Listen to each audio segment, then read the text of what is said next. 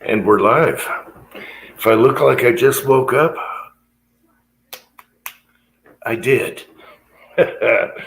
How's everyone doing today?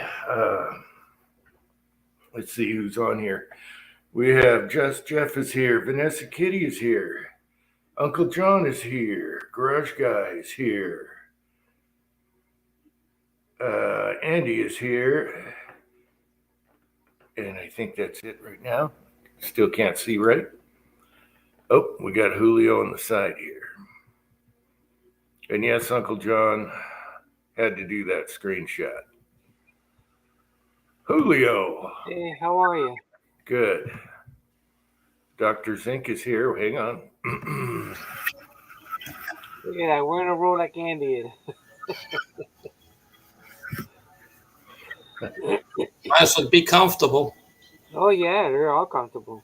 I'm close. Yeah, I'm close. I got me a little fleecy on.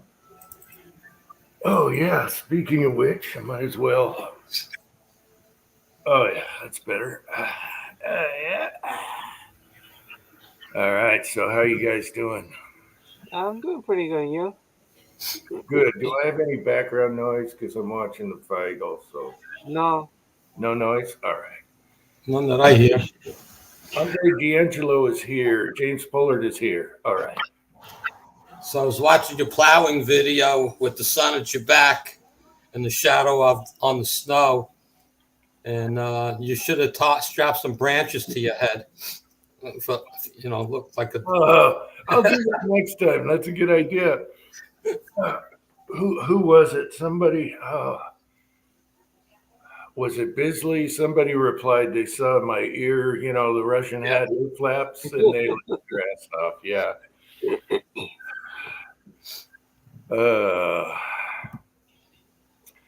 So yeah, that was fun. I had some footage.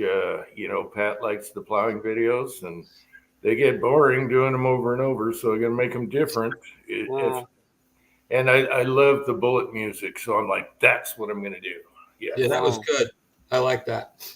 I caught it like on the third note. I knew what it was already. Yeah, I just like that classic, soundtrack. Yeah. Yeah, it was awesome. I was digging it, editing it, digging it. Yeah. So, yeah, it was fun. Now, that app you use, it comes with music in it already, or? On what? No. The music you add into, where the music comes from?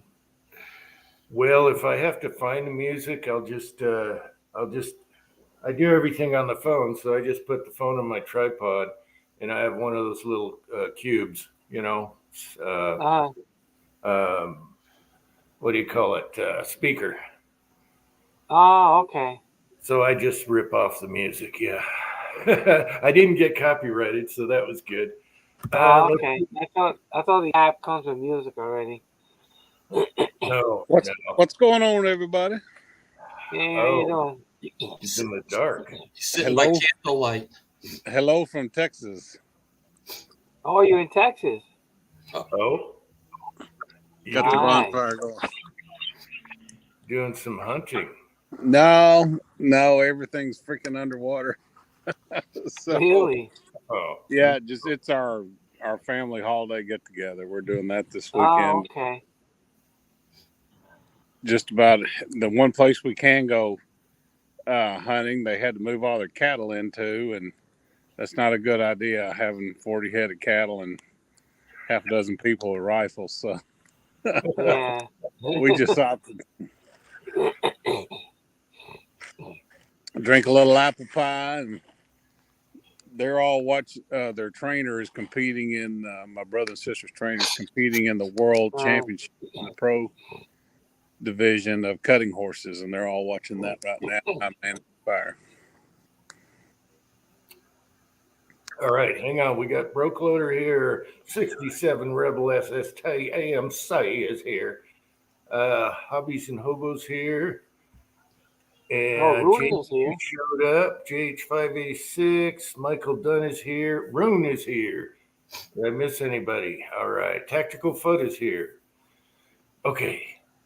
Yeah, cows. I wonder how many cows get shot during hunting season, just on the, the quickie fuds. Like, oops, something's moving. Bam! Right.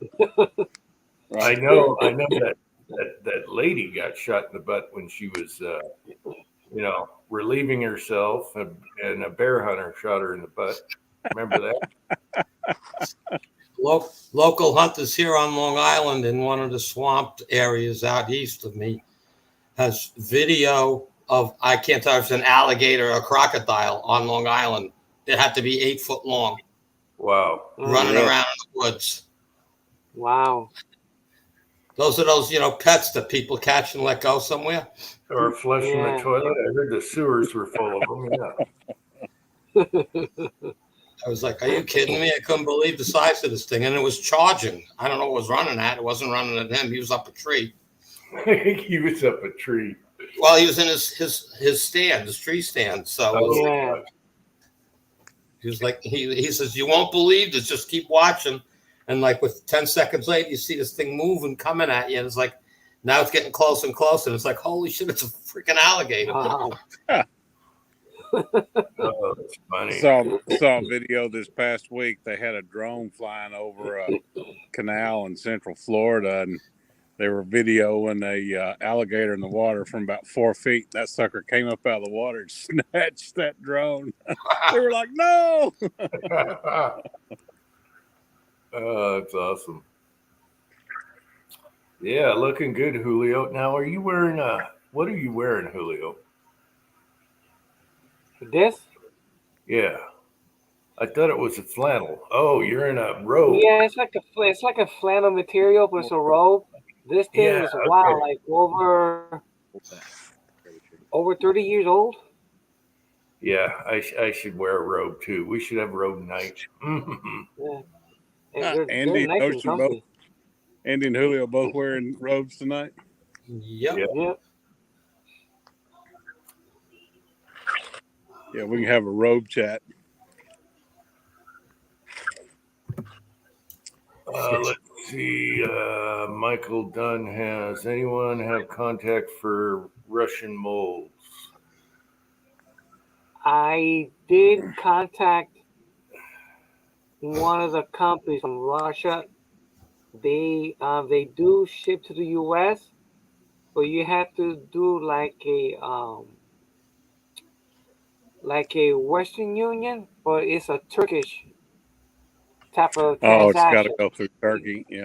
Yeah, because Putin took away PayPal, Visa, MasterCard, all that transaction stuff away. With all the sanctions. Yeah, they lost Then you their have to bank go into Turkish, network.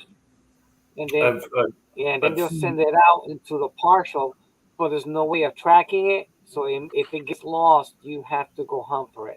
There's no way to control it. Before they did, but now they can't. So it's a yeah, problem. I used to see them on eBay, but single. Yeah. There are a few on eBay, but I don't know if that's legit or not. So I don't know Mm. because Well, you check can't your- get them Does directly Bacon from have Russia. any Where left? these really come from? Does Bacon have any left on the Reloaders Network? No, it's empty. They're out of stock. That's a bummer to hear, Roan. Hey, Mario. Oh, it's been that way. Oh wow, that's up there too, huh? Go tell Jordan. Wow, that Is sucks. Is that all of Europe? No lead bullets. I don't know what the EU's done on that. Wow. Mario is here. Hey, Mario. Hey, I might be able to start a zinc business in Russia. Georgia Yeah, they can boy. get a zinc in Russia because Georgia boy's here. Oh, we all cow. forced to get jacketed bullets. You're all gonna go broke. Yeah, I spent most of the day today casting a bunch of different zinc bullets. So my was it 311? I don't know all the numbers. It's 180 grain, lime and mold, and zinc. It's like 113. And then my new steel mold from NOE for 223. It's 174 grains slick side. Comes out at 43 grains in zinc. That I think might be the bullet that's going to work the best. It's a little longer. Might stabilize a little better. Not that I got mine working great, but I mean, this might even be better.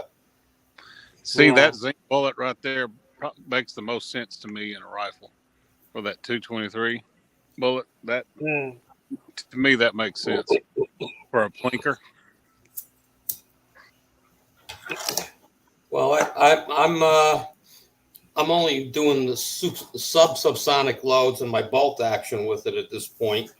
My AR shoots full loads. I have about 10,000 55 grain full metal jacket bullet heads, so I'm set for life with that. But the bolt action, I'm doing very reduced loads. I mean, was it 5.8 grains of that Winchester powder?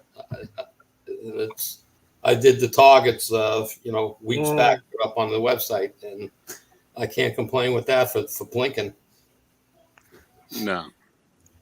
And the same with the 300 blackout, that 80 grain Lyman mold, 113 grain zinc. It's a perfect bullet for the 300 blackout and my 30-06, and it shoots well out of my my AR 300 blackout. Yeah, I got a couple of those 30 cal cans full of the Winchester 55 grain soft points. Gosh, you pick, was it 1,500 or 1,200 of them, or you got the can and 12 or 1,500 bullets, and it was, I don't know, $99 when you catch it on sale. Oh yeah, pre-COVID, obviously. Yeah. I have Hornady, Armsport, and Bob bullets in 55 grain full metal jackets, and they all shoot the same. And so that's what I have loaded for my AR on the 223. All right, well, everybody, I'm going to sign off here. The crowd's showing up. I'm manning the fire, so y'all have a great weekend, and Merry Christmas. All right, see you. Have fun in Texas. Good night, everybody. All right, good night. So anybody want some of those 180 grain zinkers, 113 grains and zinc that for your 300 blackout there. James Pollard loves them too. Okay. He's got he shot everything I gave him, and he's got the loads worked up, and he's waiting for more. So I just started casting. The zinc is going through his bullet trap. Yep. Double up. His bullet trap, I forget how big it is, but it's all filled with like rubber. Yep. Yeah, and that's surprising. It still goes through. It's going through the other side. Well, put a bucket of sand behind it, and that'll stop it. Just a bucket of sand behind your trap. Covered up. You used to have that tire in front of your trap there, or no? You took the tire down. I have it in a different location. I have another dual tire, but not as a trap. Actually, yeah, I have a bucket of sand in the middle of it. So yeah, that's a 50-yarder to the north. Okay. I haven't shot at it forever, but I should be. Yeah. Yeah, I know. Last time there was a snake inside of the tire thing there.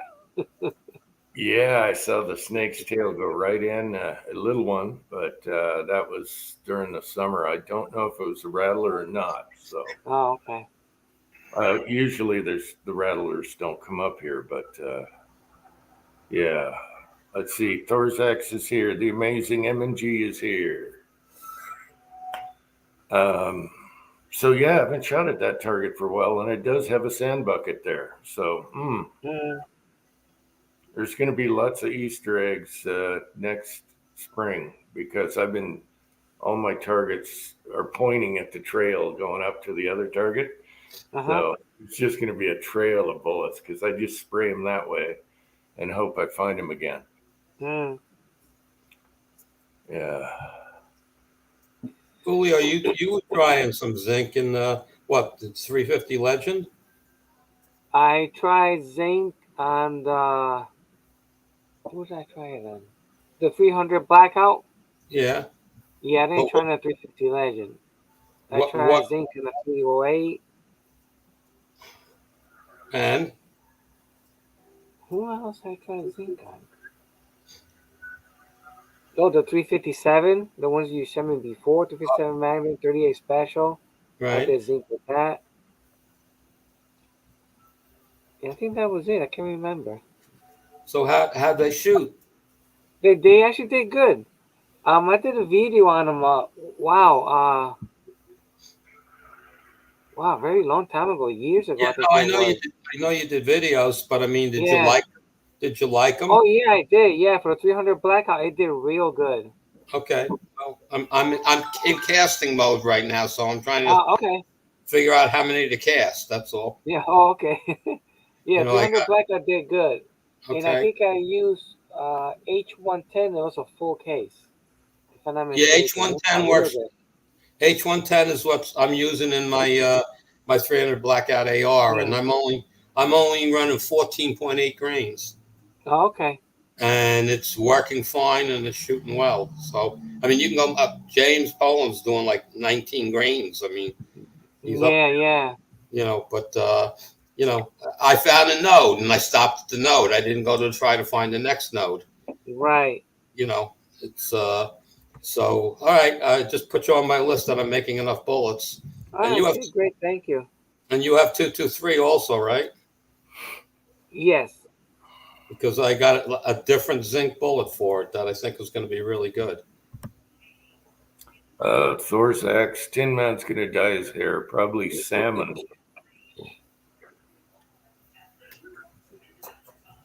Yeah, coming out at it's a 74 grain mold from No, and it's a slick side, and Mm. it's coming out of 43 grains. Oh, wow. So I think it's going to be good because the other one I'm shooting is only like 30 grains or 31 grains. Uh-huh. That it's shooting fine out of my bolt, okay, but I'm not trying to load that in an AR. But this one, once I see how it performs in the bolt, then I'm going to have to try it in the AR. No. See if because if the accuracy improves in the bolt, then I'll take the time to work up a load in the AR Mm, that yeah. functions. Hello, Chris 338. Minus 10. Oof. Now your 300 blackout is on the AR or bolt action. Both. I'm using both. Okay, and it cycles good. Okay. On the AR, I'm using 14.8 grains of 110. Okay. All right. Good. And I made a and note of that. 13.8 didn't just 13.8 is when it started working the action, not 100%. Okay. Okay, Right. so I went to 14 and a half, and then I went up, 14.5, 14.6, 14.7, like that up to 15.2 and tried to find where the node was. When I found the node, then I went up and down in 0.1 grain intervals until I Yeah. found the exact. And the 14.8 for my gun and 1 and 9, I'm not sure of the twist in my I think blackout. mine is Oh wow. One eight. No, I think it is 1 in 9 and 1 in 8. One of those two That's what numbers. I'm thinking. I was thinking mine was 1 and 9 also, and Yeah. everything in that same bullet works great out of my bolt and the AR. So just different powder loads. People, last time I went to the range, I was like, people were kind of crowding around looking at my bolts because I had the box open, and they said, "These aren't lead, right?" I go, "No, they're zinc," and it's like, and Yeah. everybody's standing and looking at them and they're watching me shoot. It's only shooting 50 yards, but I was getting, less than a quarter, Right. 10 shots in the size of a quarter or less. And everybody, can I try one? Can I try it? Everybody was shooting my gun. I said, I won't Yeah. let you Yeah. shoot it in your gun because I can't tell you it's going to work in your gun, but I'll let you Yeah. shoot it in my gun, And people were shooting and they go, wow. And then I broke out the AR and the same bullet, but different powder. And they were watching and said, wow, those things are really shooting great, So everybody was all excited. It's like, and everybody kept asking, do you sell those bullets? I said, no, I don't. reload for people. I said, but if you want to buy the bullet heads, I guess I could come up with something. Yeah. But none of them reloaded, so that kind of ended that. Yeah, the same me. I have my box over the range and they look at the colorful bullets and they're saying, "What are you shooting?" And I explain to them. Yeah, but when I bring the 375 Raptor, that brings a lot of attention. They all into it, like, "What are you shooting?" Yeah. Like describing them, what is it? But it's cool, and it's funny though. I keep recovering bullets. Hmm. The spot, I shoot the same spot all the time, and Okay. when I go up to change targets, I go past my target of maybe 6 to 8 feet behind the target is the sand dune, and Yeah. it hasn't been cleaned out, and I can't tell you how many years. So there's a lead mound, a bunch of lead in there, and Right. it's bouncing back off.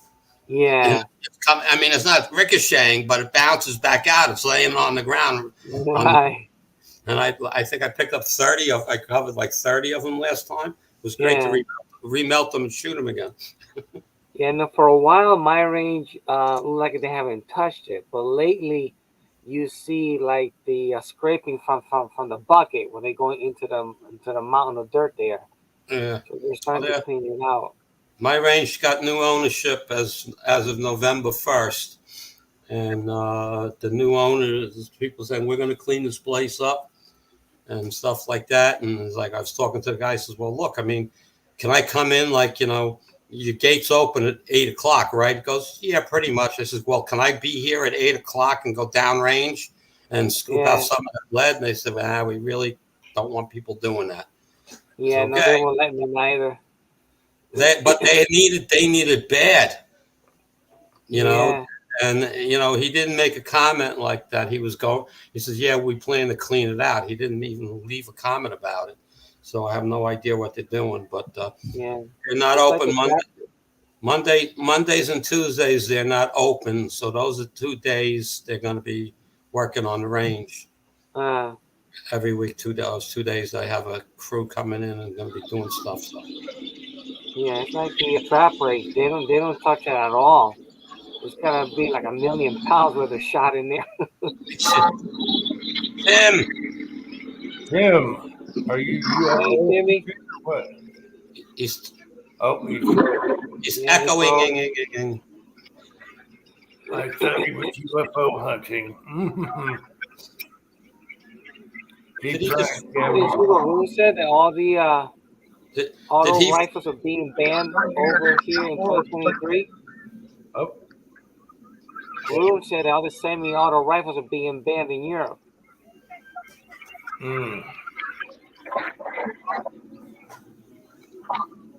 Rune said they're banning all semi-automatic rifles. Yeah. Hey, Tim. Well, son of a bitch. That sucks, Rune. You're going to have to move. Yeah, that's horrible, man. That's just like, they're doing that there. They did that in Canada also. Yeah, they're trying to work on us, the globalists. But I know. They don't understand why we're here. Yeah. I think if the day comes where they start doing that shit here, that's the day the Civil War starts. Oh yeah. Oh yeah, most definitely. Yeah. No doubt. Pure Civil War to the teeth. Yeah. Yeah, I think they're just counting on the fact that nobody's going to stand up to it, and they're just going to cave to it. Yeah, right. They're idiots. They're just thinking all these guys are just a lot of talk. Let's just do it and see what happens. Yeah. By the way, the Scotsman is here. I hope I didn't miss anyone else. Hey, Scotsman. Didn't see him come in. And hopefully we get him back. So the semi-auto shotgun with a 5-round limit, it's okay. Okay, that's pretty darn dangerous if you ask me. So I don't, there's no rhyme or reason to stuff.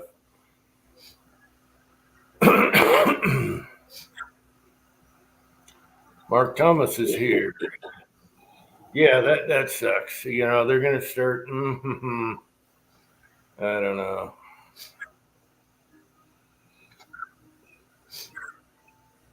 We could be the They last. start loading up a lot of bucking ball for the shotgun. I know shotguns are. Oh yeah, you put 5 rounds of bucking ball in there, that's a lot of damage. Yep.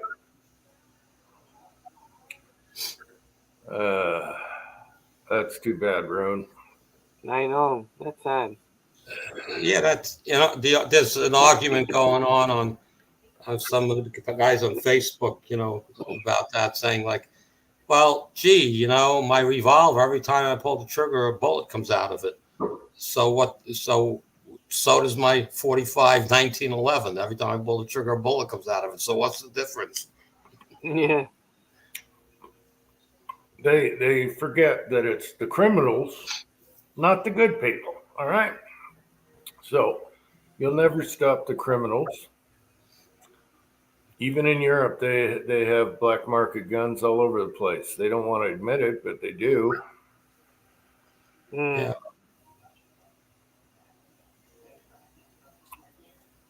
So, no.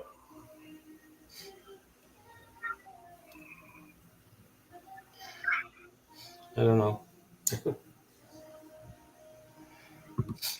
Yeah, same here. No, Yeah, because all the police officers, when they retire, they're gonna be just like us. Also, they're gonna take it away. So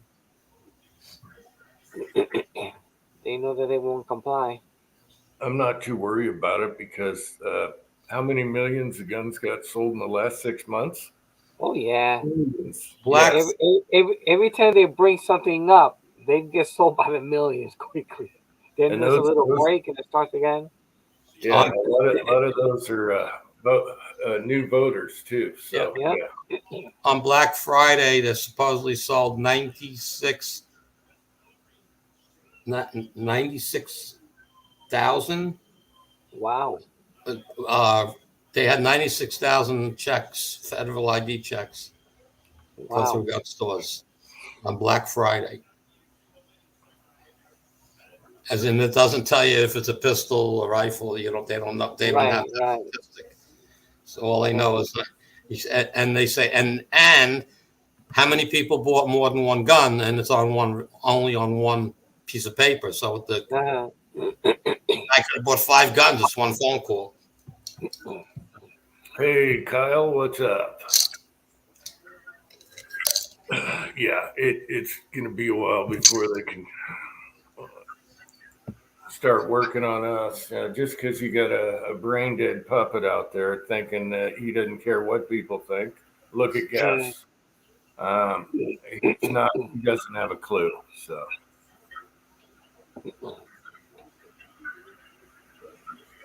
2 more years, if he makes it that long. He's probably going to trip and boom, he's done. Yeah. I don't know, man. This Twitter stuff has dropped a lot of new stuff in light of the election and Hunter Biden's his son and all that shit or whatever. So a lot of things going down. Let's see if anything comes from it. Booze and bullets. I saw your plastic thingy. I forget the name of it. F gun control, whatever the initials are. Yeah.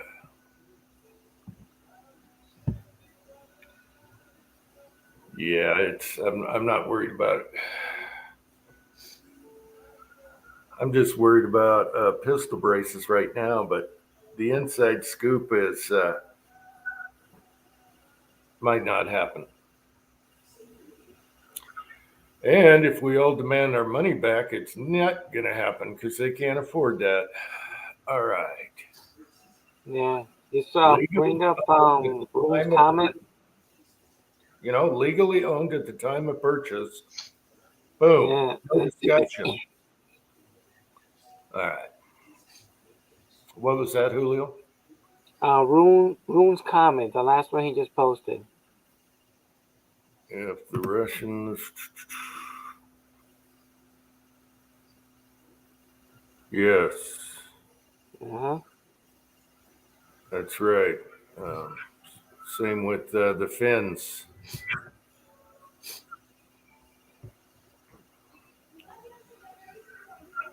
The fins put a tater in on them. Uh,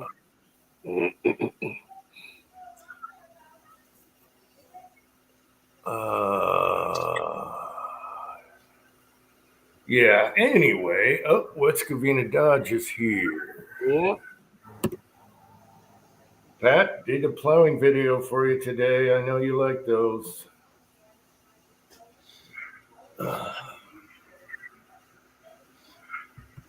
I don't know if you watch or not, Pat. Oh, all right. What else is up? Oh my gosh, Christmas is coming like right now.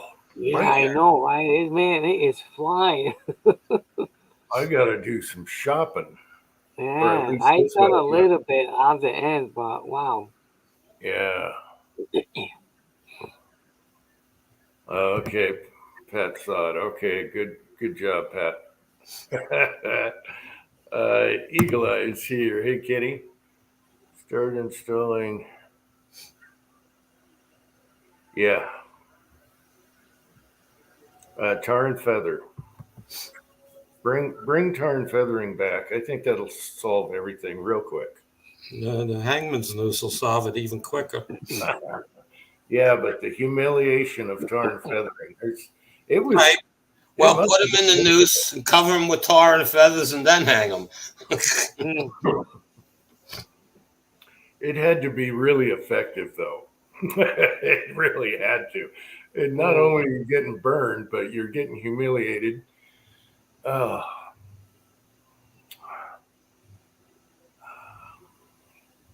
I'm sure you do, Rune. Yeah, I'm sure you do. Keep up the fight over there.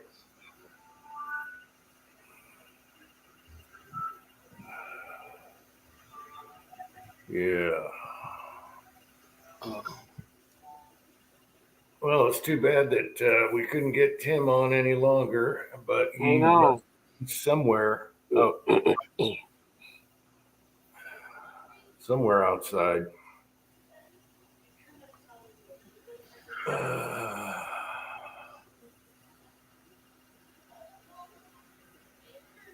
Pat's barbecuing. Okay, Michael. We'll catch you later.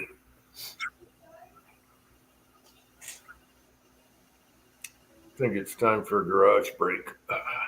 It's gonna be cold out there. Oof. Turn on one of those torpedo heaters. Yeah. You wouldn't be able to hear me. It'd be so loud. 5 minutes won't kill me. One day I'll be a popsicle on a live chat, and I'll be like, "All right, for a walk here." All right, side chat. Anything you want to talk about on the side chat, other than depressing gun thing? That's so it's all right. I'm gonna just so I know, Julio. You want some 300 blackout stuff. You want anything else? That's pretty much for 300 black. I use that a lot. Yeah. Okay, and you want to try some of those 223s? Sure. And did you have good luck with the 38s? For 38 special. Yeah, 3357. You'd like Yep. those? Yeah, I like those. Yeah, those shot real good. Okay, good. I'll work up some just because I'm in casting mode right now. It just I don't know Okay. exactly when I'll get everything casted and sized for everybody, but I'm working on it. Oh, I bought something new. I have to make a video on, but Lyman makes case trimmers just like the Lee. Uh-huh. Okay, and it was really cheap, so I bought a set. UJ, we can't hear you. Oh, I'm not saying anything. I'm just laughing. Oh, okay. I didn't hear I'm you. to myself. Yeah. Okay. I'm reading So the site. Yeah. I bought a few different ones, and I think it's going to Sammy Max. It's okay. I took it out on my just tested it on my 3006. Uh-huh. Case that I have sized it, whatever the numbers, Yeah. 2.84, whatever it is. Okay, and it just touches. Okay, so it looks like it's at a Sammy Max, and the same thing with Well, the 223. It looks like it trims the Sammy Max. If you want it less, you could file the tip off a little bit. Yeah. right. But I haven't tried it yet. It just bought it on a whim, just to see if Yeah. because those Lee ones I hate. Yeah, I All had the one right. for Lee. Something when you go in, they're kind of hard to come out. Yeah, Yeah. even sometimes putting it in was hard. Yeah. Okay, and the cut length was always shorter than I wanted it. Mm. Just So with the ones that I have, I've been using the file just to tap it a little bit yeah, and try until I get it just right. yeah, you got where you want it, but Yeah. I just bought it on a whim. If I only got to see how it works to give a report on it. It wasn't really expensive, Right. but I bought it for $357 because I trimmed them once when I pick them up off the floor or Uh-huh. somebody gives them to me. I do a one-time trim, and I have my Lyman whatever Uh, the Lyman case gauge prep center, right. the manual one, and I have that set for $357 because that's all I do with it. Right. All right, and I with the new RCBS Trim Pro 2 power version, that thing is awesome. Oh, I know. That thing is beautiful. Oh, I Yeah. can't believe how good it worked. I'm done. I'm not. I mean, that's how I'm trimming everything from now on. I mean, Yeah. I bought the Lyman thing as it's not a lot of money, and I bought all the calibers I need. I bought it with the pistol. It comes with 5 pistol length ones, Uh-huh. but it didn't come with the 3006, so I had to buy that. It was only $9. Yeah. Bought the 357. I think was also the same price, like $9. So I Right. bought those two as well. So I have everything I need, and I'll be trying it out soon. But right now I'm casting mode. Okay. I got a ton of brass set up, ready for sizing, all clean and ready for sizing.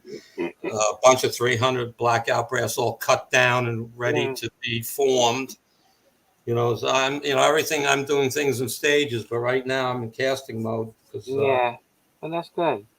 I got Let's plenty of see. time. AR Guns is here. And what is biscotti? It's not ringing a bell. Rebel is making biscotti. It's got to be Italian.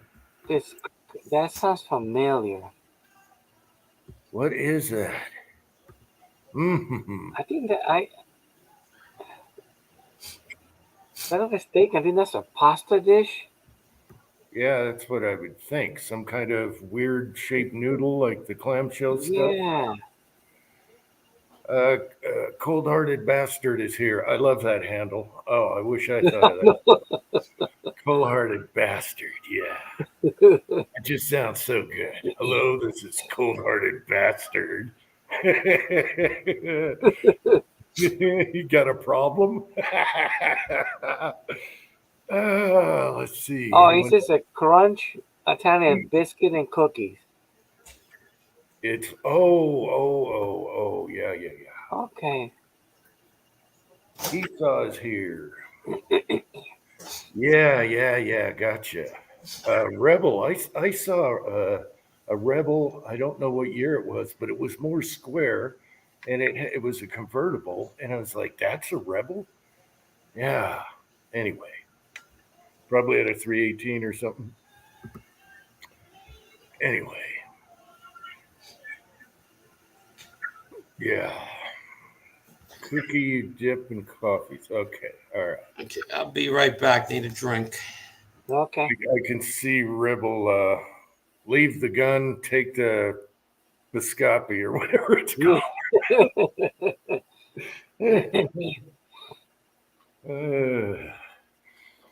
I love that line. Take the cannoli. Yes. Uh, all right. So Julio, is it getting cold where you are? Yeah, today was a little. It was cold yesterday and the day before, and then now today is raining and windy. So it stopped the rain. Tomorrow's supposed to be nice. I'm gonna try to cast tomorrow. A little time I have, because I got a new mold in. All right. Yeah, I got some. I'm gonna make a video on it. I want to cast round balls, and hopefully I measured it right because I want it to fit into a wad from these taper holes, not a straight wall, hole. So hopefully, if I didn't measure it right, it should drop right in. Okay.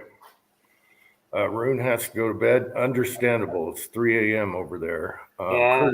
Curtis All Long right. is here. Hey, Curtis. All right. Good night, Rune.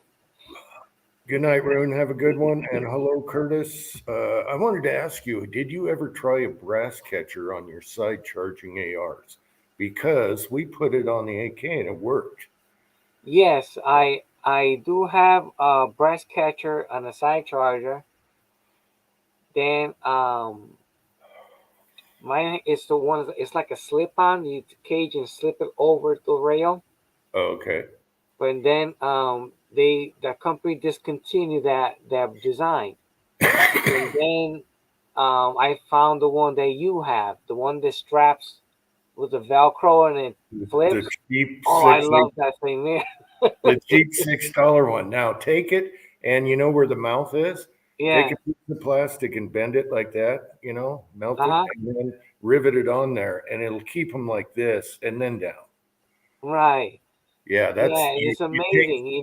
Yeah. What you do is just flip it over, and say, oh, I love this thing. Yeah.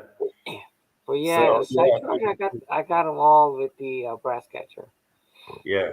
I was surprised. I'm like, let's try it on the AK to make it just. You're gonna have to rack it, and then put the. But it's Right, and then just do that. Yep. It's better than picking it off the snow. I tell you that. Yeah.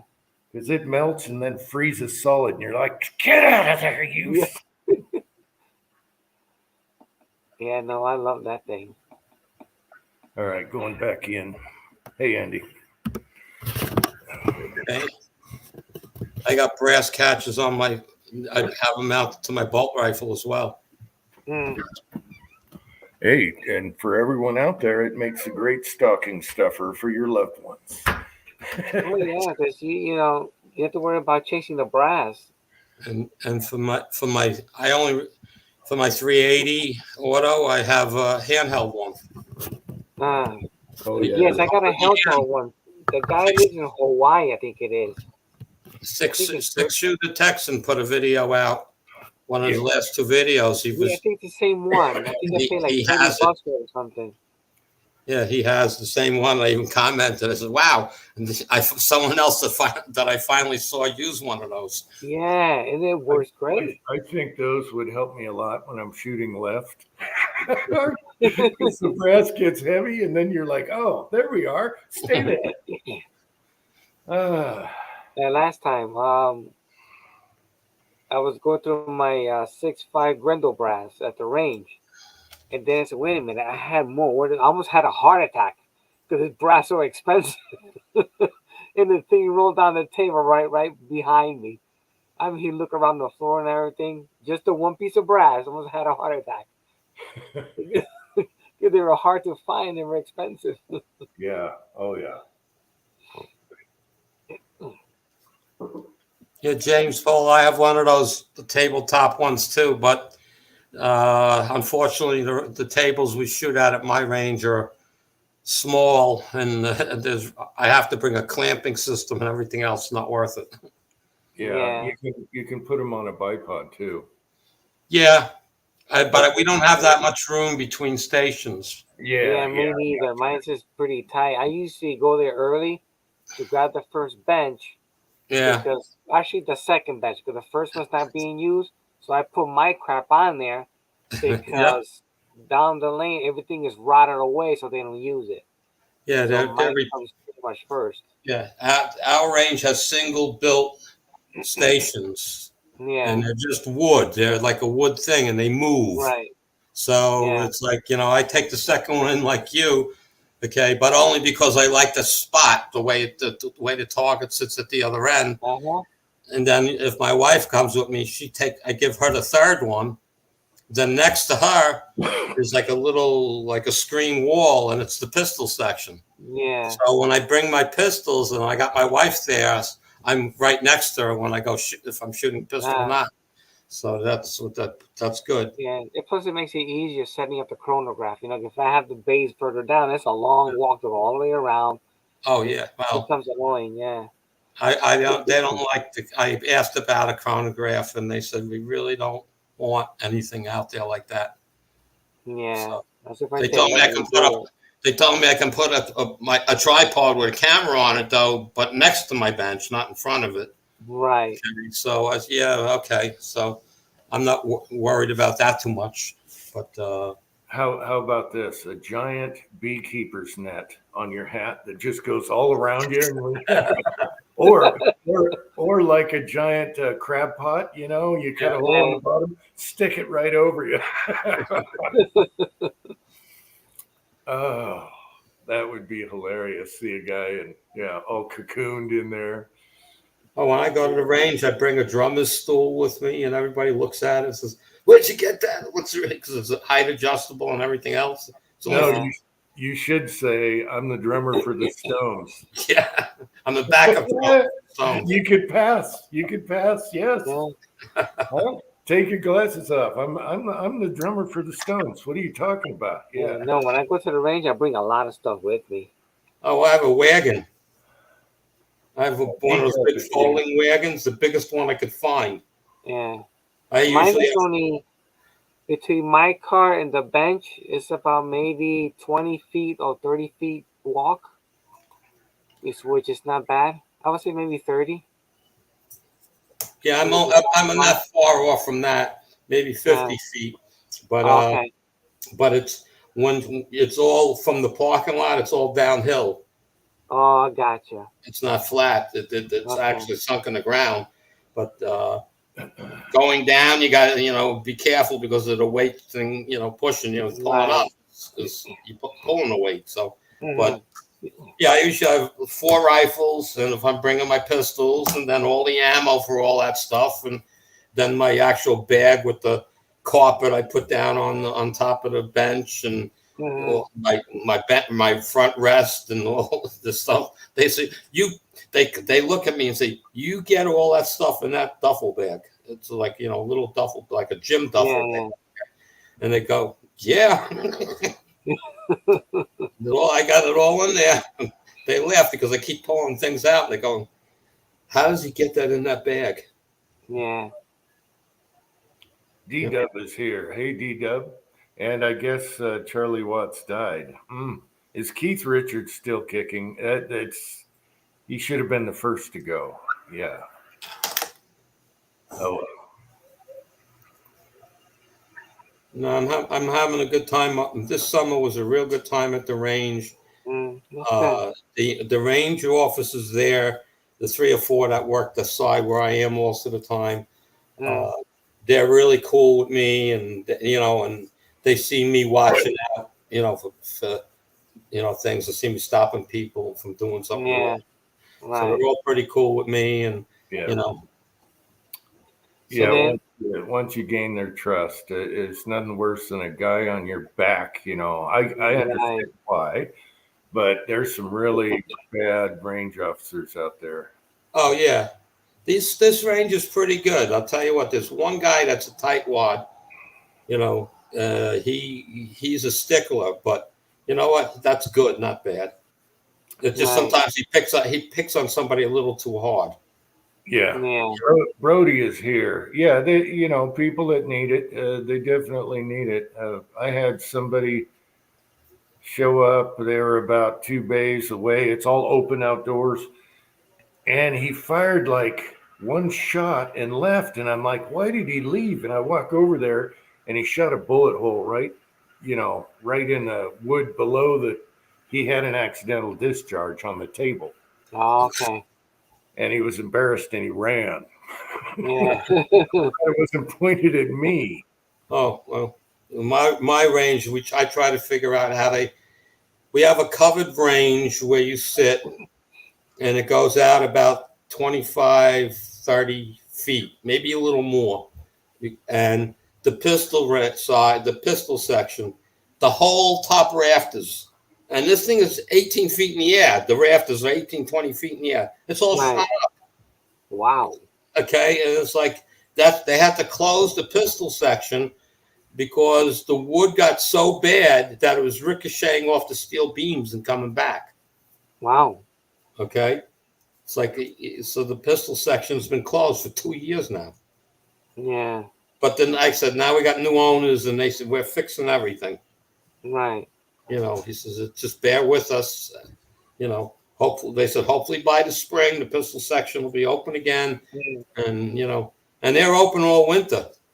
Mm-hmm. They said, as long as there's 2 inches of snow or less on the ground, they're open. Yeah, same thing with me. My outdoor range, they're open. I mean, it will be ice out in the field, and people walk in the ice like penguins to set up their targets. Oh. They Yeah, really we don't have a field like that. It's really it's behind the range is the cemetery. Oh wow. Okay, and it's a national cemetery, and there are days when they're doing something in the cemetery where we have to stop shooting for an hour. Uh-huh. It's like, you know, but we're dug in the ground. Okay. Okay, the range is actually it was a perfect spot to build a range because of the way the land slopes down, and it's all dug out up to 200 yards. Right. It's all dug out and big. I mean, 30-foot tall mound, you know, sand mounds, you know, and they only had one incident 2 years ago. There was a car show back in the somewhere in the cemetery parking lot or something. It was in honor of somebody, and some guy had a bullet hit his car. Wow. And the range still can't figure out how because of where the parking lot is, you know, right? And that means like somebody would have to point their gun like totally in the wrong direction to hit it. Yeah. Oh, that's funny. Fuzzy is here. I remember when I started golfing, and I was at the driving range, you know, hitting balls, and I would hook them over the net and hit cars in the parking lot, just killing the cars over there. And every shot, it was like, oh, geez. Yeah, just nailing the cars. Oh, there was probably a lot of insurance that day, my friends. Yeah. But it's otherwise, other than lacking of maintenance in that range, it's a nice range to shoot at. But, yeah, I like the range I go to. They've been slacking on repairs, so they finally got one of the stations repaired. They repaired the pistol section also. Did a nice job with it. The field needs a little more work, you know. The other side needs to be remodeled also.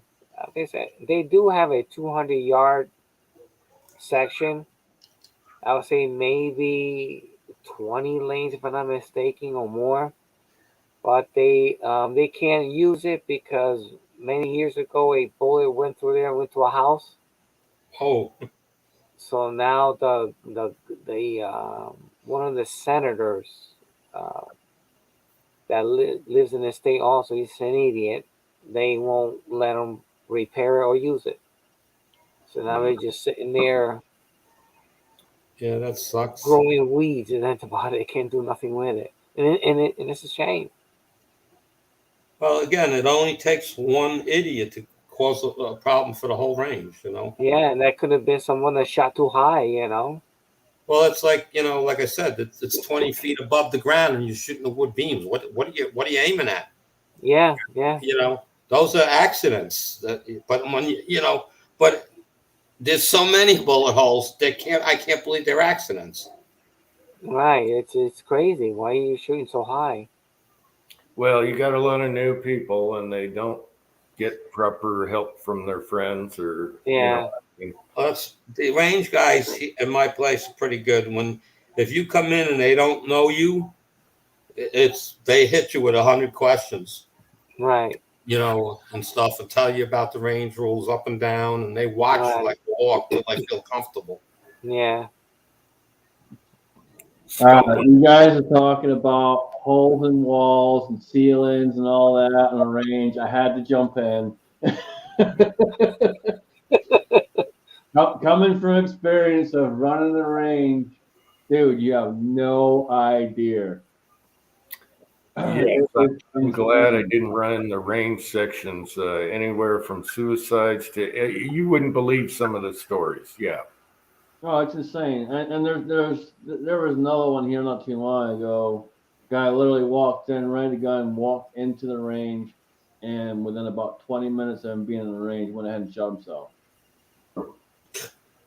Yep.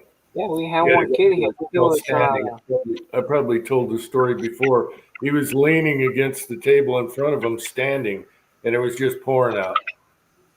Yep. yeah, I think the kid was 19 or 20 years old. Maybe it happened 2-3 years ago. He went to the range. It was the one I go to. It's in Norwalk, it's further down from here. And it was on camera. The kid go there, fire a few shots, just like everybody's doing. Then the kid decided to put the gun to his head and shot himself right into range, out of all places. Like, Yeah, really they go to couldn't the find that range. person else. Yeah, it's popular. They go to the range, they rent a gun so they don't have to have one, and Right. do the deed.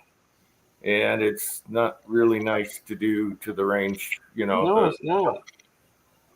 yeah. And then it's on the news. Mm-hmm. Yeah, and then the family comes, and then they're like, "What happened? He wouldn't do that. He'd never do that." Right. And then they try to sue the range, and then they cause problems, and there's all Yeah. kinds of BS. And that's why 95% of ranges have cameras everywhere. Yeah, my one Yeah. has camera on every bay. They're watching everything. Mm-hmm. Then they got to be recorded because you never know what the person will do. You have to, yeah. Yeah. If you have, But as far as holes, man, Andy, I did a video. It's probably been about 4 or 5 years now, maybe even longer than that. But I literally walked down the walls of the range and showed you all the holes in the range on the walls and up in the ceiling as I'm walking down the range. Mm-hmm. Yeah, Oh, it's yeah. really amazing. I and mean, I worked the range when I was like 22 years old. It was an indoor range. It was only 50 foot. And honestly, I think we had, in the 2 years that I was there, we had 3 ceiling hits, but it's a steel plate, so it wasn't too worried. But anybody that's down there has a range officer standing with them. So I don't know I can't explain what happened. Mm-hmm. Kenny, bad, no, bad. For once, I agree with Kenny. Yeah, that's for you. He wants to start some beef here. No, Kenny, it ain't gonna work. Well, that's good about my range is the range that we go to. It's an actual designated pistol only section. So, if you're coming in to shoot rifle, you're shooting your rifle. You want to shoot pistol, you got to go to a different spot. That's why I pick the spots I do, because it's the first 3. You got the first 3 spots, then the pistols take up the next maybe 10, and there's no sitting. It's standing only at the pistol. Mm-hmm. Okay, so it takes up maybe 10 points. Okay, and so there's no one shooting rifle there. And they're next to you on each side, but no one's shooting rifle there. So even like me, if I want to shoot, if I bring my pistol, I leave the stuff on my bench. I put the rifle away, and I go over, to the other side where my wife is, and I'm in the first spot on pistol, and I'm shooting there. So it's, but I haven't really seen anything. I mean, the biggest thing is when there's a newcomer there, I keep my eye on them. When I'm close to where they are, and I'm Oh yeah, you watch everybody. Where are they pointing the gun when they're loading it and stuff? Oh, yeah. Sideways. Oh, Come on, downrange, downrange. Yeah. That's why Again, I don't go to the range Saturdays and Sundays. I stay out of it because there's so I'm many people there, a lot of young kids. I usually go Sundays, and I'm only during hunting time is when we get busy, and we don't get busy till 10, 11 o'clock. So, but it's they the range officers do a pretty good job there. Okay, they Mhm. really do. Okay, so I'm comfortable there. We have another range that's more like a field, like where you shoot, and I hear nothing but horror stories about that place, and I just don't even go. Now the truth comes out. That's why Kenny hates Glocks. Yeah. No, but it's crazy though. So something similar, Kenny, not quite as bad as that, but bad enough. So I had a range officer out on the range, police officer, supposed to be trained, used to be a Marine, again, should be fucking trained and should know better. Sends a guy back to the floor with a loaded firearm with one in the chamber. Wow. Yeah, that's ridiculous. Yep. And then when I figured out what was going on, because the guy just shows up and puts it on the table and says, "Hey, he told me to come out here. It didn't go backwards. Something's going on." I'm like, seriously? So I went into the private range on the other side, and finally got it. Couldn't get it to rack. Wouldn't rack. Finally got back hitting the back of it. Finally got it to go in the battery and pulled the trigger, and it went off. Mm. And here comes the range officer running up. "Oh, someone just shoot a gun. So what happened? What happened? What happened is your dumbass set someone up with a loaded fucking firearm on the floor." Right. All righty, I'm going to bail. All righty. We'll catch you guys next time around. Take it easy, man. Enjoy the rest of All your right. week. All right, Take care. Good night. Dr. Zink. Take care. Oh, he gone. Uncle John, if you're watching, I knew this would be a good one. Michael Johnson. Oh, yeah. Never a dull moment. Okay, let's see. Fuzzy. Pat Hunt Zulu Warriors. Yes. That's hilarious. Yeah, Kenny. If I'm in an indoor range, man, or a public range, I'm constantly looking everywhere. I usually watch people for the first half hour just to get a feel of what's going on and make sure where I'm at. Yeah, I don't think I could do an indoor range anymore. Yeah, no, I do once in a while. I don't like the idea, Mm-hmm. but there's how they got these like these walls. They're like the diamond plates, like on side of you at their indoor range. And there's one that had a hole of a 45. I guess the guy, instead of having it forward, he must try to rack it with the gun sideways, and it fired him right through the diamond plate. Yeah, Not knowing there was somebody on the other opposite side.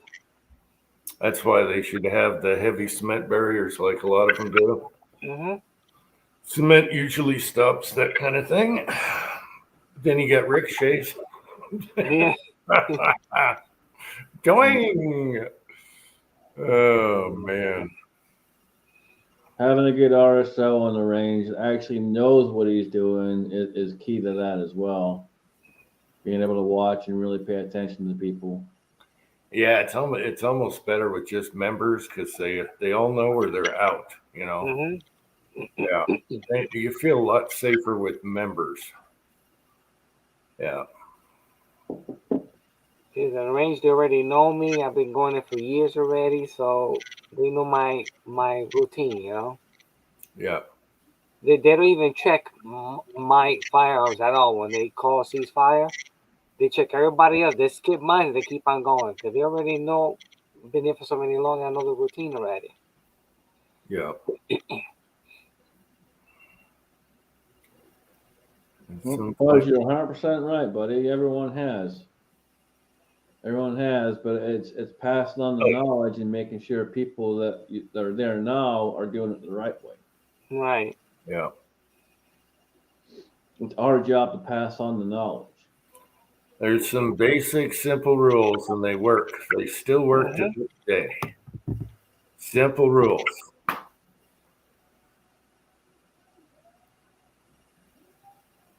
Oh, Michael did win.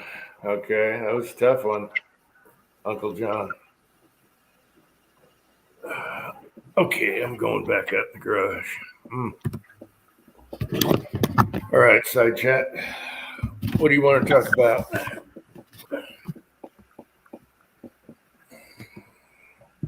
So is it cold already at your place there, Scotsman? Oh yeah, man. It's been up and down like crazy, and anywhere from 18 all the way to in the 50s, but it's up and down like crazy. Wow. Okay, we need a kilt video. When the wind stops blowing, maybe. No, a kilt video standing in 2 feet of snow. Yes. I don't think you guys want to see me in a kilt with the wind blowing.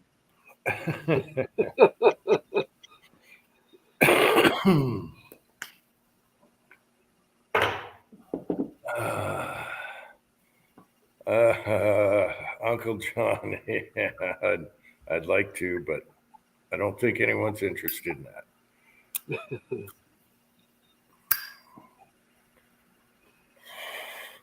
I will say he had F the Utes on his fingernails, and he got what was coming to him. Yes. All right, and he's not getting the Heisman Trophy now.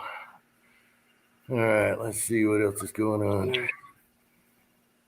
Yeah, Pat's asking if anybody tried Shooter's World AR Plus powder. I haven't tried Shooter's World powder at all. We can't get it down here. Oh, I like the heavy pistol, and I haven't tried the. Yeah, they talk really good about the heavy pistol. Yeah.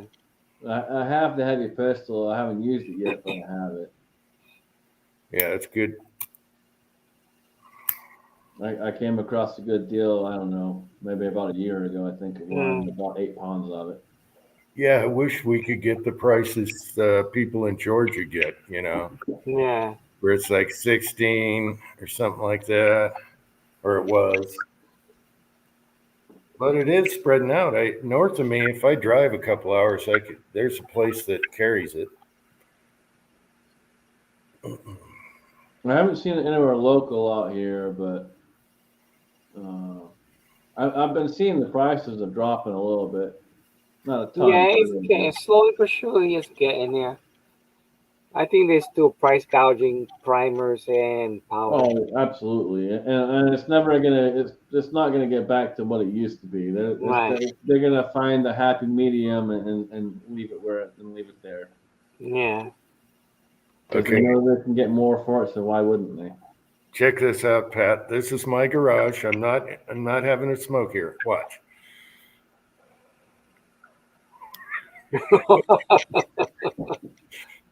Now that's cold. It's not here like that yet. That's perfect casting weather, though. My Lee casting pot loves to run in the wintertime. It hates it when it's 90 degrees. It doesn't know what to do when it's 90, but it knows how to heat up when it's cold out. Wow, that's strange. Kenny says Midway has Varget for $60 a pound. Why am I not surprised? Midway loves to rod people sometimes. Yeah. They're good at it. Yeah, but they're a good company. They're easy to order, and you just got to pick your deals. Yeah.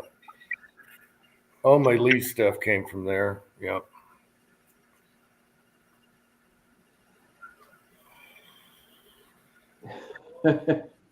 Buzz, I'll be going here sometime soon, man. Daniel just went under the knife here not too long ago, so it's not going to be anytime super soon, but probably going to be late muzzle loader or late gun season. 24.3. Garage guy, go grab it, man. See if you can talk him down on the price, like I told you, and go ahead and grab that bad boy.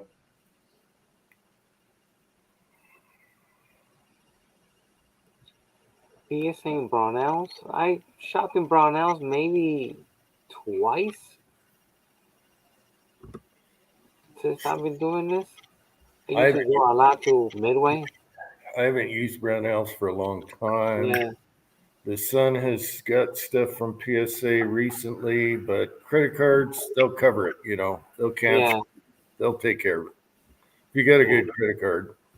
yeah. PSA, I don't shop it because they won't deliver to Connecticut. That sucks. Yeah. Isn't there a new gun law in Connecticut now? Oh, it's horrible. I'm glad that they being sued. You know, hopefully this will get turned around. Yeah, that sucks. Yeah. It's gotta. That's why I got out of Washington. You know, now it's nice. Everything. Whatever. Yeah. No problem. It's so nice, you know, America. But yeah, I hear the whole West Coast, Oregon right now, man, that has gone crazy. And people voted on that. So you know you're screwed. So Eastern Oregon, Eastern Washington is okay, but that whole West Coast is fried. It's done. Yeah. You know, I lived in Oregon for about 2 years, man, and I'll tell you, there's some good people out there, but I don't know how the heck they vote, dude, because it is such a freaking huge leftist state. The cities take you out. I mean, Salt Lake City ain't no good. We're trying to keep them down. Yeah. It's the cities, you know, just take care of the cities. Everything will be okay. Fuzz. Oh, wow. Fuzz, $3. I'll take $3 all day long. Yeah, I paid $271 yesterday. Yeah. No, Wow. I pay here $3.59. Yeah, that's about like us. Yeah. Yeah. That's gonna end up going back up though, so. But I'm gonna take full advantage of it while I can and just keep filling it up. Well, right now we're begging just dictators for oil. What kind of idiots? I'm sorry. Yeah, Mark. If you got to be late, man, be late. That's a worthwhile purchase right there to be late a little bit. It cost me $800 for 150 gallons of oil, which I never paid that. Well, will it last you all year? No. Oh. I'll get probably to about February. How much do you pay? I pay $800 for 150 gallons. Yeah, that's roughly about what it is here right now for me to get that. It's crazy. So I have it on low. So it's just, you know, where we use a blanket or I wear the robe just to make it last to at least to about February and see what happens there. Mine's set at 55. Yeah. As long as we don't get cold weather, we'd be fine. But once we hit those 2-3 degrees or 0, that sucker will be running hard. Yep.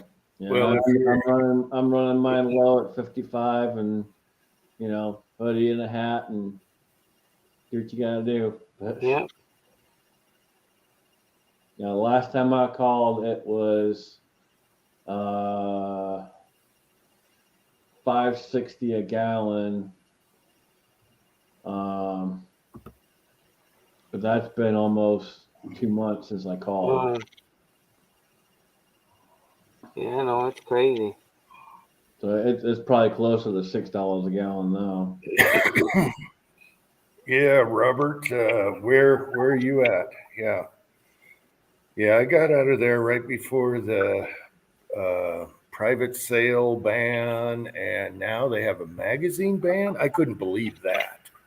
If that's true, I haven't kept up anymore. Yeah, no, they do. They have that, and then it's in the courts right now. They're trying to get rid of that, but it's in the courts.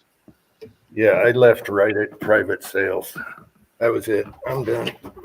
But the whole thing, one of the big things in Oregon too. Oregon was the same way, dealing with a lot of various integral laws when it comes to private sales and so on and so forth. There as well, it was ridiculous, and I'm glad I got out of there pretty quick. Oh, brr. Okay, we're back. Yeah. Yeah, I kind of mixed it up, Kenny. I got a small heater in the bedroom, and then, when I'm in there, I'll just shut the heat off for the rest of the house if I'm not using the rest of it, and it's no point heating the whole house. Yeah, those big ceramic heaters that are quiet, they work pretty good and they're safe. So it depends on your electricity bills, but Oh yeah, and now speaking of electricity, now starting January, they're gonna double the price. So they send me an email, and I'm gonna be paying $80 a month more for electricity. Come on, like really? are you allowed to burn a fireplace, burn wood? Yes, I have a fireplace. Yeah, Oh yeah, I do that all day. but now it's like they're hiking the price up on wood now because now everybody's hitting it. Yeah, but you can The get cost of oil and gas. if See, you I, look I, I wish I wish I had a fireplace here because I get all the free wood I want from work. Mm, if you look around though, a lot of people they don't care about their pellets and they have tons of them. You just load a pickup truck and right. get the circular saw out there and dig the nails out of the fireplace. Yeah. See, Fuzz, I thought you were gonna say Fuzz turns down the heat and then throws another cat in the fire. It disappointed me there, man. You got a lot of cats. You could spare to get rid of a few.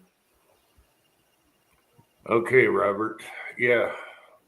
Hopefully they'll realize it doesn't matter how many rounds you have in a magazine. Anyone can swap a 10-round mag in seconds, so it doesn't really matter. You're still carrying the same weight, so hopefully they figure that out. Candy, Fuzz has been single for a long time. That's the only pussy you can get on the bed. The cats will keep you warm. Minnie will lay right where I am, and then I kick Minnie out of the way, and I'm like, "Oh yeah, warm spot, yeah, baby, yeah." Sorry, Fuzz. Not sorry. If you have like 40 cats on your bed, man, you don't need nothing. That's an instant warmer. Yeah. Fuzzy's got about 20 cats, doesn't he? Or He's got a lot of cats, man. I couldn't even tell you how many. I lost count. Wow, he's got that many, huh? It's a lot of cats, dude. Eagle Eye, what if you're the animal? Oh.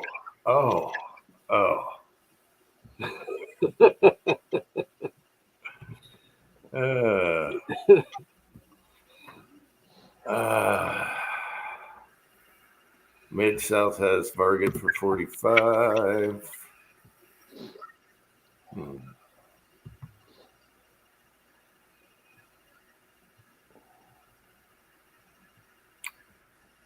Five dogs on the bed right now. Yeah.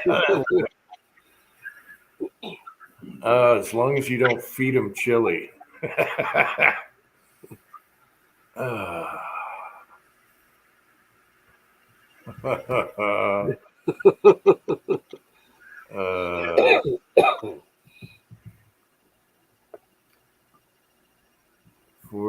Oh no way.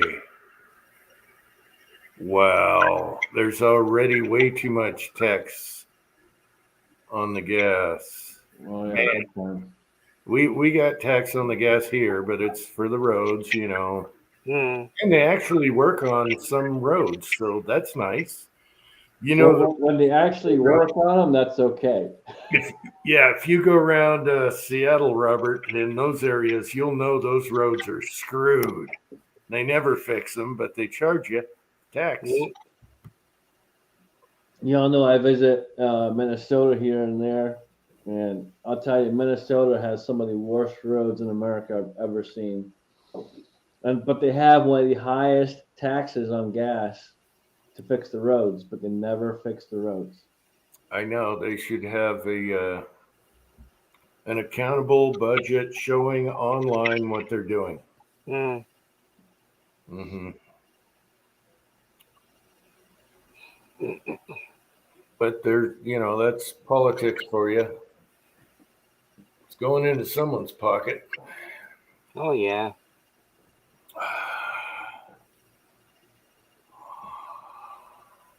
For the last, I think it's about the last 6 years, I've been going to Minnesota and going to see a few buddies up there, and I go down the same street every time. The same potholes are all there. They're getting bigger and bigger and bigger. Mm-hmm. They've never once been down there yet.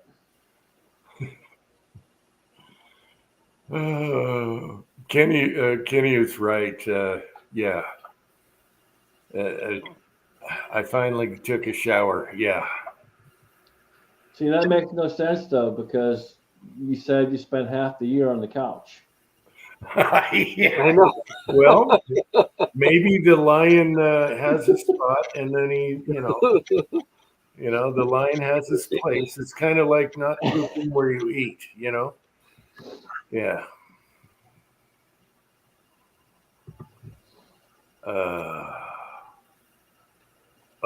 Is Purdue, Michigan playing tonight? Oh, okay. That's a big one. That's a big one. 7-second. Okay. All right. Wow, it's a close game too. All right. I thought Purdue is the underdog, right? And they're hanging in there. So, okay.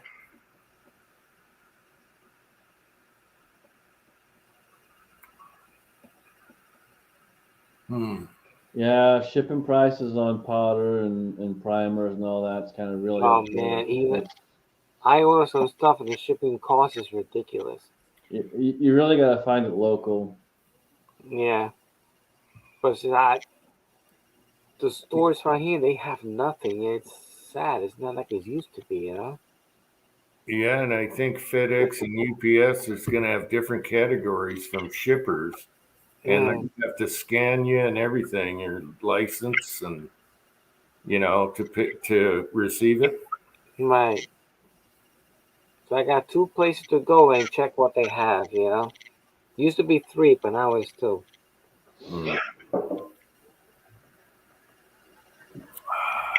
Yeah, I really only have one place I go to out here. I mean, there's a couple other spots I could go, but I know at least one of them is always super high. Because I know, like Christmas 740, he goes there a lot, but I know the prices are high because he tells me, and I'm not gonna spend that kind of money. So I usually only go to the one place, and they've been somewhat fair throughout the whole ordeal. Right. And one of the big reasons is that way is because it's an employee-owned company. So the employees have a lot of say in what goes on. So.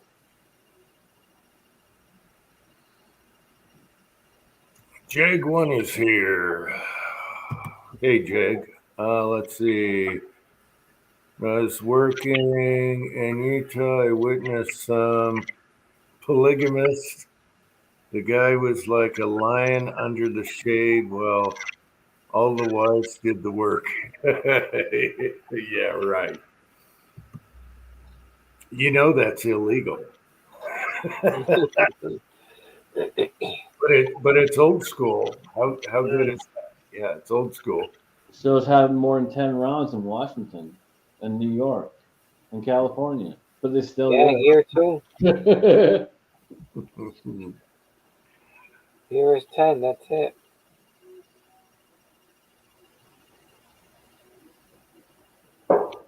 Oh, that's hilarious. I mean, think about some of the old school laws that are still on the books that make no sense whatsoever. Yep, there's a lot of weird laws out there.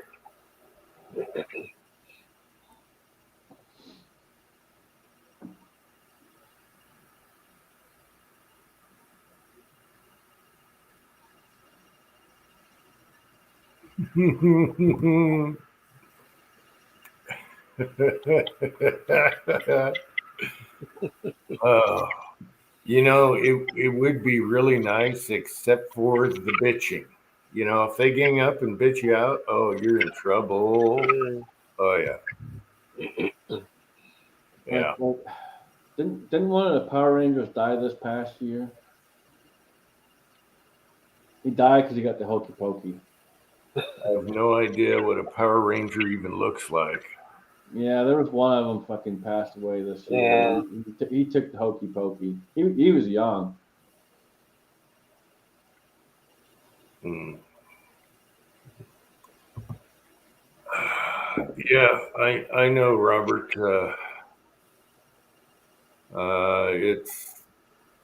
It's a scary thing moving out of state. It's scary. Yeah, especially these days, that's kind of hard. Yeah. D-Dub is right. One is bad enough. Who needs more? Yeah, you don't need a staple of them. One is good, man. Well, especially if you're trying to watch something on TV or on YouTube, and then we're talking about stuff that you know doesn't have anything to do with anything. Mm-hmm. Now, Kyle says it's against the law to bathe a horse on Thursday.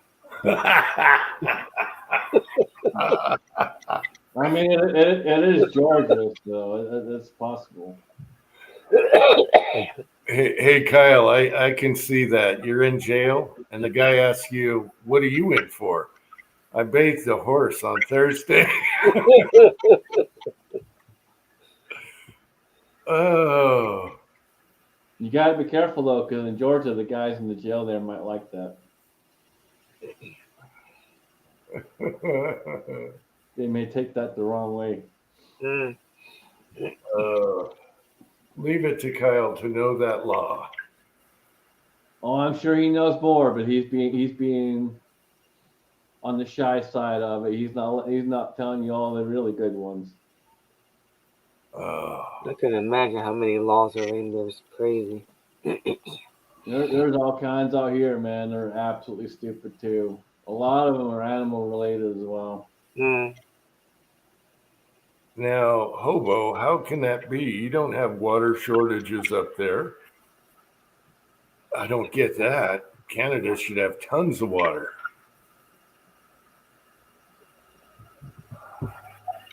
There's nothing wrong with banjo music, dude. See, but when he's saying not washing cars, car wash recycles that water. Yeah, if you go to a car wash, but he's probably talking about at your house. Oh, okay. But Canada has all the water in the world, so Yeah. it's always raining. So I can understand that in a desert type climate, but Mm-hmm. yeah.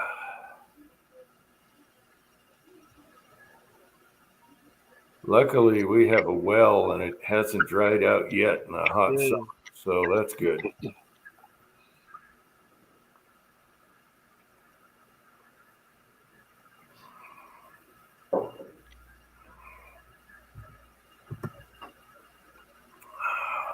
William Gainley. In St. Louis, you can drink a bucket of beer while sitting on the curb. Oh, you can't. Oh, I thought you said you Okay. can't. Okay, so just for shits and giggles, I had to pull up and see what some of the weird ones are here because it's been a while. Okay, so it's illegal to fish for whales on Sunday, which I'm pretty sure whale fishing is illegal pretty much in most states anyway. But on Sunday in Ohio, you cannot fish for whales. okay. Here's a good one for you though. It's illegal to get a fish drunk.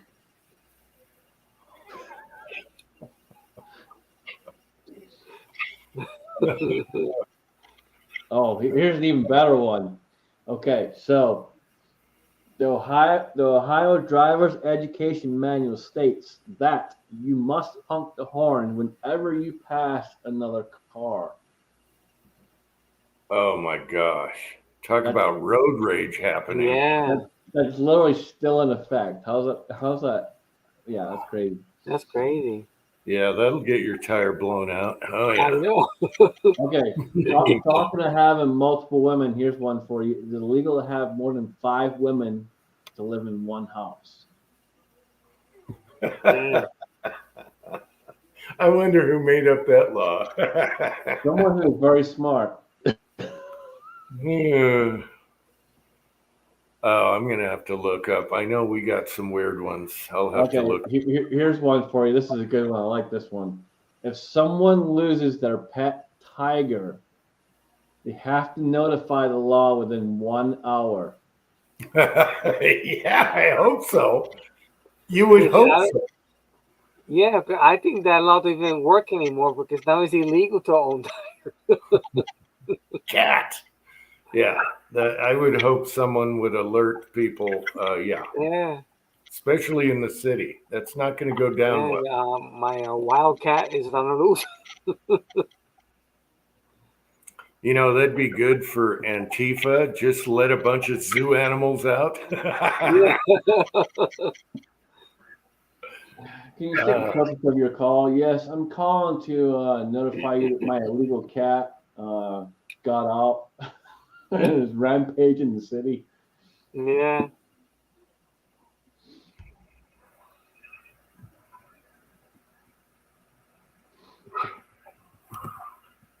There's still some dry counties out here too.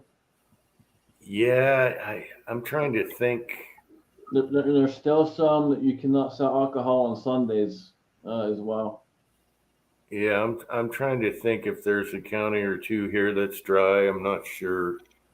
Yeah, here they sell alcohol on Sundays now for a few years now already. Well, I like when it's in the grocery store in Washington. Any grocery store has your booze, you know. Yeah. So it's one-stop shopping, you know. Okay. But Well, here, not in the stores, just beer and back wine. when I first moved to Ohio in 2013, you could only buy within certain times. And then they kind of changed that a little bit, but it used to be you couldn't buy it on Sundays. Then they changed that as well. But there's still a lot of places, there's still a lot of counties that enforce some of that stuff too.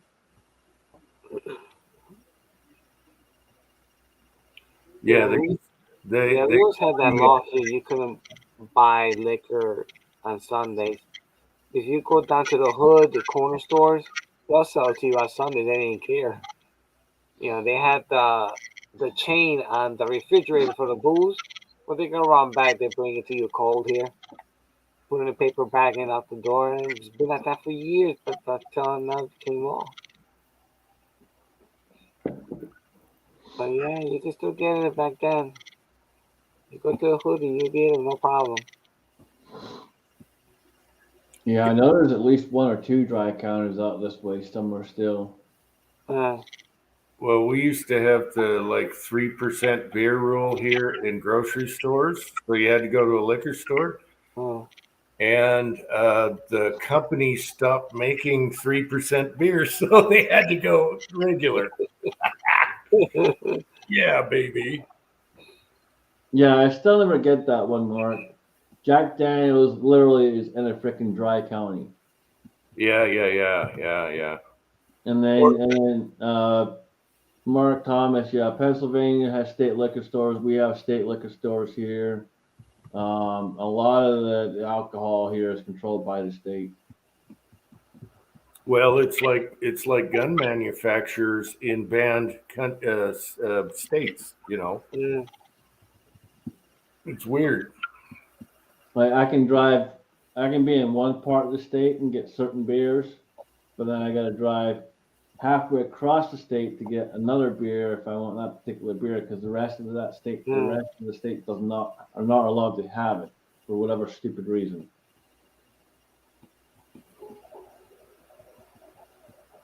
Like they literally tell you what you can and cannot have.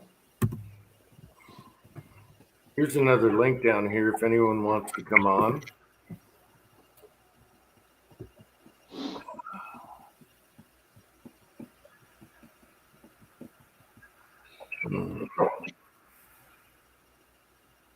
Garage Guy, what's the score? If you're listening, what's the score, Garage Guy?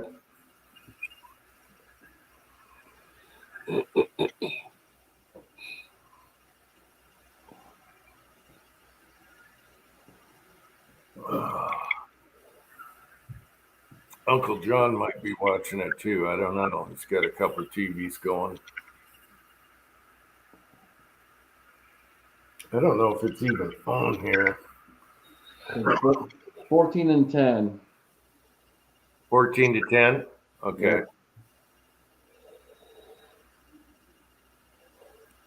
Wow.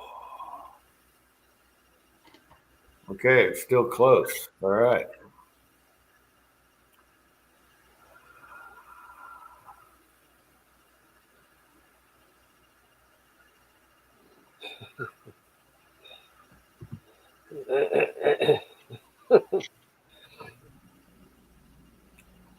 Yeah, it's pretty sad when you got to chug 5 beers to get a buzz with 3% or whatever it was. Yeah, Mm, it was more of a piss water taste thing yeah. because I know I could do a 6-pack plowing the driveway and not even feel it. So, and I do like to get a little tipsy when I'm on the machines. I mean, why not, right? Well, don't tell anybody. I'm on my property. I could go off the cliff anytime I want to. I'm an American. It's your cliff. If you want to go over, you can go over. That's right. Yeah. Yeah. I do like a good beverage when I'm plowing. It's just fun. It's nice and cold, sunny out. It's nice. I love plowing. A lot of people give me crap about snow, but man, I love it. Now, talk about over a cliff. That is that rock still there? The one that FedEx hit or no? Yeah. I know he delivered the other day, and I'm like, oh, it was you. Yeah. Oh, and he had a 4-wheel drive with good tires on it. You know, Yeah. I don't get it. We go down all the time, so I don't get it. He's going too fast. Slow is the way to go Yep. in the snow, downhill, or, you know. Uphill, you want momentum, but downhill, just go slow. You're good to go.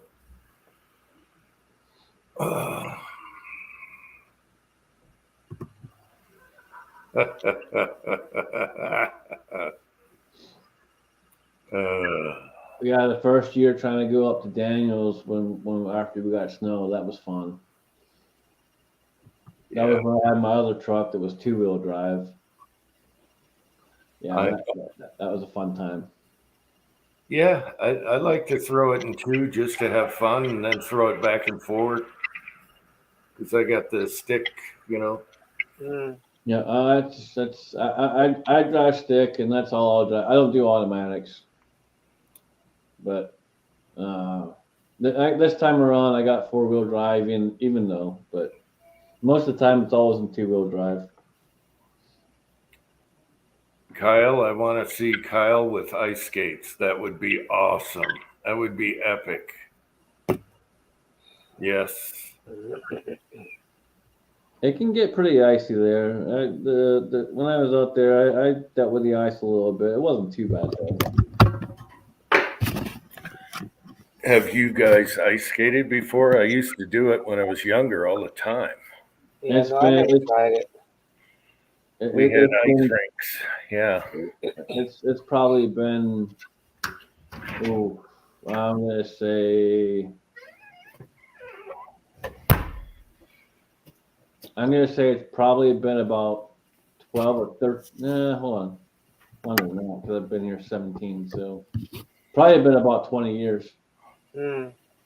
Oh yeah, I was definitely under 18 probably since the last time I ice skated. All I remember is tighten down them shoes good, and unlike roller skates, it's a little more, wobbly. All I remember was getting yelled at because I was tearing up the ice because the only way I could stop is to turn my foot sideways and then get real low, but that tears up the ice.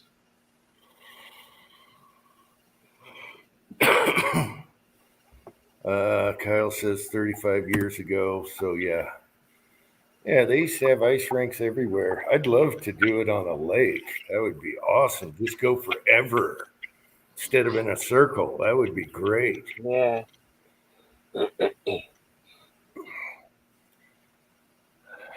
Canadians are born on ice skates. Yeah, they are. Yes, they are. Hockey, baby. They were born for hockey.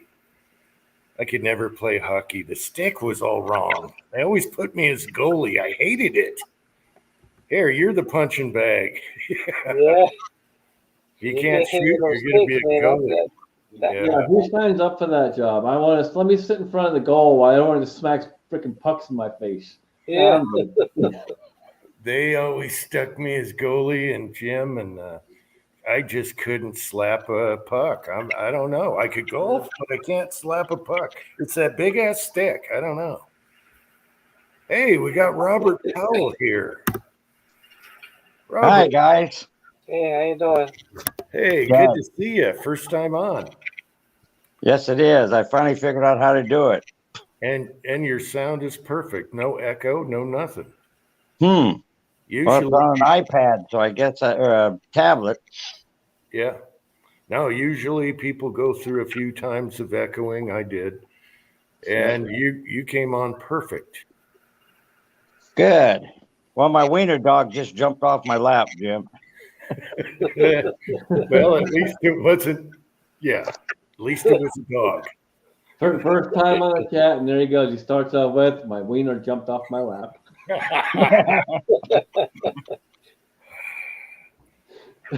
Oh, so what is going on in Southern Wa? Well, been cold here lately. Had a little bit of snow the last couple of days. Wow. Are you like close to the coast or in the middle or on the west? Well, I'm just south of Olympia, which is the state capital, so we're Yeah. more coastal. Okay. Yeah. All right. Very good. These politicians out here are something else, Jim. I know. I was hoping Murray was out of there and all the rest, but I don't know. There was hope for a while there. People are getting sick of it. I donated to Tiffany Smiley, but those northern counties, King, Pierce, and Snohomish, they can carry the whole state when it comes to the vote. Yeah, there's a lot of conservatives in Snohomish. That's where I was, but I'm sure it's infiltrated now. They spread and they breed. My son lives in Oregon, Jim, and the two big counties down there carried that vote on that 114 initiative. Yeah, that's how it always is. Yep. We're watching Salt Lake here because Salt Lake is like that. It's we got to keep an eye on Salt Lake, otherwise we're good. I'm proud to say Ohio did something right for once, even though it really shouldn't have even been on the ballot. Come on. But they had it. One of the things they had on the ballot was should illegals have the right to vote? And thankfully, 100% unanimously said, "Fuck no." No, you should be an American with ID. But there Yes. shouldn't have even been a question because we all know, But yeah, it was kind of stupid. But thankfully, they all voted the right way. Yeah, you have to have ID. I'm sorry, driver's license, whatever. Everyone should have an ID anyway. Yep. That's how you know who's what. Yep. No, they ID'd me as soon as I walked in the door. Well, the first words as soon as I walked in the door from the one lady on the far side was, "Well, you're a tall drink of water, ain't you?" Yeah, so you paid your dues. You went through the system. Everyone else should too. They should make it a little easier because it takes forever, doesn't it? It can. I mean, I could have done it. I could have done it a lot sooner, but at the time, Come I on. didn't feel it was necessary because I still had all the same rights as everyone, as all you did, except the right to vote. Yeah. And so I didn't feel it was really necessary. But then the more and more I was seeing the direction of where things were going, I was like, you know what? We're just gonna go ahead and do it, and that way it's one more vote in the fight. Yeah. You know, the most frustrating question on a 4473 when people are filling them out is, what is a non-immigrant alien? Right. That is the most frustrating question. I It's love like, this. did you immigrate or not? Yeah, the last one here, I don't know if you got the same as it did. That do you renounce your citizenship or something like that? They call it. Yeah. Yeah. Yeah. Yeah. Well, it's funny though. Jim's right though. I've had people that were filling it out who are citizens, and they read that question and they sit there and they sit there and they sit there. Dude, you're a fucking citizen. I know. Yeah. And then they change one question and it screws everything up. And then you gotta sit there and try to explain it without explaining it because by law you're not allowed to tell them what they did. Yep. So you gotta try and walk them to the answer without telling them what they did. You cannot tell them what to say. Yes. Yeah. So I hated that question. I loved your snow plowing video today, Jim. Oh, thank you. Yeah. I laughed my ass off.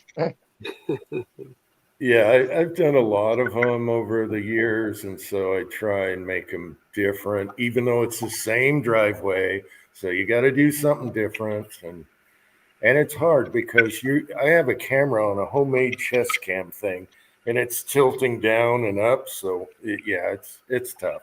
And then your hand's cold, and you're trying to turn the video on each pass. Yeah. But People don't realize how much work goes into those videos. Yeah, well, I got editing pretty streamlined. It's just that when you're plowing, you got to cut out bits and put it together. Yeah. But because you're riding, you don't want to stop and turn the camera. The worst is on the tractor because I'm one-handed on this big tractor, and I'm trying to pull it out of my pocket and film a clip and put it back and keep the camera warm, the phone, because the phone can freeze. Yeah. So Yeah. it's a little tough. It's fun. Maybe I learn how to use a GoPro or something, but then I can just hit the button on my forehead or something. Sounds like a job for the boy to figure out some kind of mount that's gonna keep it warm.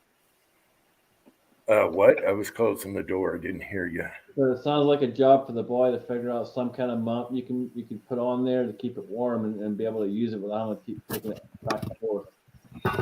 Yeah, he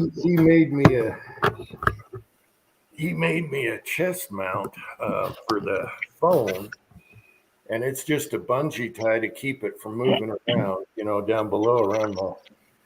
But yeah, I need something like on the head where I just click a button on and off, and the camera doesn't care. But that would be a GoPro, Yeah.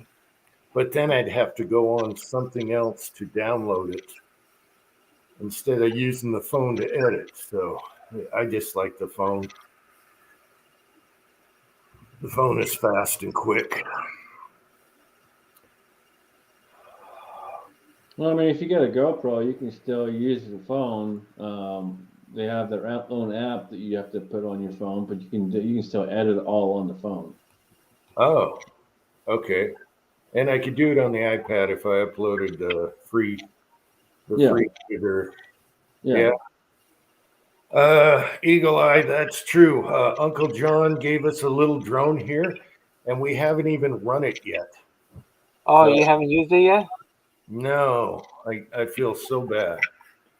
So it was charged, and we had to download something, and I'll have to figure. I was going to wait till there's snow on the ground, so if it wipes out, it doesn't break. Yeah. Because we got to learn how to drive it, you know.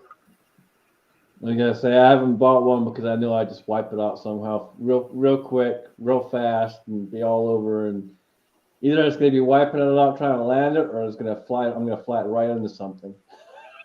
Yeah, I'm worried about breaking it on the first pass, but we'll have a lot of fun with it if we figure it out. There's a lot of good stuff we could do with it. Yeah. I'm okay with like remote control cars and stuff like that, but I don't Right. flying objects. I don't know. Yeah, I'm going to let the son drive it. I'll crash it for sure. Yeah, no doubt about that. You ever see videos on these big RCs, these jet planes, these regular planes? These things are massive. Oh yeah, Some of them crash and burn. my neighbor back home used to do that. I'd literally see him walk out the house. He'd walk out the house probably 3 or 4 times in the trip. Uh, The first part would be walking the body out. Then he'd walk out with the wings and load the car up, and then he'd go and drive off and go fly it wherever he was flying it at. But yeah, my old neighbor back home used to do that, and those things were ridiculous. oh yeah. Hmm. Some of them got blow fire out the back. I mean, these things are wild. Yeah, I have a neighbor that's a pilot, you know, private jets. Yeah. He's got some stories. But yeah, flying things, I'm going to wreck it for sure. So the son's going to have to drive it. Mm. See, for me, it's almost you want to wreck it because it's that whole thing of that how cool it is seeing it coming down and then smashing and shattering into pieces. Yeah. I like the big ones that have a gun turret on them. Oh yes, that would be awesome to patrol the yard with. Oh yeah, and a microphone. Who are you? What is your business here?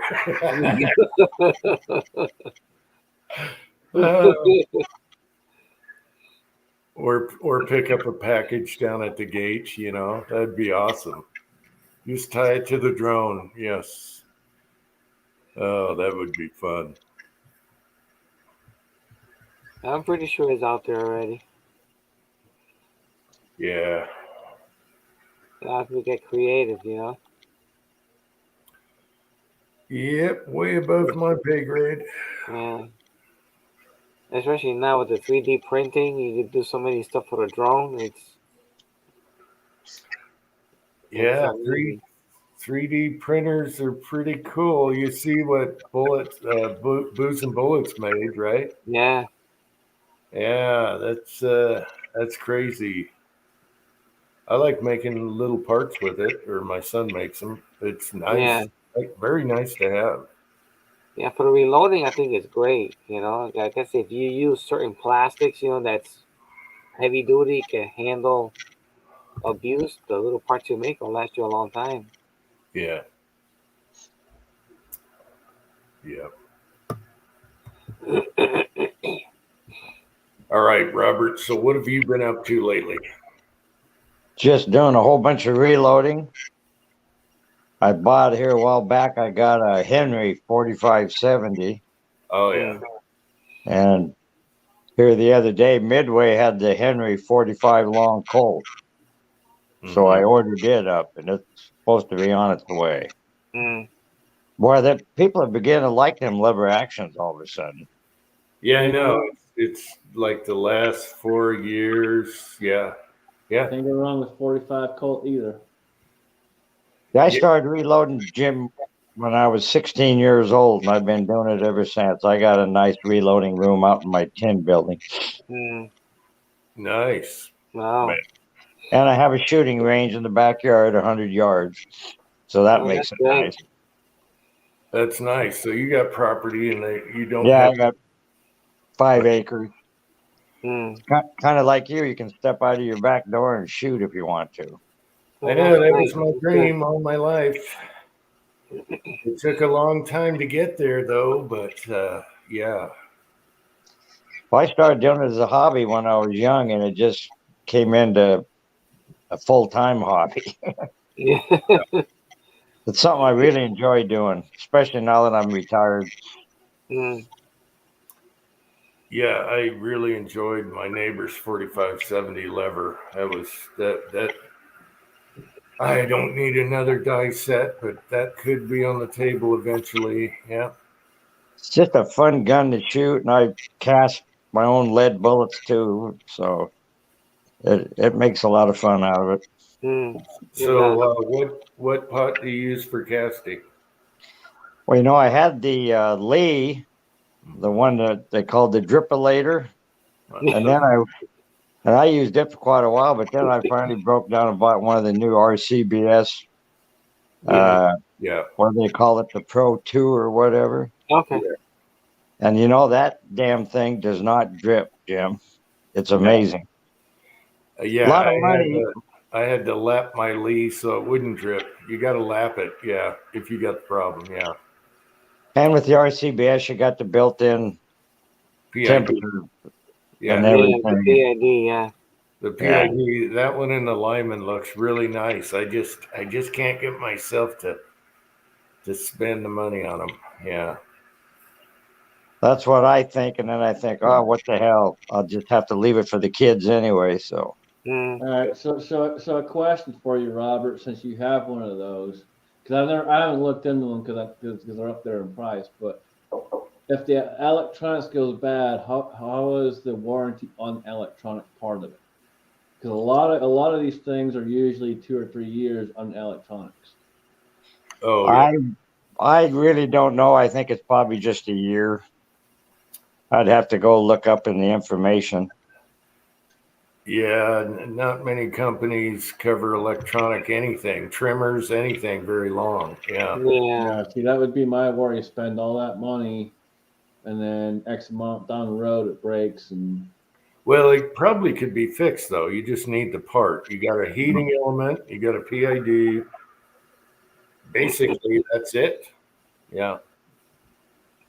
Yeah, you're right, Jim. You see people making these things, so it might not be too hard to get it apart if you needed it. right. Yeah, I saw where Taco and other guys were fixing the old Seikos with aftermarket Amazon parts. Little modifications. So you just can't be a monkey like me. I couldn't do it. Yeah. My Of course, son figured out. everything's made in China anymore anyway. So, It's all made by the same company, just a different name slapped on it. Yeah. All right. So, what presses do you use? I'm trying to remember your last video. I don't know if I even. well, this is the first time I've been on live, but Yeah, but your channel, do you have videos? no.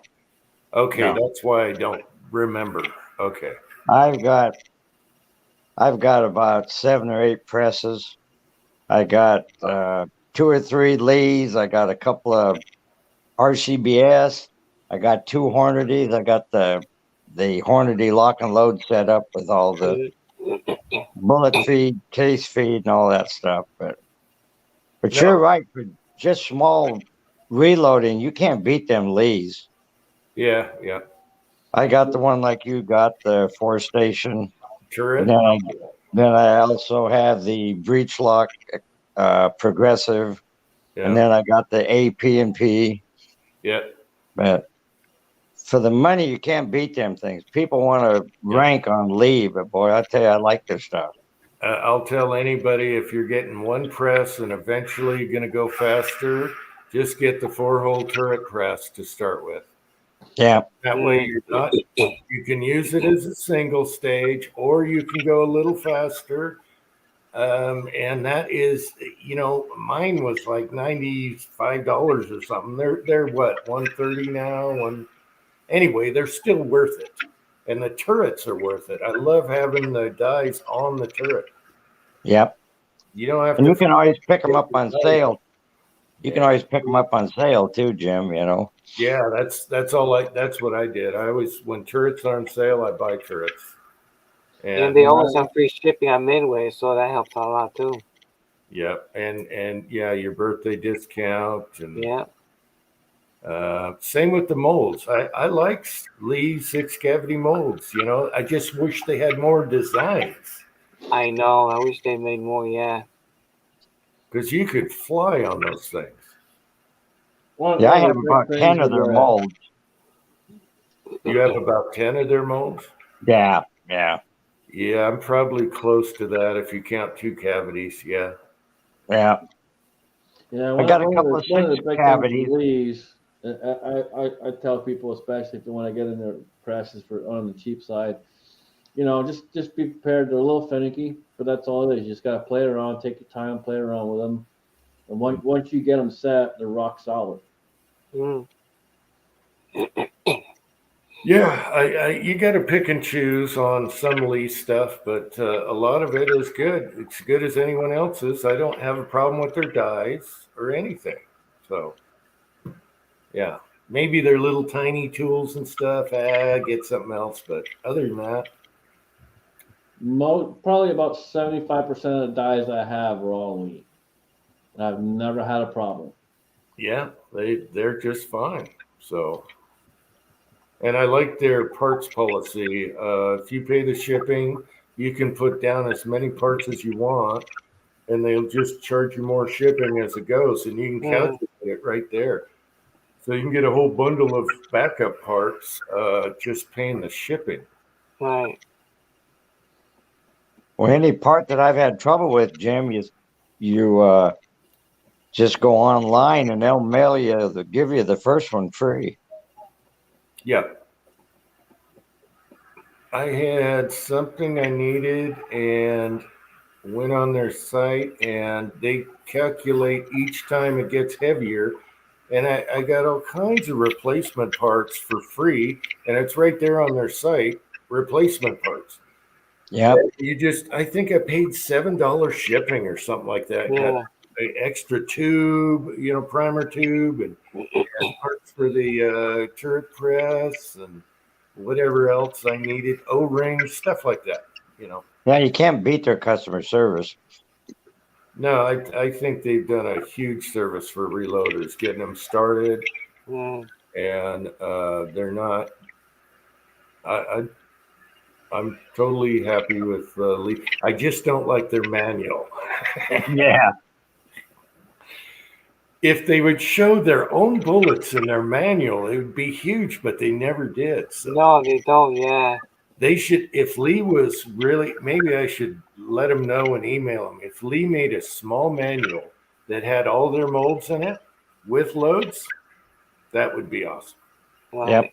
But we all figure it out by now anyway, so it's pretty easy.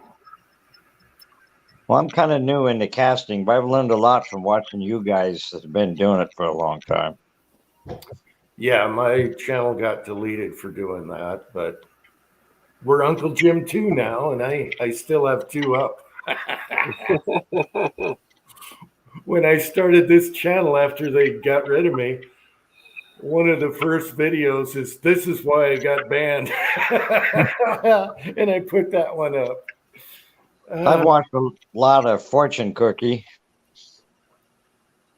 I'm surprised he has videos up. Yeah, he's still up, and he does still casting and reloading. They Yeah. didn't touch him on casting. Maybe No. it's a money thing because he makes money. They make money. They I advertise. was just gonna say a lot of it comes down to the size of the channel and if you're bringing in the money or not. It's bringing in the money. advertising. See, Yeah. I don't advertise or make money. So Elvis Ammo used to do a lot. I haven't seen too much of him lately, but No, he's out on new property. We had him on a live chat about 6 months ago. We had him here, and he explained what he was doing. And so he moved to a different property. And last we heard, he was doing fence posts on his property. So, yeah, he'll be back. He comes back. He always does. But yeah, powder coating was Elvis Ammo. Yeah. He was the funnest to watch. He experimented casting or making ingots. He's like the Mr. Rogers. I love Elvis Ammo. Yeah. I even bought some of that gray powder coat he had where he bought a 55-gallon drum of it or something. He was selling Yeah. it. Yeah, It works the good. green stuff. Yeah. Yeah. Yeah. I'm pretty much just stuck on Ford Light Blue and Aqua. Julio sent me some Aqua, and I'm like, oh, yeah, that stuff is awesome. Yeah, and it works beautifully. Yeah. Yeah, Julio sent me a bag of Aqua, and I was like, damn, I like to mix Aqua and Ford Light Blue when I run out of each. I just keep throwing stuff in the container. Yeah. Man, and it works. I dig it out the backyard. It works. So Yeah, it that looks Alpha Blue works pristine. real good. Yeah, it looks pristine out there in the dirt, and I know it works good. So I'll be right back, guys. Got to fill up. Mhm. Get a bigger glass, Jim.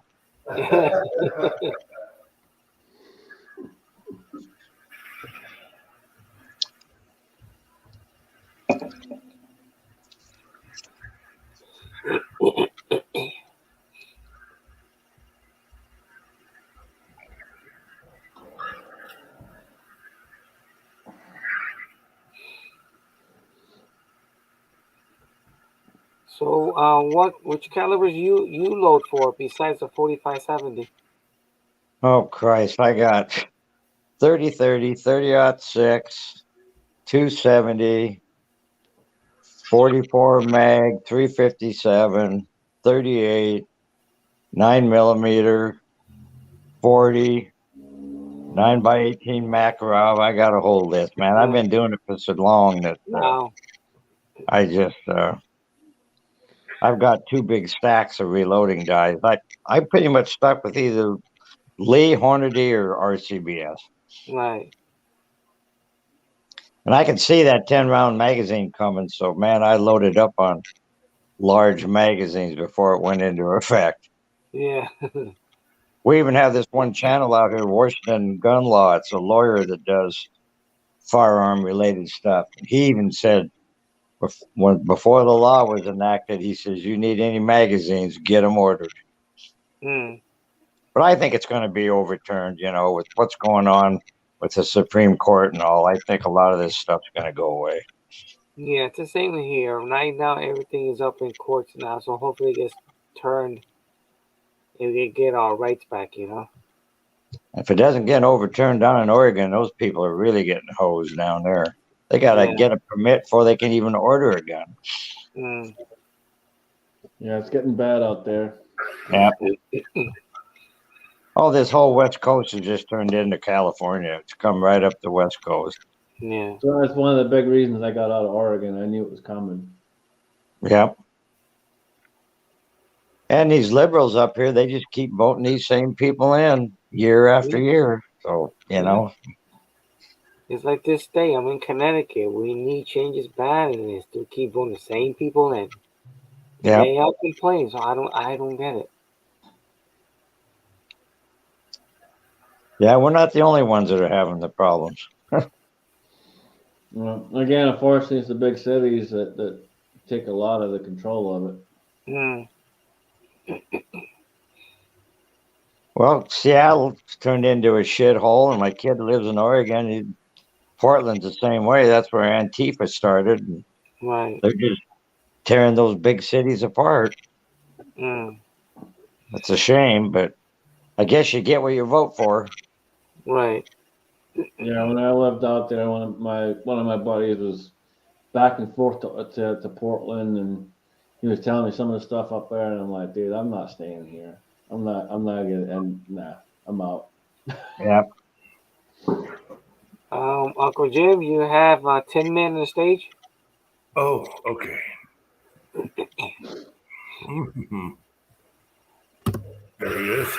There he is. Oh, no wife beater tonight. He must be cold. Tim on. All right, Robert, you go Tin Man? No, no, I haven't. I've seen him a lot, but Okay. Hi, Yeah. Robert. I'm Kurt. hi, glad to see you. And, Nice to and meet while you. we're on the subject, Robert, I wanted to ask you, do a video. Go in your reloading room, do a video. No pressure. I'm just asking. Oh, have I done it? No, do one. Oh, do one? Yeah. Yeah, I should. I should do a video sometime. Of Yeah. course, I just never knew how much of my stuff I wanted people to see, Jim. Oh, yeah, but Not the reloading. not the people on your channels, but you know. Yeah, I know. Yeah. I understand. Yeah, we all kind of pick and choose about what we do. Yeah. We're the good weirdos. No, but it'd be nice. Here's the other thing too, Robert, is you can do it and set it up where it's a private video, and only the people that you send the link to can see it. Right. Yeah, but if you just show your reloading room, they don't know where you are. You know, you just That's true. the guns are a different thing, but reloading, it's all right. I'll get it set up sometime when you're on. Come on and then do a panoramic view of it. Okay. Can you reply right now in the chat? Because I want to make sure I'm subbed to you, because after I got deleted, I lost all my subs and everyone. Oh, really? Yeah, you have to find everyone all over again. You lose all your subs, and then you lose the ones you had, you know. So you have to start over, like from Yeah. day one. Yeah. Ah, So you don't know everyone's channels, you know, you have to go back and try and find everybody again, and it's impossible. right. Yeah. But yeah, if you can post in the side, maybe I can click on it on my iPad and it'll go to your channel. Sometimes it works, sometimes it doesn't. Just say hi or something.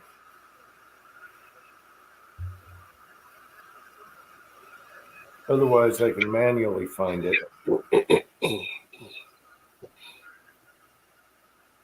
Are you talking about the channel I'm on tonight, Jim? Or Yeah, your YouTube channel. If actually just can you reply on the side chat here, and maybe I can click on it.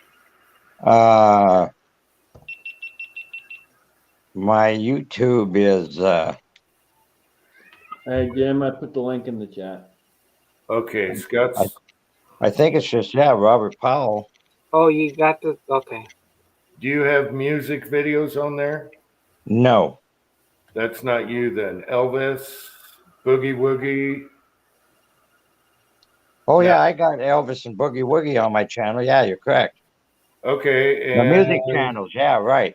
Pat Benatar. Oh, Yeah. you bad boy, you. The who? Pat Benatar. You Oh, bad. did you watch that video of her and what's the other gal that sang Oops. course. Oh my God. I just unsubscribed. I was subscribed. I unsubscribed to you just now because I was already subscribed. Pat Benatar, and Martina McBride did what was it? The USA or something music together. It was outrageous. Well, here's the deal. When I was younger, Pat Benatar's 80s. Oh, what was I? I was 18, 20, whatever. I had a girlfriend, and her favorite was Pat Benatar. All the time was playing Pat Benatar, all the time. And so I kind of got, addicted to it. So Yeah. That brings back Uncle John knows. Uncle John knows which one I'm talking about. Yeah. Tin Man, how's the Baron? How's the what? How's the Baron? The The bear. kid. What? The Oh, Baron. How's the kid?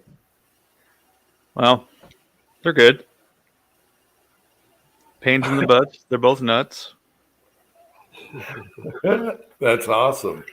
Gotta Mhm. teach him Scottish. Jesus. Yeah. Now, what in the It's hell? awesome. That's they're going to be a Now handful. wait till they get older and they get mad at you for taking your white side. Oh, he's screwed no matter what. Yeah. Yeah, The right, money that he is saying. right around 12 years old. Yeah. Why do you think he's down in the basement already? He knows his place. It's quiet down here. Yeah, keep telling yourself that. Well, your first one, I'd sign her up to softball for sure. Yeah. Yeah. Yeah, she's got an arm on her. She's going to be a pitcher. Yep. Hmm. And the other one, we don't know yet. Not quite sure. Yeah, I'm not sure about Mila either. Oh, 6 months is too early to tell. I got to double check, make sure I'm subbed here because I unsubbed. Okay. Yeah. All right. We're good. All right. So sub to Richard, and hopefully he'll show us his reloading room. So, You mean Robert, not Richard. oh, I'm sorry, Robert. I'm sorry, Robert. Now you're gonna have to go back in and find my YouTube channel again. No, we have a link right here. Scotsman posted. Okay, gotcha.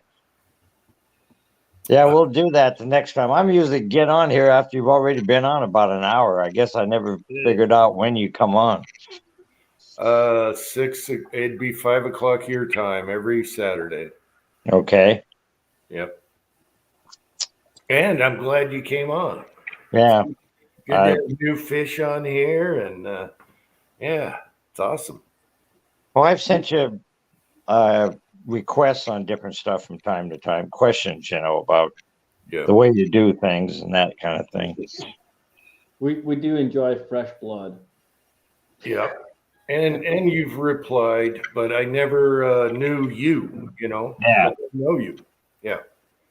And what's really funny is I've met Tin Man in person.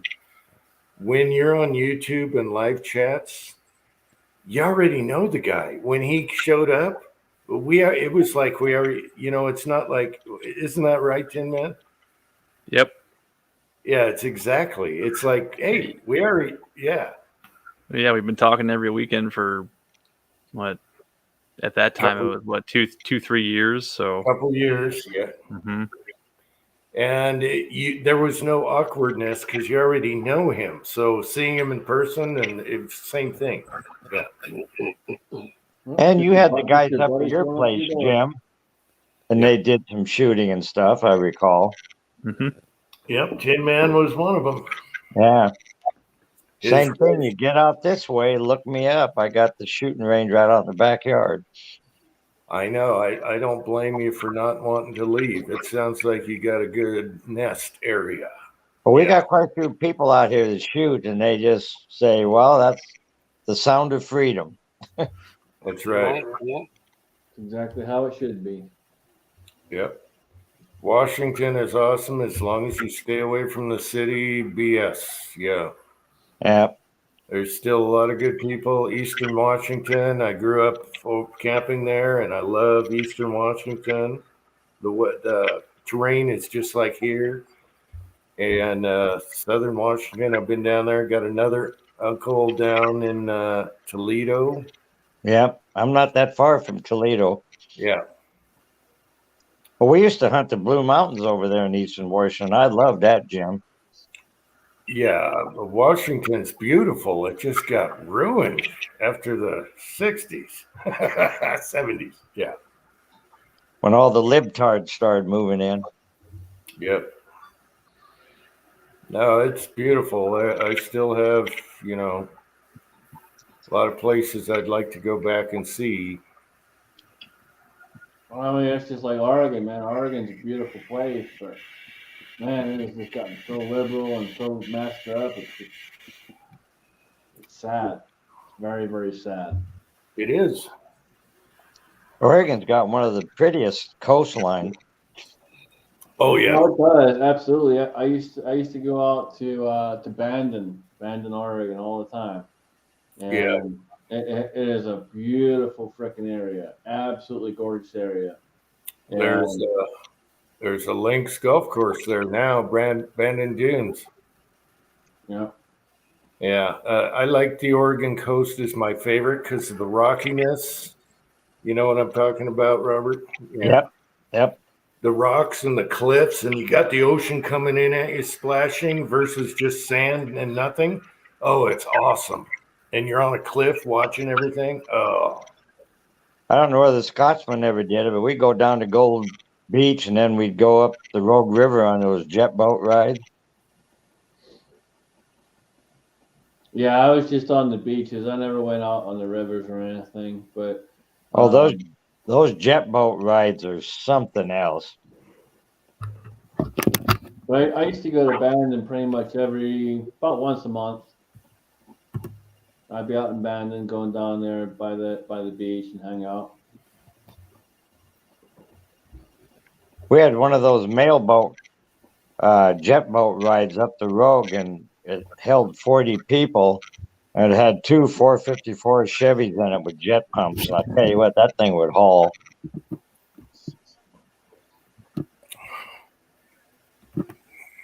yeah, Oregon's gorgeous on the coast. Mm.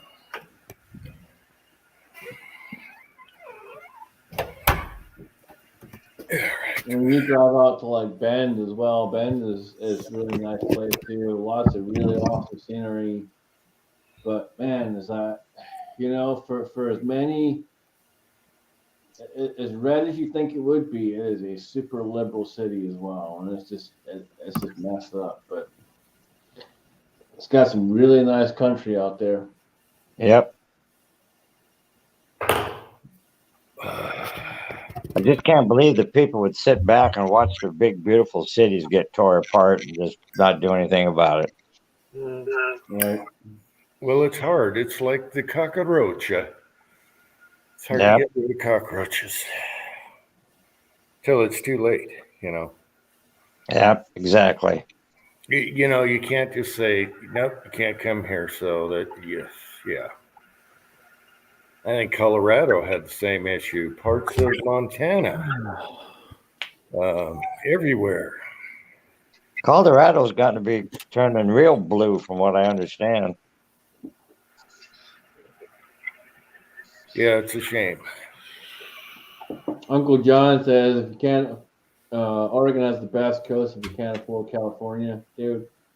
I'm gonna disagree. Oregon has the best coast that Yeah. I've seen overall. California didn't even come close. Yeah, I mean, you can like sandy beaches and everything, but it goes forever and looks the same. But when you have those rocky cliffs and the ocean splashing against it with these coves of sand in between, oh my gosh, you can't beat that. And it's so different. You can be in one spot, drive a couple miles up the road, come back down to the beach, and it's going to be completely different. And you got nice windy roads to drive. If you got a sports car, oh baby. Oh, it's a lot of fun. A lot of fun. Yep. Just watch for the deer because they're everywhere. Yeah. And I think part of southern Washington is like that. I'm trying to think of what's below Westport. But yeah, it's just beautiful. That's one of the most beautiful ocean views And I've been to Barbados and stuff where the water's blue and all that's cool and everything, but man, Oregon coast is awesome. Now, if that wind gets going up there, you better be wrapped up because when that wind blows, oh boy, Yeah. that'll cut right through you. Yeah. Campfires also. Yeah. Did you ever go over the North Cascade Highway, Jim? North Cascades. Yeah. Mm-hmm. Back in the day when I had my Harley, we did a run over the North Cascade Highway and talk about some nice curves and stuff to ride on. That was Diablo Dam and looking down in all them canyons, man, that's beautiful. Yep. Yeah. Both passes are pretty gorgeous. Yeah. Scary when you got a full truckload moving. Yeah. We've had a few scary moments. Yeah.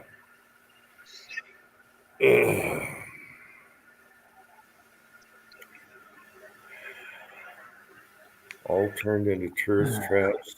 Mm-hmm. Mm. Well, guys, I think I'm going to get out of here. It's been nice chatting with you and seeing all of you. Hey, Yeah. yeah. Thanks for coming on. I really appreciate you coming on. And We'll be back. good video. Just one. Make it 2 minutes. Doesn't matter. Yeah. I'll do it. I'm All right. subscribed now, so we'll keep in touch. All right. Sounds great. Good seeing you, Robert. Appreciate you, All right, buddy. nice seeing you. Yeah, All come right. back on. Come back on again. Will do. I'll take care. All right, good night. Talk to you All right. later. Have a good one. All right, that was great to see Robert. Man, I remember him for a few years now. Mm. Now I know why I wasn't seeing his videos. Okay. Now, Tim, man, question. You ever Yes, sir. fix that problem you had with that Lee? It was a lining up or something. It was. So what I did with the flaring die kind of helped, and then I took out that C-clip for the shell holder and then used a rubber band to hold the shell holder in. That Okay. helped too. So yeah, Okay. something's wacky with it. Yeah. But I got a new shell holder coming. We'll find out if that straightens it out or not. Yeah. I set it up Did for you- 45 ACP today and ran some of those, and it was better. Okay. Yes, I had a similar issue one time. It was Lee, so I had to send them some brass. It was for the 44 Russian. They all got the same base as a 44 Magnum. And for some reason, you try to, when you're priming, it tilts the brass out and almost kicks it right out of the shell, out of its place. So Way they too made loose. another one, and it made a tighter fit. You know? Yeah, the RCBS is going to be tighter.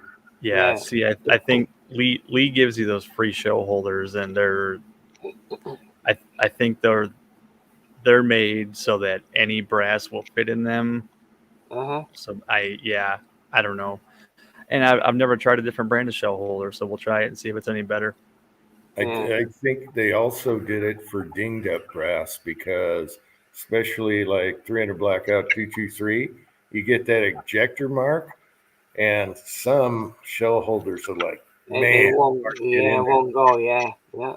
They sure didn't do that on the shell holders for the APP because the APP shell holders are tight. I have several pieces of brass right here that wouldn't even fit through that shell holder. Mm-hmm. Wow. So, yeah. Thanks for the update, Garage Guy. All right. I'll tell you what. I've got some CCI primers that are probably from the 80s, maybe 70s. And man, those were so tight going into those primer pockets. I don't know how I didn't pop one and it was just like Winchester and Remington brass. I mean, it shouldn't have been tight like that, but I'm priming on the press and I'm having to push on that handle with about everything I've got. I'm like, ugh. Yeah. Y'all heard it live. It was tight and it was pressed. So yeah, I don't know if the primers are. And it didn't pop. Yeah, none of them popped. I got one I got a pretty good smiley on, but it didn't pop. I've never done that to a primer before. It was weird. And it's, You should have done a video with Tuco. Tight. yeah, I've dude. had And him then- kind of like open, kind of like Julio. I've had him where they've wanted to go at an angle. I haven't had my Lee 4 turret in a long time, but I had some issues with it at first when I first started with it. And then one of the things I did do was I ended up buying the Lee multiple shell holder case that they offer. I picked that up, and when I switched that out from the one that comes with it, for whatever reason, that made the difference. Good to know. Well, hopefully you'll figure it out. It's a fun little press. But mine was a timing issue as well. Like mine went out of time, and there was all kinds of issues I was having with it. Mm-hmm. Yeah, I mean, and I knew it wasn't going to be perfect out of the box. It's a Lee product. It is what it is. But I mean, yeah, that shell holder issue was wonky. I've never seen that. But it did the same thing in my single stage press too. So it's not the press. Right. Yeah, I had one, the clip that holds I had one get out of whack and replaced it, and it was a huge difference. So maybe your clip was bad. I mean, yeah, it's sitting right here. I took it out, but the thing's brand new, so I wouldn't think the clip would be worn out or out of whack. But who knows? Yeah. You know, the thing with what we do is it could be just a tenth off, a 100th off, and it's going to make a huge fucking difference in everything that we do. It really doesn't have to be a whole lot, but it's going to make that difference. Yep. You know, we deal with something that's a little bit on the tighter side of tolerances, and a lot of people really don't think about that when they're doing it because they go, reading their manual and they go, well, there's this, and they go and they start and run on it. But it really comes down to it could be just a hair off, man. It doesn't take a whole lot. Yeah, and they're a production product, though. Mm-hmm. Same thing with active firearms. We all know they're manufactured. Anytime you're in a manufacturing process, you're going to have differences. You're going to have tolerance issues. You're going to have problems. Yeah, it's hit and miss, man. That you might be that 1 out of 10,000 that has the fucking issue and not the other guy. That's me every time. It seems like everything I buy is a piece of shit. Everybody else can be like, oh, this is the greatest thing ever, but I'll buy the one junk one they made. That's You get the headache. that's me. That's me, man. That's just how it is. Unfortunately, sometimes that's how it goes. Yep. You know, I bought, I don't know how many various things over the years, never had problems. And then in the past few years, the more and more stuff I've been buying, I start seeing more and more issues. And, you know, it's just the luck of the draw. Yep. It really comes down to luck of the draw on some of this stuff because, again, it's a manufactured item. These machines have tolerances. They have specific specifications they're going to sit to. And, you know, just like with your 3D printer. You 3D print something, you're sitting within a certain realm, and you hope that it produces the best product it's going to produce. But there's going to be slight differences no matter what. All it takes is for one thing to get out of whack. Yeah. Yeah. I mean, I'm not mad about it. I like the press. It's just and you didn't sound mad about it, and you know, it's just, you know, you'll get it figured out. I know you will. Yeah. I'm hoping that shell holder will just take care of the problem. What's that? I'm hoping that shell holder will just take care of the problem. I'm hoping that's just going to be an easy fix. Thanks, bro. I think it will.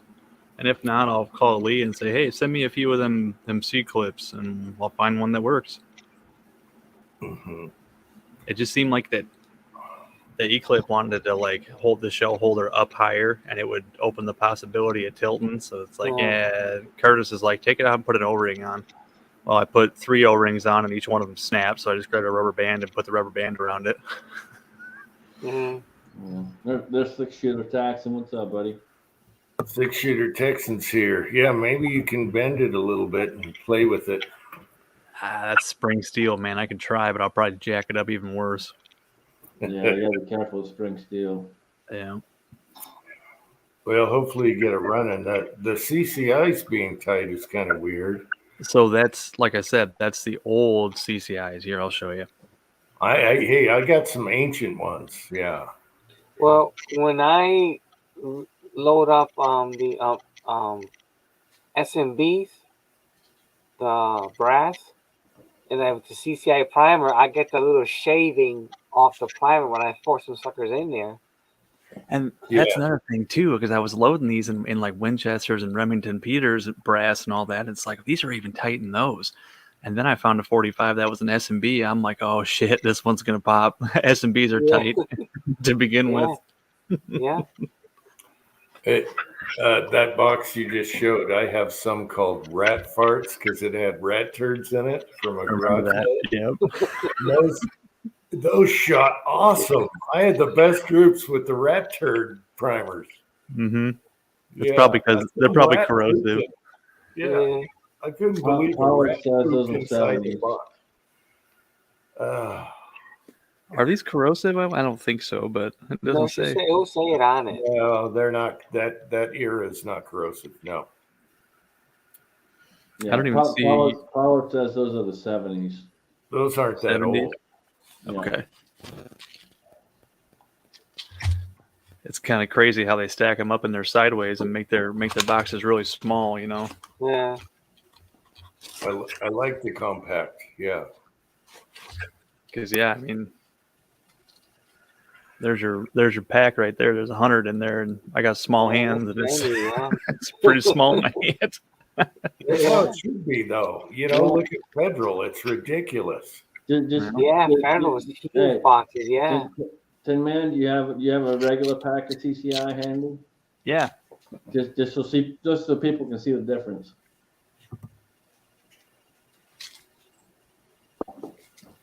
Oh boy, some of them fell out. Hang on. Mhm. Geez. Behind the toilet. Nope. I'm doing this over the bench. It'll be fine. Hang on. Let me get these stacked back up in there right. Oh God. Is this why they quit doing this?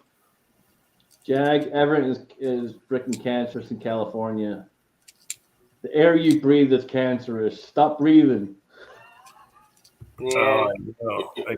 Yeah, I got a package recently, and it said the container was cancerous in California, and I'm like, oh my God, give us a break. All right, What there a you big go. Look at the difference. size difference.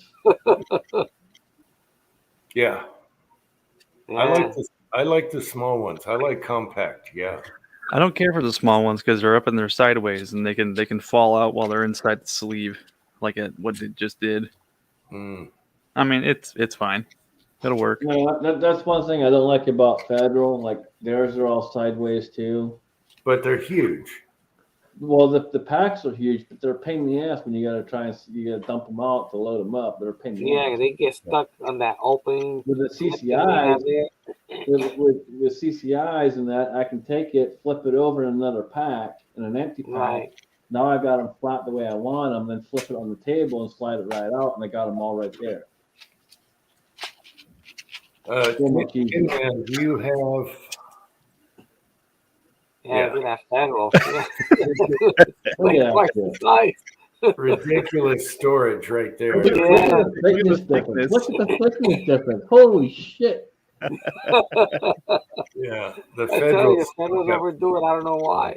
It's like 4 times as thick. Federals take up way too much room. Yeah.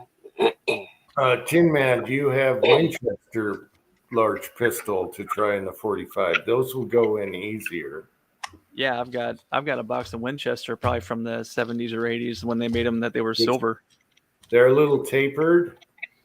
And, you know, when you load for the Dillon and do the picking, you know, in the tube. Okay. Yeah. Well, those are Magnums. Does it say both or just Magnum? It says Both. both. Large It says standard or Magnum. Yeah, these Yeah. are the old school ones back when they were still silver before they made them gold. Yeah, but it says both, right? Yep. That's what I use for 45, both in the blue label. Yeah.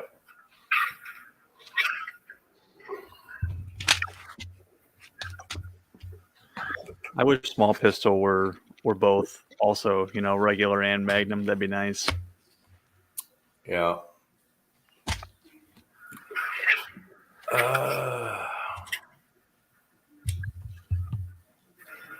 We didn't worry about a little explosion in the 70s. Yeah. Jack says coffee is cancerous. Starbucks has signs. You know what, dude? Then I probably got it because you know what? I drink so much coffee. What gets me is why does everyone conform to what California says? All these companies in different states have to put cancerous in Do California. you realize? Do you realize that California is the largest in the entire United States proponent of everything has cancer in it? Yeah, and why do all the other states have to state that California says this? Who cares? Yeah. James, speaking of little explosions, I've seen people that had their magazine tube on their Dillon stuck in their ceiling from primer detonations. Wow. Wow, I haven't seen that one before. How do you do that on a Dillon? I don't know, man. It was a picture on the Reloading Discord, not the Reloaders Network, the other one I'm on. It was in the Hall of Shame channel, and some dude had a magazine tube stuck in his drywall in his ceiling. How do you do that though? It goes in and out, in and out. It's far away. I think it was a 650 with the rotary disc doodad. I don't know how the hell he did it, to be honest. Yeah, because it's really hard to do. I've put a primer in sideways before, smashed it in there good. Nothing. That dude probably shit his pants when that went. Yeah.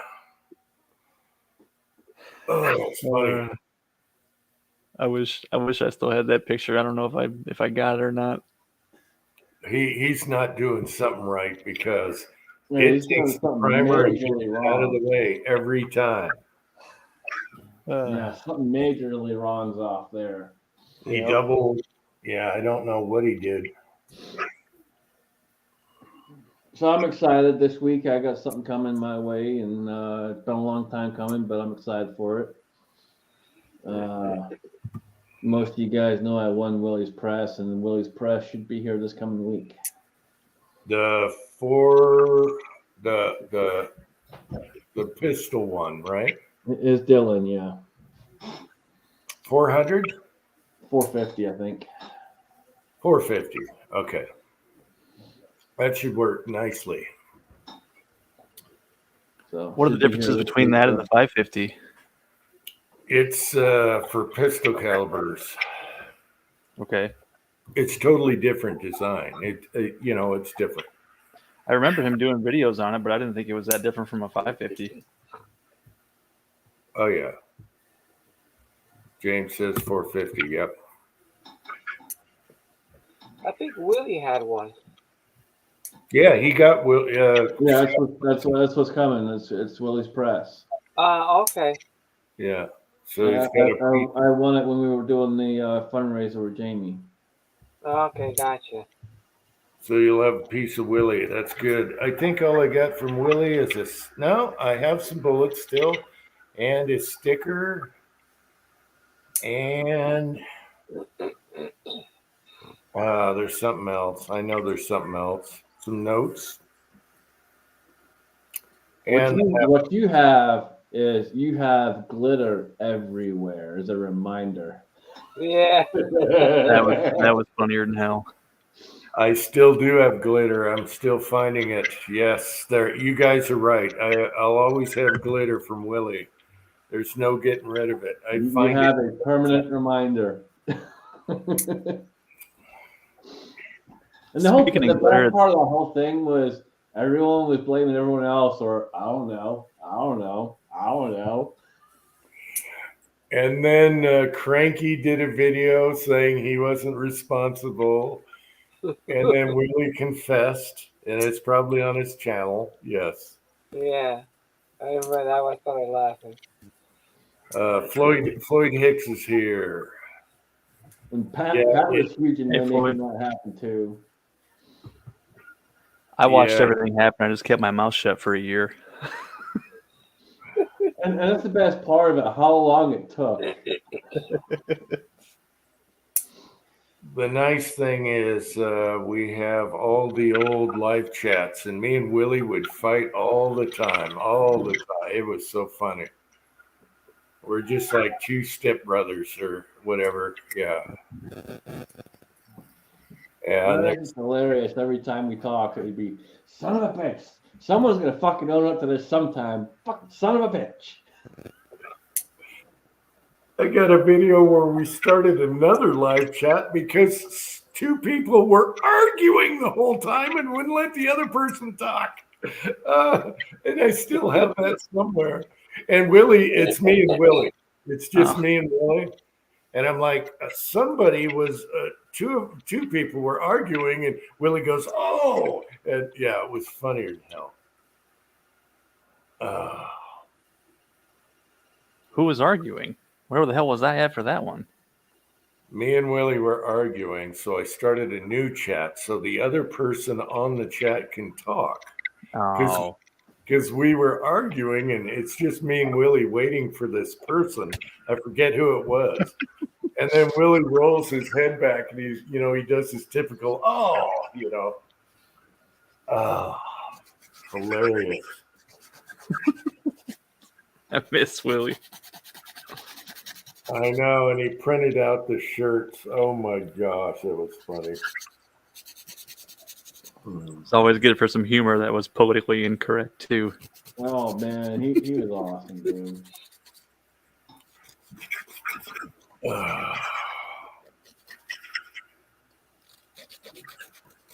Sorry, can you guys hear that? Yeah, you're filing Sorry. your fingernails. Yeah, I sure am. Yeah, but You're it's not doing bad. you're doing your primer thing, aren't you? He's rubbing something out. Your primer thing? No, fingernails. Nails. That people. That's his excuse for the move he was making. Yep. Yeah, where's my fingernail emoji?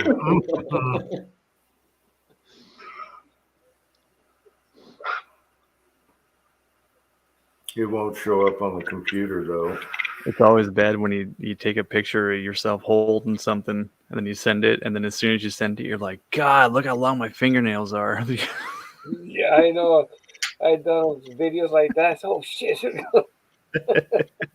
I've made a few videos and didn't realize I hadn't fucking done my nails before, and I'm doing the video get uploaded. It's already uploaded, and people are commenting. It's like shit. Oh well, whatever. Whatever. I sent Jim a picture of something once, and as soon as I sent the picture, I sent a text message right behind it. I said, "My God, look at that coke nail." It was like my pinky nail was super long. I fucking work for a living, so whatever. Oh, this looks terrible on a PC. You can't even see the fingernail emoji. That's terrible. Yeah, you had the pimp fingernail. Mm-hmm. Yeah, that was hilarious. What the hell was I sending you a picture of? I forget what it was. 95% of the time, my hands are covered in oil or paint. One of the two. Mm-hmm. Yep.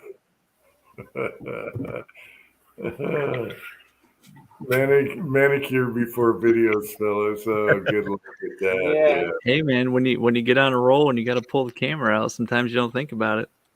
Yeah, no, you know. I gave up caring a long time ago, man. There's some videos where I'm doing them on my desk where I'm worried about reflection to see what I look like. No. It's so bad. Yeah. The reflecting part doesn't bother me. What bothers me a lot of times is trying to set it up I'm doing like a tabletop especially, is trying to get the light just right to where it's not bouncing off the table and affecting the whole actual what I'm trying to show. That bothers me. No, what was funny is the Jim did a video not too long ago, and he was, oh, it was his son's car when his son got those tires put on, and he was pointing his camera at the body of the car, and you could see his reflection. He's standing there in his fucking underwear.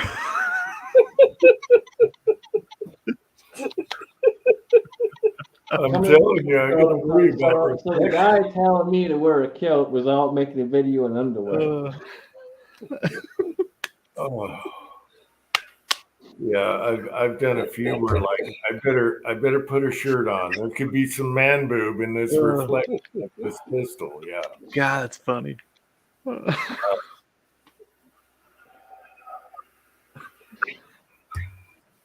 Sorry for the curse.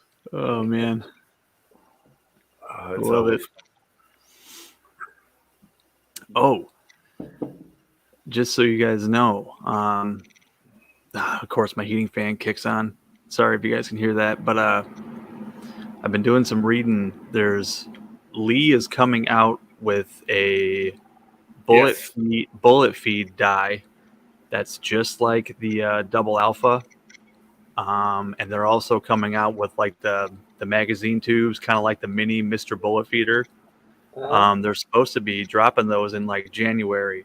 So that's step one. Step two, alongside with that, they're going to start making their powder through expanders for like the auto drum and stuff like that. They're going to start making those like the Lyman M die and the NOE expanders where they have the step in them. So your bullet can sit square on the case mouth. So keep an eye out for that probably next month or the month after. Yeah, the M dice would be cool for the price and everything. Once, wait till it settles, wait till they work. When Lee comes out with a new bullet feeder thing, you better wait, a few seconds. So the guy, dude, they straight up copied the double action alpha. It's the same thing. It's got an inner die body with the ball bearings, and what Lee did though was something that double action alpha should have, and what Kenny did, where they put the springs on the inner and the outer die body, so the spring helps keep them together. So Lee did that. Lee did it. All right. And the guy that got the prototype from Lee has said it's awesome. It works great. But the magazine tube and stuff like that they sent the guy, so they sent him the 3D printed prototype, not the injection molded plastic. And I thought that's pretty cool that Lee uses 3D printers to prototype their stuff. Wow. So that'll be coming up for January or February, you said? That's what he was saying. I think the bullet feed die is going to be like an MSRP of $50, so you're probably going to be like $38 for the die, maybe 30, something like that. That's good. And then I would wait though, because they might have glitches, And I've already got bullet feed dies for all my stuff for the Dillon, so I'm not really worried about that. What I want is the expanders, like the M die. And hopefully they know that they need to polish the crap out of those dies, because if they're rough, that it's already hard enough getting that step in that brass case. If they don't polish them, it's going to be a nightmare, and you're going to have brass shavings inside of your case. Trust me. Yeah, but with all their powder through dies, when I take them out of the box, I use a little super fine sanding sponge on them and polish them. And it only takes a second. You just do that. And their powder through expanders, they look like they're steel, and they're machined pretty well. They're pretty smooth. That one I got from Double Action Alpha, you could tell they were in a hurry on the lathe on that thing, because you could see the ridges from the tooling. I polished mine with a Dremel and a buffer. Yeah, the ridges. Yeah, when you did that video, they was scraping the brass. You saw the shavings coming out of it. Yeah. Papa's Place. I 3D printed my bullet feed dies. They are great. All right. Designed a flare bullet drop die. Yeah, I'm glad Lee's doing the powder through die thing, because they're going to be cheap when they're on sale, like Midway, whatever. Yeah, all I want's the damn expander plug. I don't need the die. I just want the plugs. Yeah, so all I load is cast. Yeah, and hopefully they'll just sell the part, and I'm sure they will. And you Mhm. won't pay like priority shipping for the damn thing. You know what I mean? Right. Well, Yeah. unless you get it, well, if you order it from Lee, you're going to pay more. If you get it from like Titan or Titan Reloading or Midway or something, you're probably going to pay some shipping. Midway, once they calm down, it'll be just like their bullet sizers for the APP. They're cheap. Mhm. And then buy them then instead of paying like priority from NOE or someplace, you know. Right. You Six say shooter that- Texan. I'm not sure which calibers they're going to make, but yeah, man, they're starting to roll them out. So probably I'm pretty probably sure another they'll month. do. I'm sure they'll do 357 44 for sure. 45. Oh, yeah. I think 45 actually, volt. let me read that thread again. That guy might have had a list of calibers they were planning on doing. Maybe that was for the bullet feeder though. Nah, yeah, we'll just have to wait and see. They're gonna kick out their new catalog for their new stuff comes out at the beginning of the year. So I'm sure they'll drop some info on them then. I'll keep my eye on it, yeah. Yeah, I'm super because I was literally thinking about machining my own and just having the powder through, just copying the lead and just putting the step in it like the M die. Right. And then I saw they were making it. And I'm like, all right, whatever. Instead of machining it, I'll just pay the $20. Who cares? Yeah. 6-shooter Texan, you can make your own. What are you talking about? Yes, he can. He's a hell of a machinist. Hell, he can. Yeah, he can. Who needs that store-bought crap? Preacher, 21st century problems. Why don't you come on here and talk about your problems, buddy? Yeah. Preacher. Yeah. Why am I here before Preacher? Preacher's usually here before me. I think Preacher's watching UFC. He's probably Maybe going not. to bed soon. He could be busy. Yeah, it's Sunday tomorrow, so yeah. Yeah.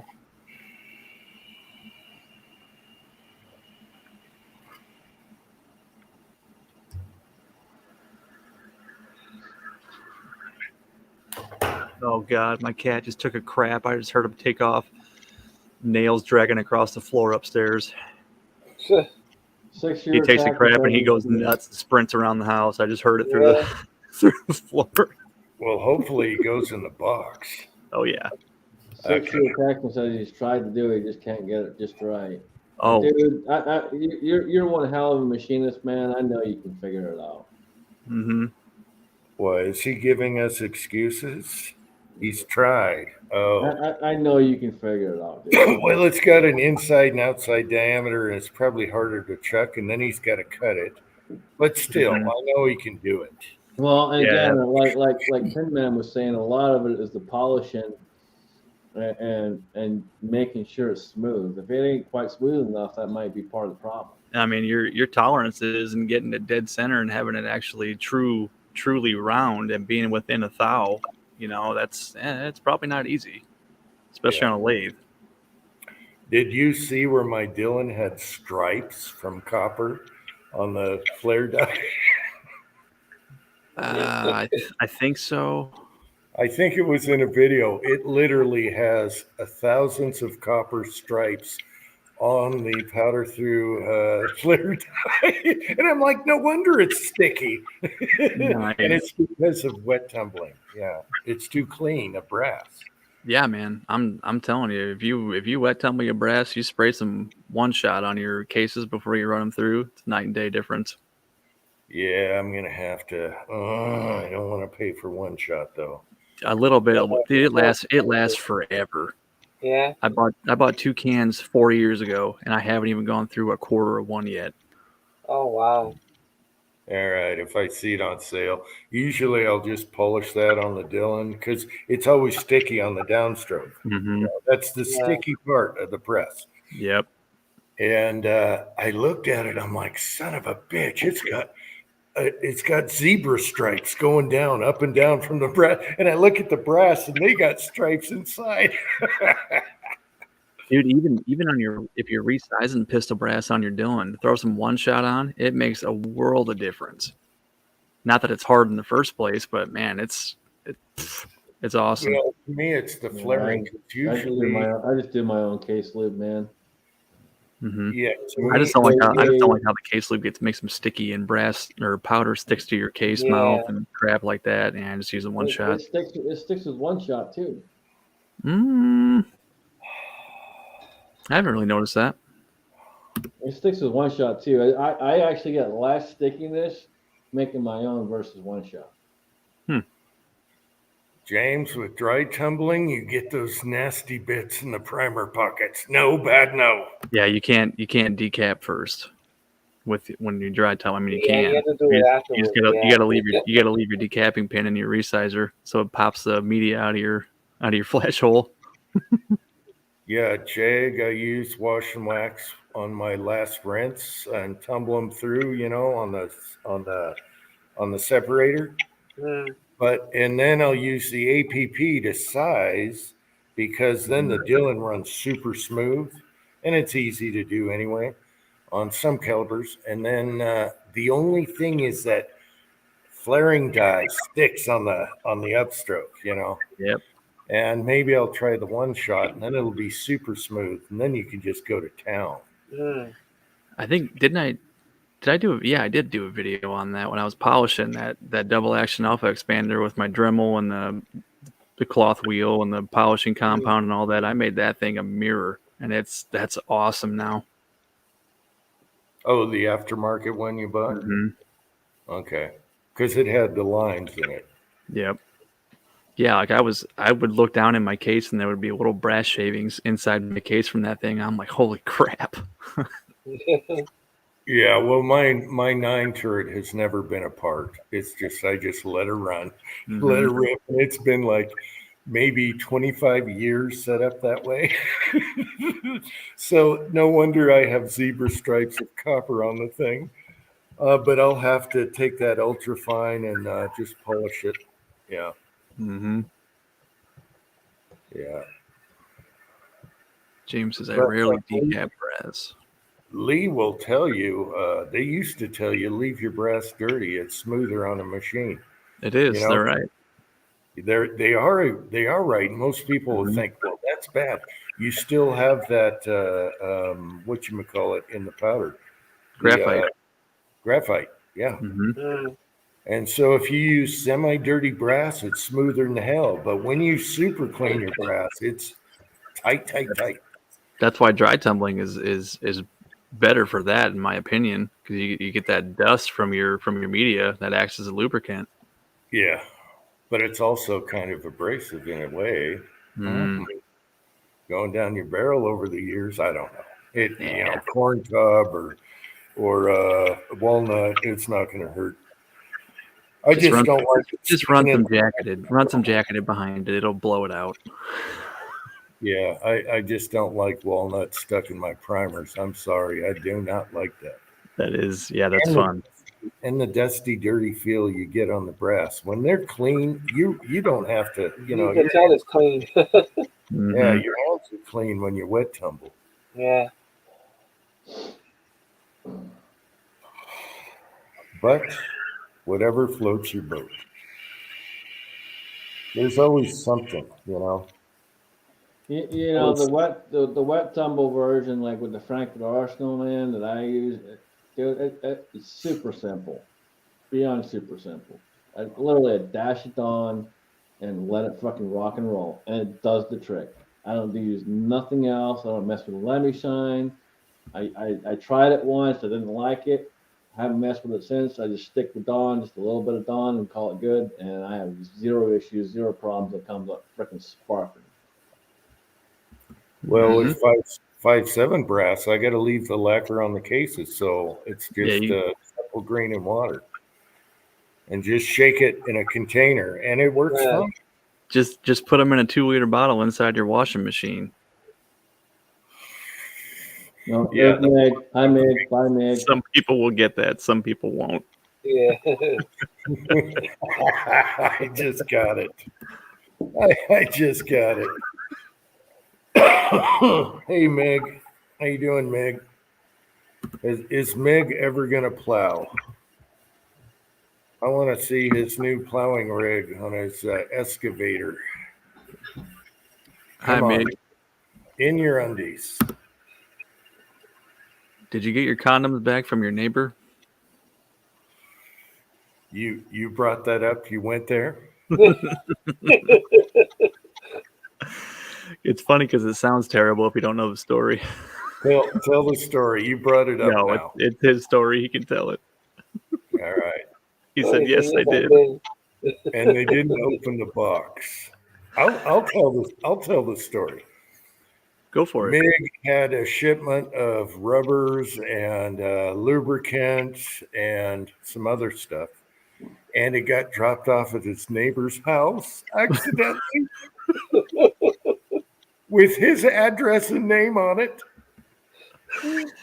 The way they found out where it was at too was really funny because FedEx put a picture of it on the porch, and he goes, "That's my neighbor's porch." And I told them, hopefully they're having a party and they'll just give you the used remnants later. Yeah. I love it. Oh, that was funny as hell. He's a sicko. Oh, yeah.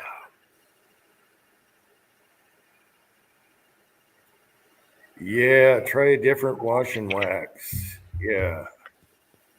I just sprayed on top of the water. If you have one of those separators for your pins, you tumble, and sprayed on top of the water and it catches on the brass.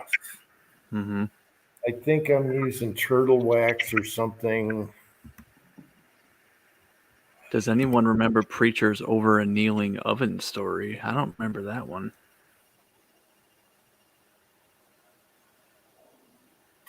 Preacher, get on and tell us what happened.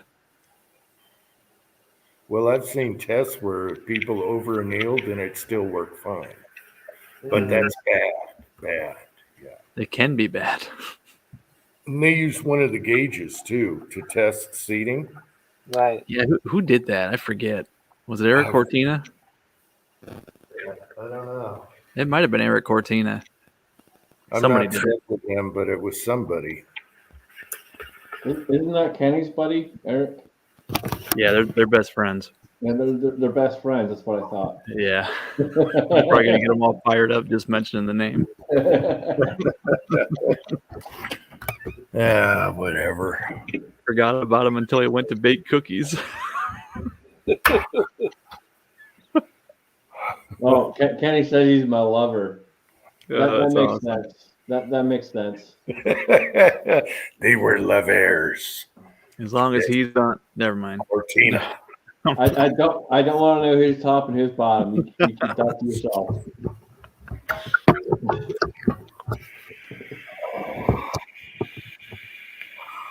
They'll probably argue about that anyway. Let's see. The snowblower is a work in progress. Come on, Meg. I want to see a snow blowing on that thing. I'm curious. I just want to. I want to see how it works. I want to see the lights. Yeah, and the music. James Powell says, "Don't anneal a case with a live primer." Come on, James. Why not?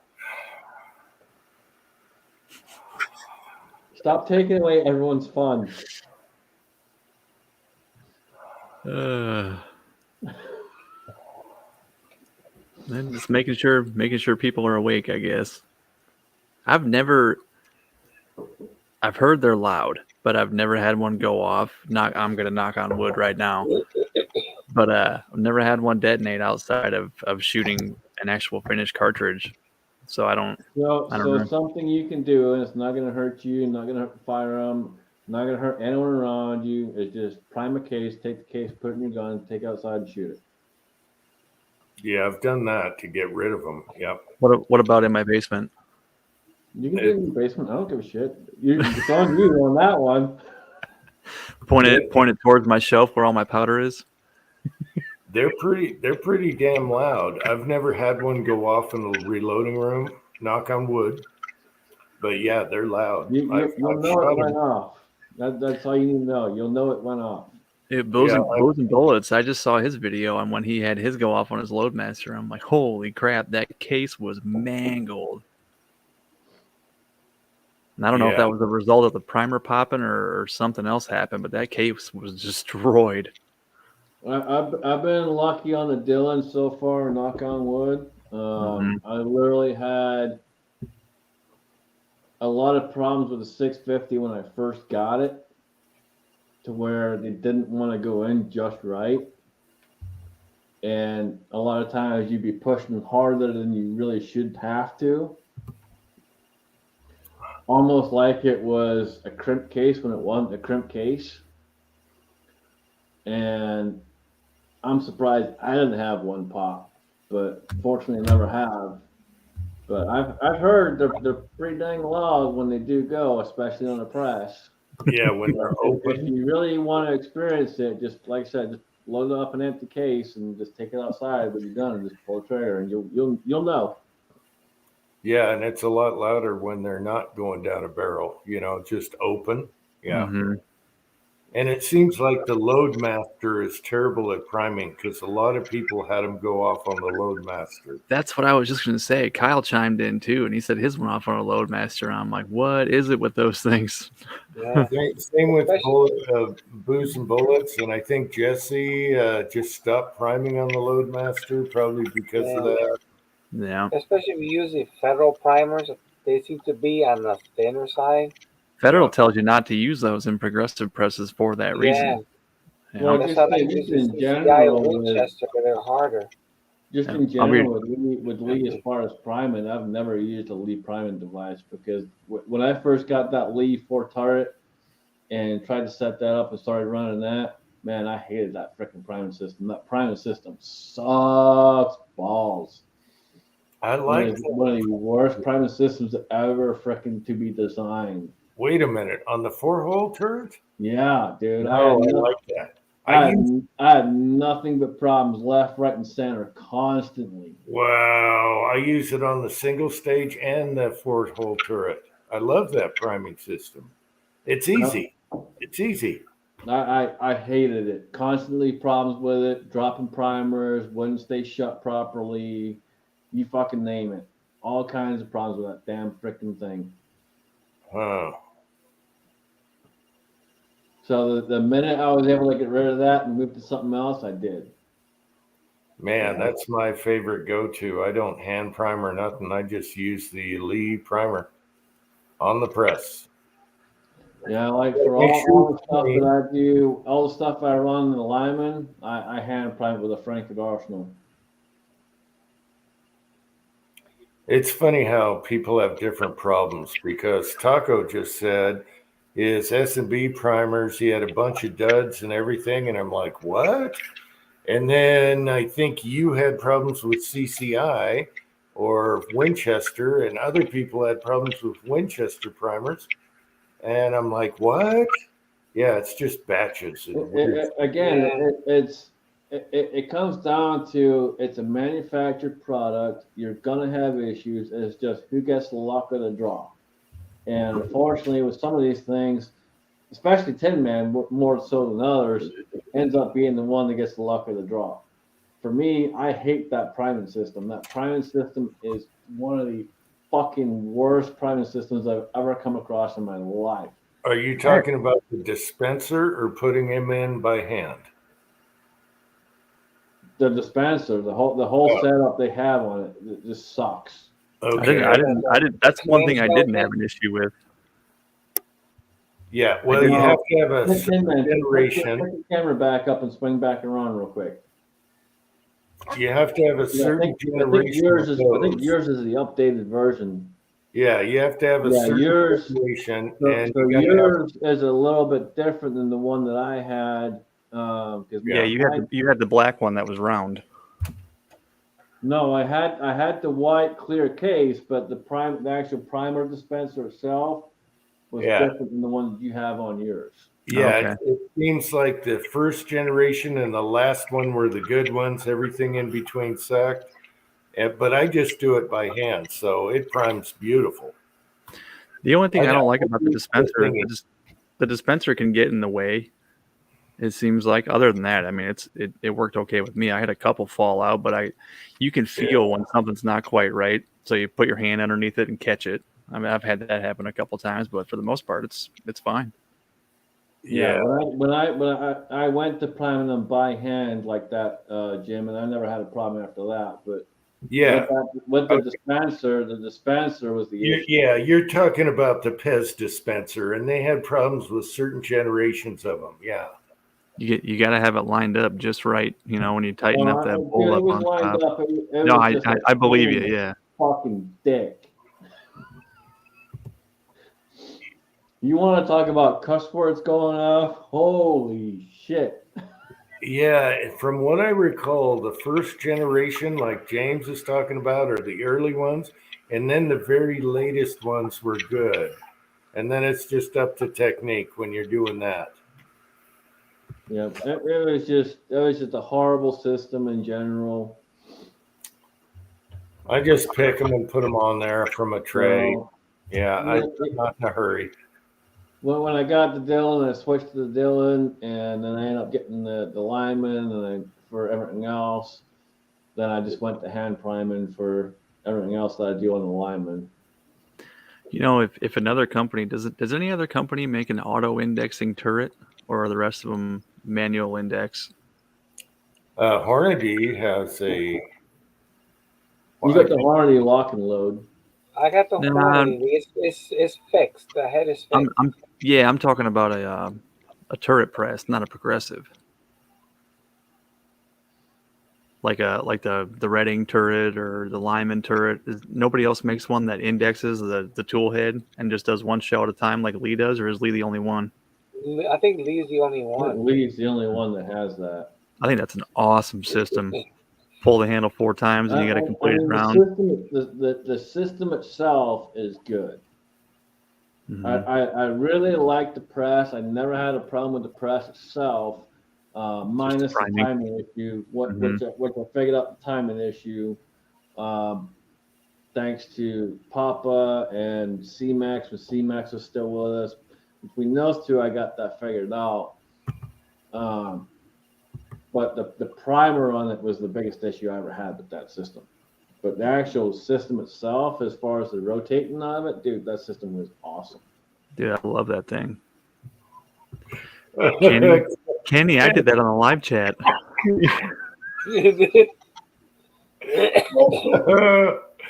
You forgot to hold your primers in. Oh my gosh. I've never done that, but it's bad. I picked them all up with the 2 and then I flipped it upside down and you could hear all the primers falling out and then you just hear me go, son of a bitch. And everybody's like, what'd you do? And I said, nothing. I turned my camera off and started picking them up. If you haven't dumped something on the floor as a reloader, you're not a reloader. Yeah. You're too angry. I literally said, I switched the Dillon over from 9 to 44, and it was the first time switching it over, and I forgot to put the little plastic piece in the fucking powder thing, and as soon as I cranked the handle, guess what? The fucking powder just started pouring the fuck out. One thing about the turret press is during the the shortage of parts and everything, like a couple years ago, I got a turret that was threaded like crap for your dies. Yeah. Like one side was threaded this way, the other side, and I'm like, what the hell? The dies won't even screw in there. I should send it back to Lee. But what I did was I just took an old die and screwed that sucker down and then force it around each side and threaded it that way. Yeah, man. Steel's tougher than aluminum. Yeah. But I tried to see if Dillon sold those little white plastic pieces on their own, and they don't. Are you talking about the piece that goes over your fail-safe rod? Yeah, they sell them in the kits. No. The one that drops in the back on the primer bar. The pickup tubes? Not on the primer bar, the powder bar. It drops in the back of the powder bar and stops it from. It has the stop placement on it. Oh yeah. The charging bar. Yeah. I know. I have the old one. You have to pinch to take it off, and it's a pain. It's all chewed up. Yes, that piece right there, that little white piece. you have to buy the whole kit to get one of those. They do not sell those separately. I know. It sucks. So that's what stops it from going all the way out of the other side of the measure. Yes, that's what stops it from dropping powder everywhere. So when that fails, you're gonna have powder everywhere. If you do not put that in and you go to load a cartridge, you're gonna see powder just pouring everywhere. Just put your hands there and start catching it until your hands get full. There's no catching it, dude. As soon as it starts pouring, it's over.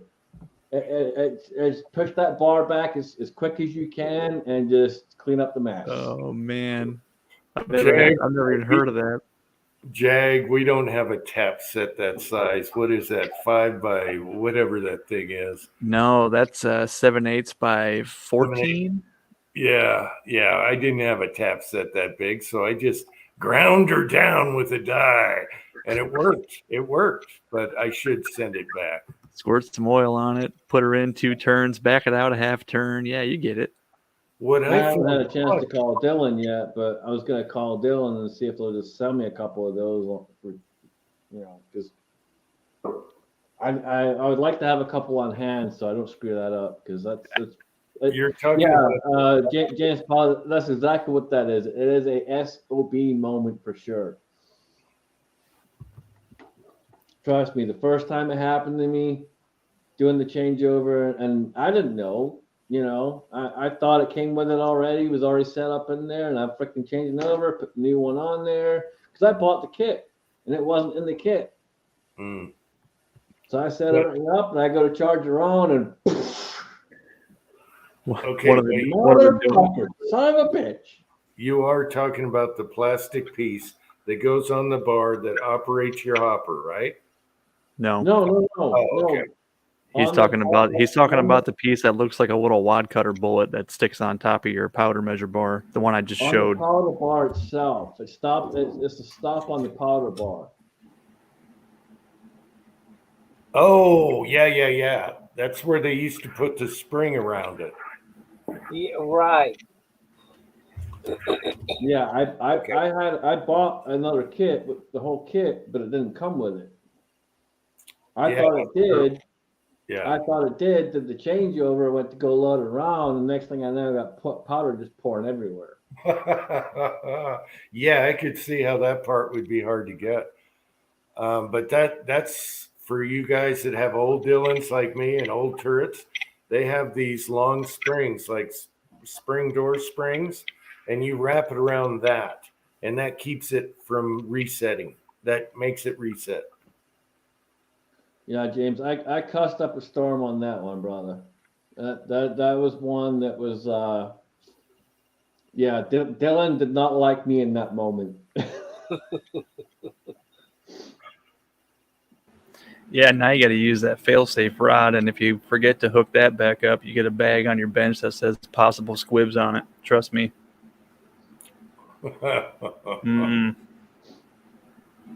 That's where that came from. I forgot to hook that reset rod back up, and then I loaded like probably 50 rounds. So I mean, it wasn't the end of the world. It was only 50, and I pulled a couple, and I'm like, well, this powder charge is still fine. So I took that bag to the range and started, made about 2 mags through, and then the third mag, I heard the pop, and I was like, shit. I had a squib in my barrel. We know how that goes here. How's it going?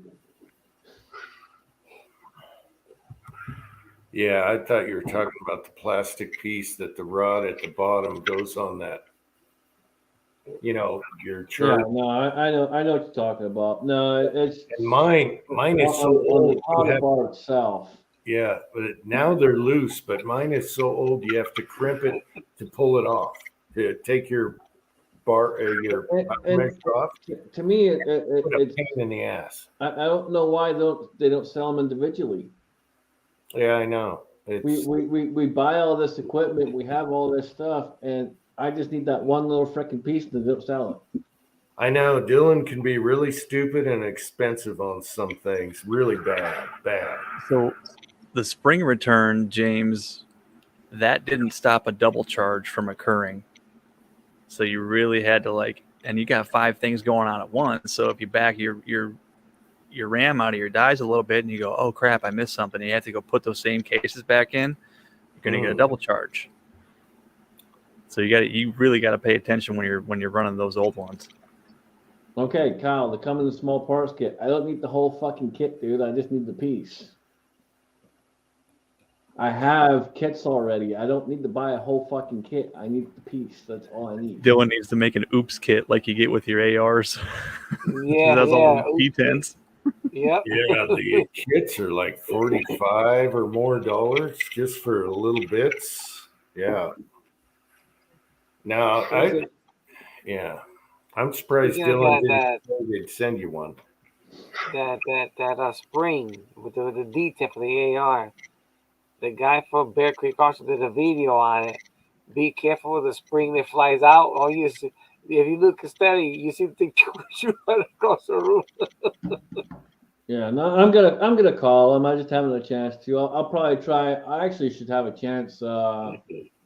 This coming week I'll have an opportunity. So this week I'll probably call him and talk to him and see if I can get a couple. Tell you of what, them. let me measure it real quick and just shove a piece of wood dowel in there.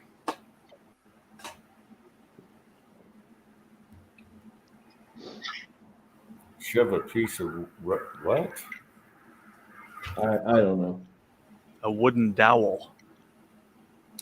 It's 350 diameter, so you get a 3/8 wooden dowel and sand it down a little bit. You should be able to cram a little piece of wooden rod in there just to get you by until they send you one. Yeah. Okay. Yeah. Okay. Or aluminum, yeah. Huh. Yeah. I mean, I'm not in a huge rush for it. It's back on 9mm right now. I'm not gonna be switching over to 44 for a while. I got plenty of 44 loaded up. The springs you were talking about, Julio, the best thing they ever did was put a little grub screw there, to hold it in while you put your castle nut on. Yeah. Yeah. If you guys are building ARs, make sure you have your own OPS kit.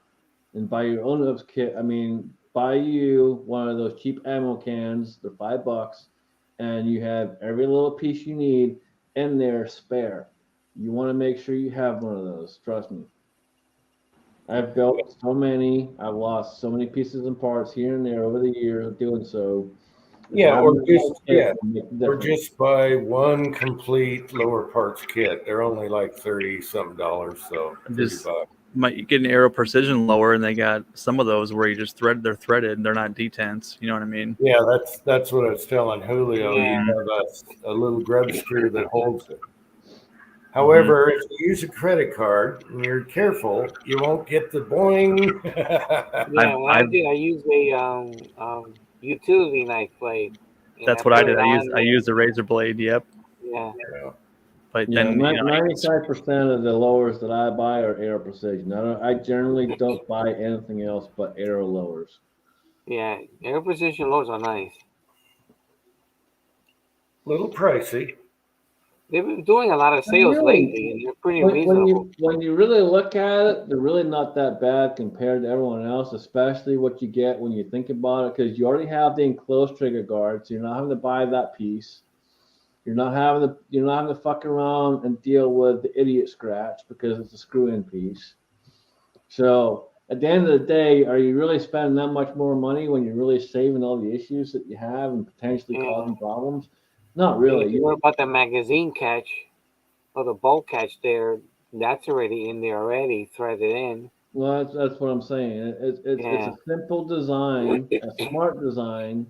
And yeah, it's a little bit more money, but really not that much more when you think about it. I don't know. I've walked out the door at a gun shop with a Palmetto State Armory lower for $28 out the door. That's pretty cheap.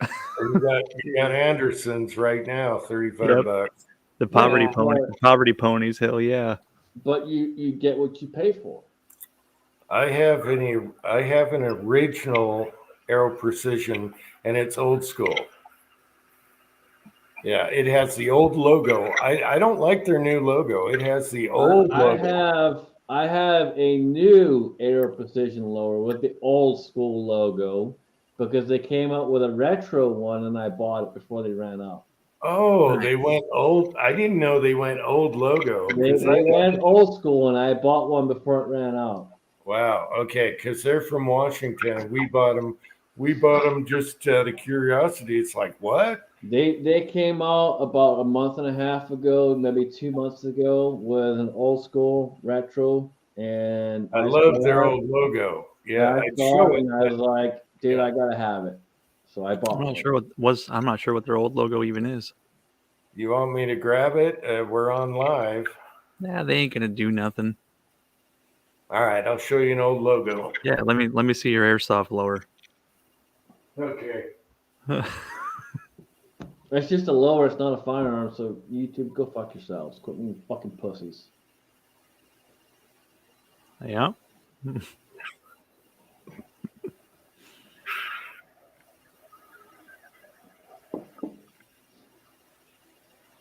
Tim, man, did you pick up a dagger?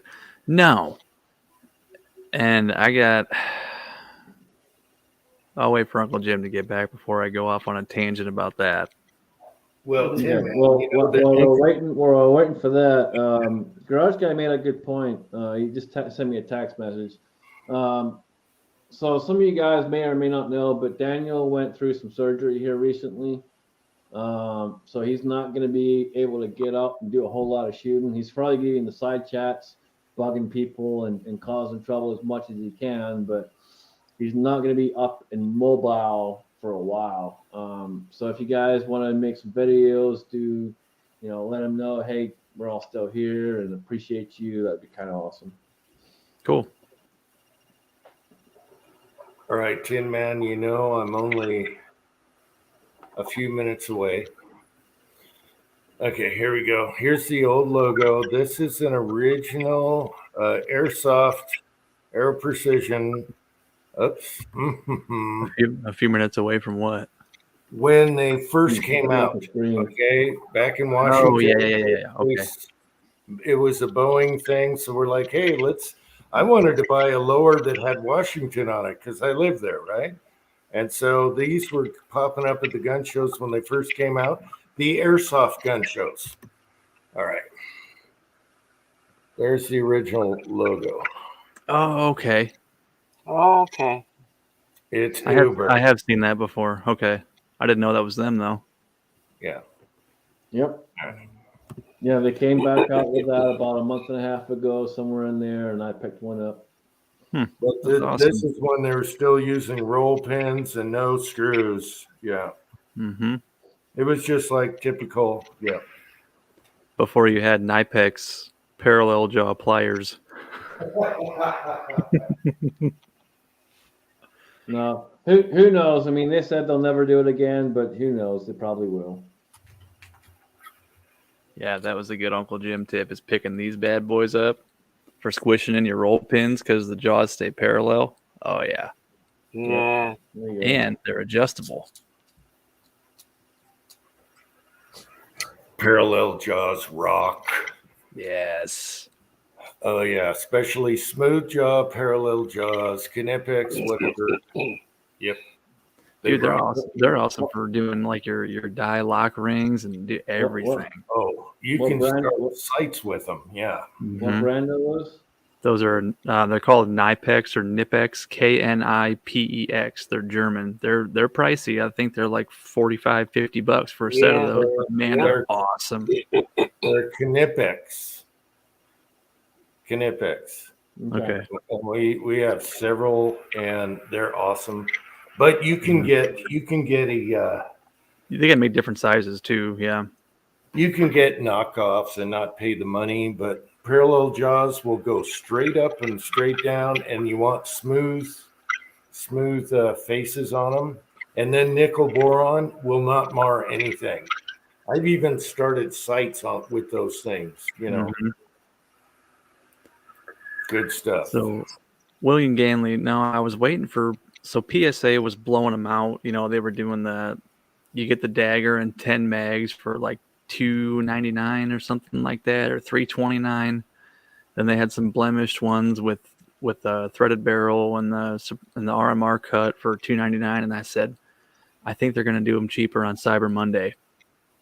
So I waited, and then Cyber Monday rolled around, and they did do a special on daggers, but it was the full size one. And then they were out of stock on all the other daggers that they were blowing out the previous week. So I got screwed. I was trying to be a cheap ass, and yeah, I got screwed.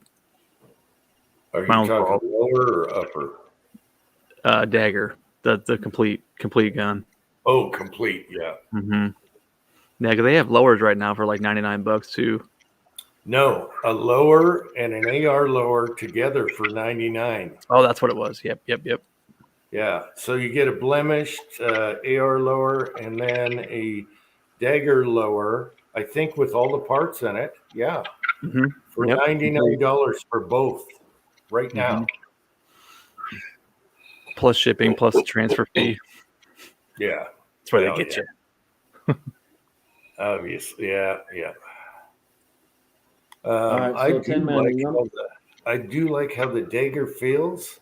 I wish the little notch for my middle finger was a little more out of there, but other than that, awesome. I don't think the full size would be as nice as the compact dagger, because they have that full size one that's supposed to be like a Glock 19X. No, full size would be like the 34, the 17. No, it's a It's a 19. 19. It's a 19 slide, and Yeah, it's a 19. It's a 19 lower. It just has a bigger grip on it. Is all it is. I think it's the Glock 19X is what it's supposed to be a copy of. Wouldn't that be a 17 grip? No, because a 17 is a completely different frame design, like a longer frame. You know what I mean? I see what you mean. Okay, I see what you're getting at. Okay, just the grip is longer. Just the grip, correct. I tell you what, though, the Dagger 19 clone is perfect size. You know, Right. That's why I didn't want the longer grip, because I'm like, I just want the plain J19. You know? Yeah. By CZ. Knew that was coming. You can't get a CZ for $99. I'm sorry.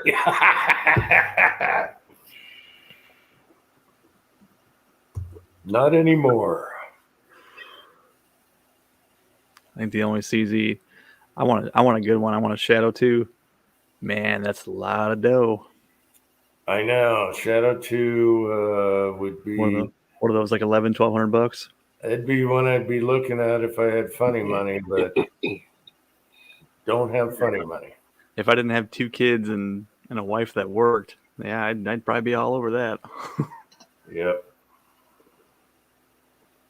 Oh, I gotta pause this. Big Samoans fighting next. But I wouldn't trade him. Wouldn't trade him for a world. Dude, I'll tell you. 3D print a CZ either. No, You know, yeah, they should do like one of the polymer frame. Yeah, nobody has a CAD for a CZ. Yeah. Where are you going to get the slide? CZ's expensive. Yeah. The daggers are the stuff. I mean, my 19, I'd rather have the dagger. I think somebody made the 3D print files for the 45 ACP high point pistol. I think I saw those. I saw somebody do a 9, like Taco's all pink. Mhm. Oh, it was that link I sent you. Oof. What I didn't was watch. that? I didn't watch the whole video. I started watching that video. I was like, yeah, maybe some other time.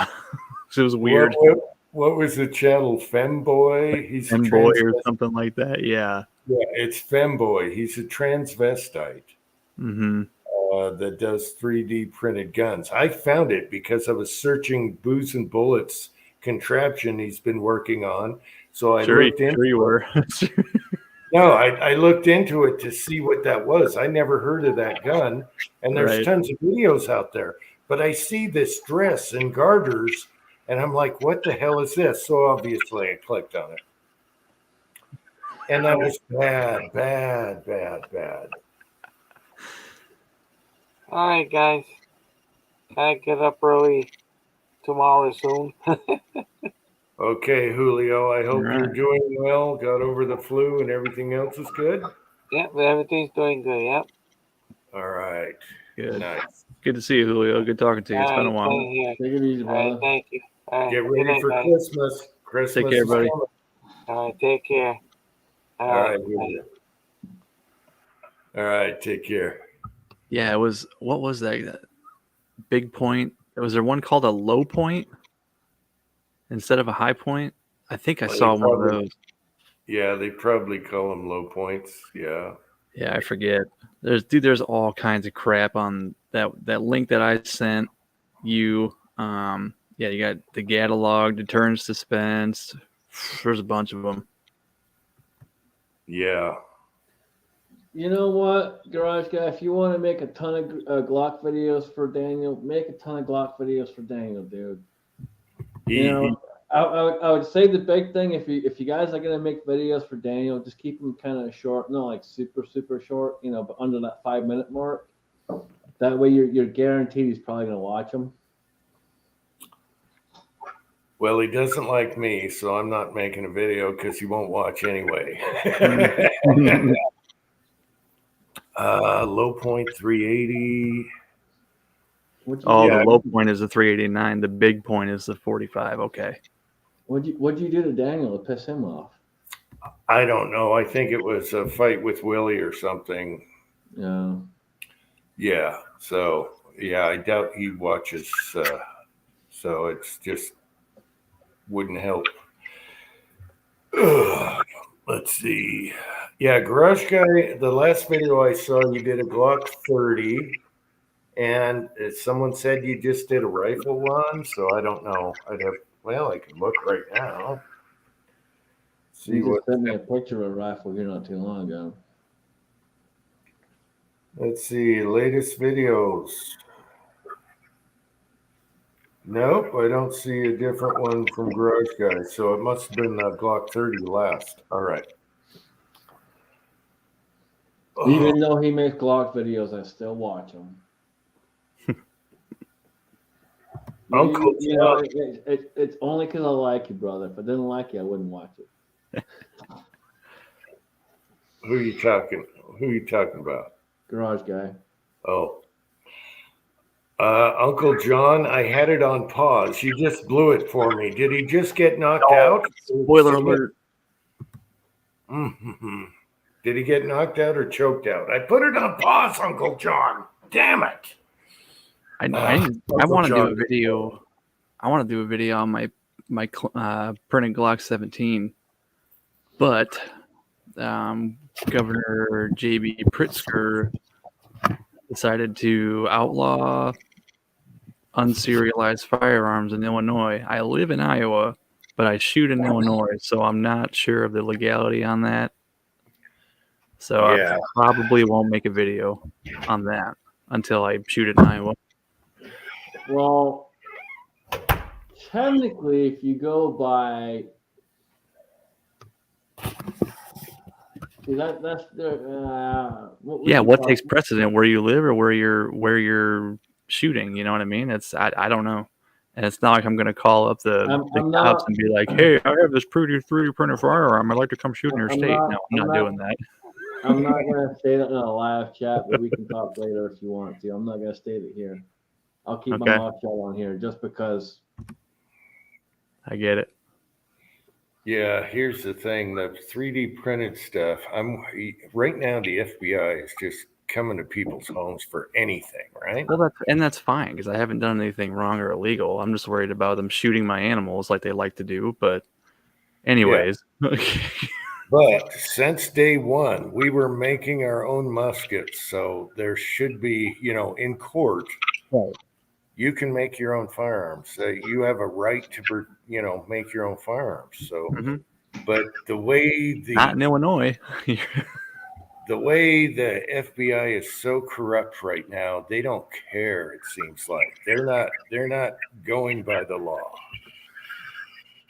Well, the problem is, and we see this a lot, and something that I got told about here not too long ago that came up also was that we see this a lot where the ATF tries to make laws on their own, and they're not laws because they're not a law part of the government. They enforce laws, but they do not make laws. They try to make rules and interpret the laws as they see fit, and that ain't how it flies. And they try to tell you they are law when they are not law. Mm-hmm. And then you have people freaking out, and next thing you know, you have all kinds of issues going on, which causes more problems in that respect. Then 15 million lawsuits with millions of dollars and time pissed away down the drain. It's all stupid. Yeah.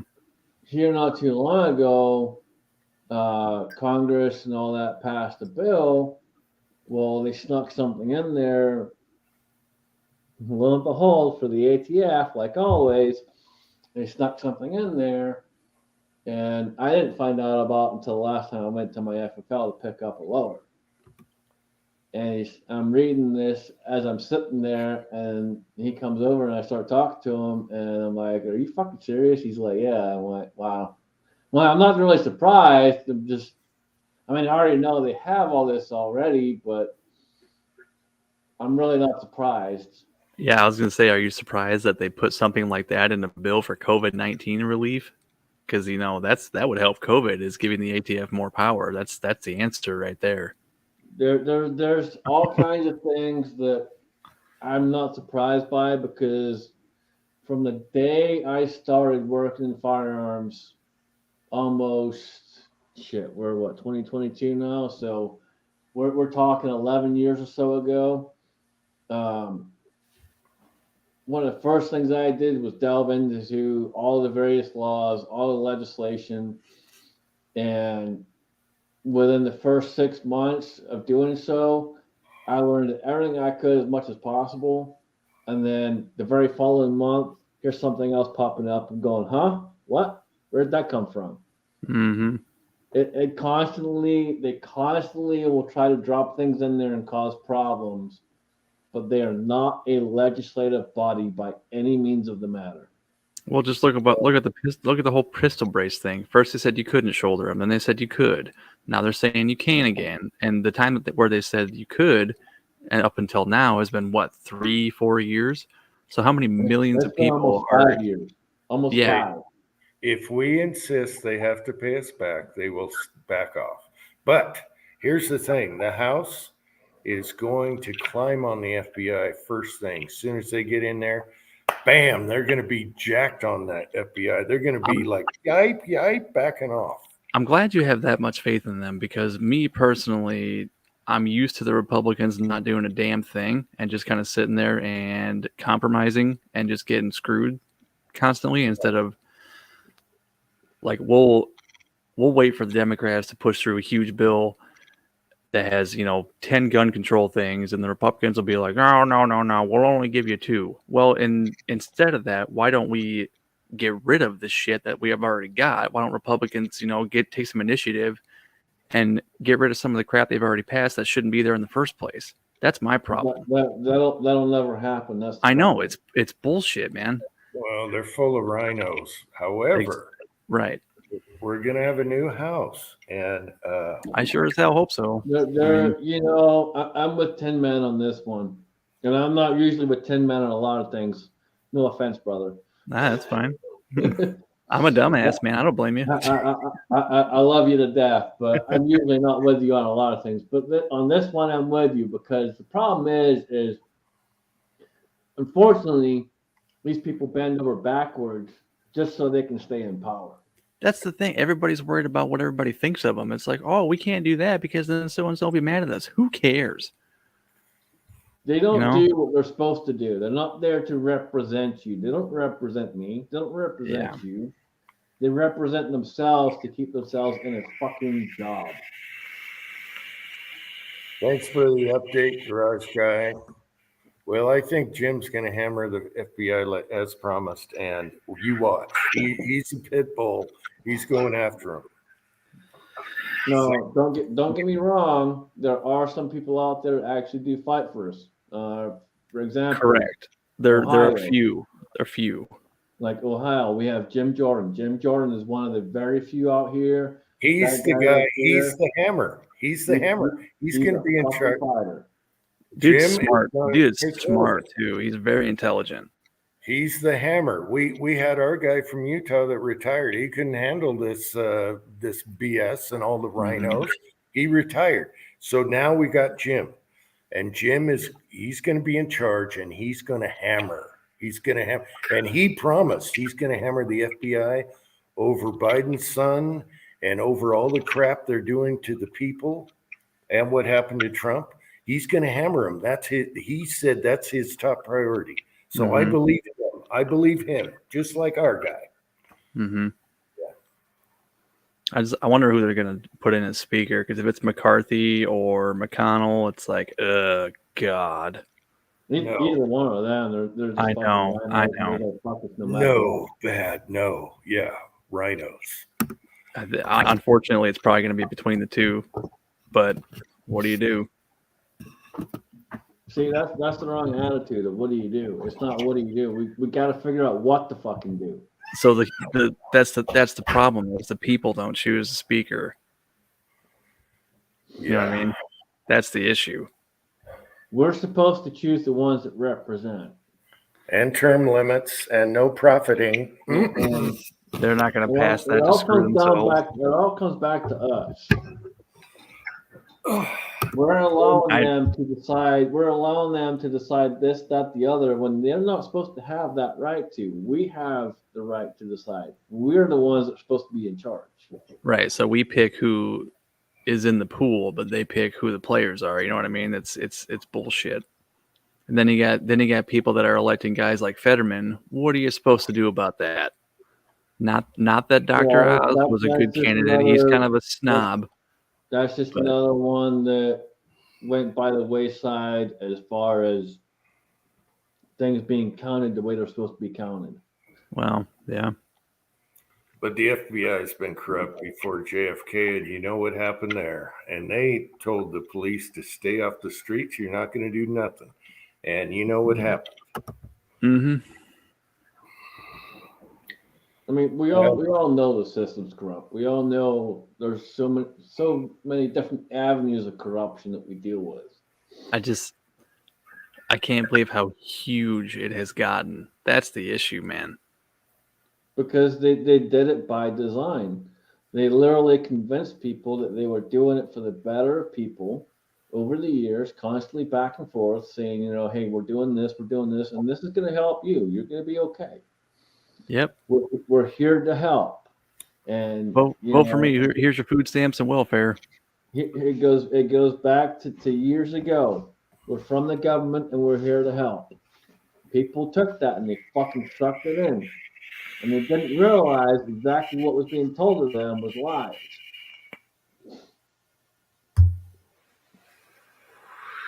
Yep. And then we have such a weakened society nowadays, just like you were saying, we have such a weakened society nowadays where they all want their food stamps. They don't want to go to work. They don't want to fucking do anything.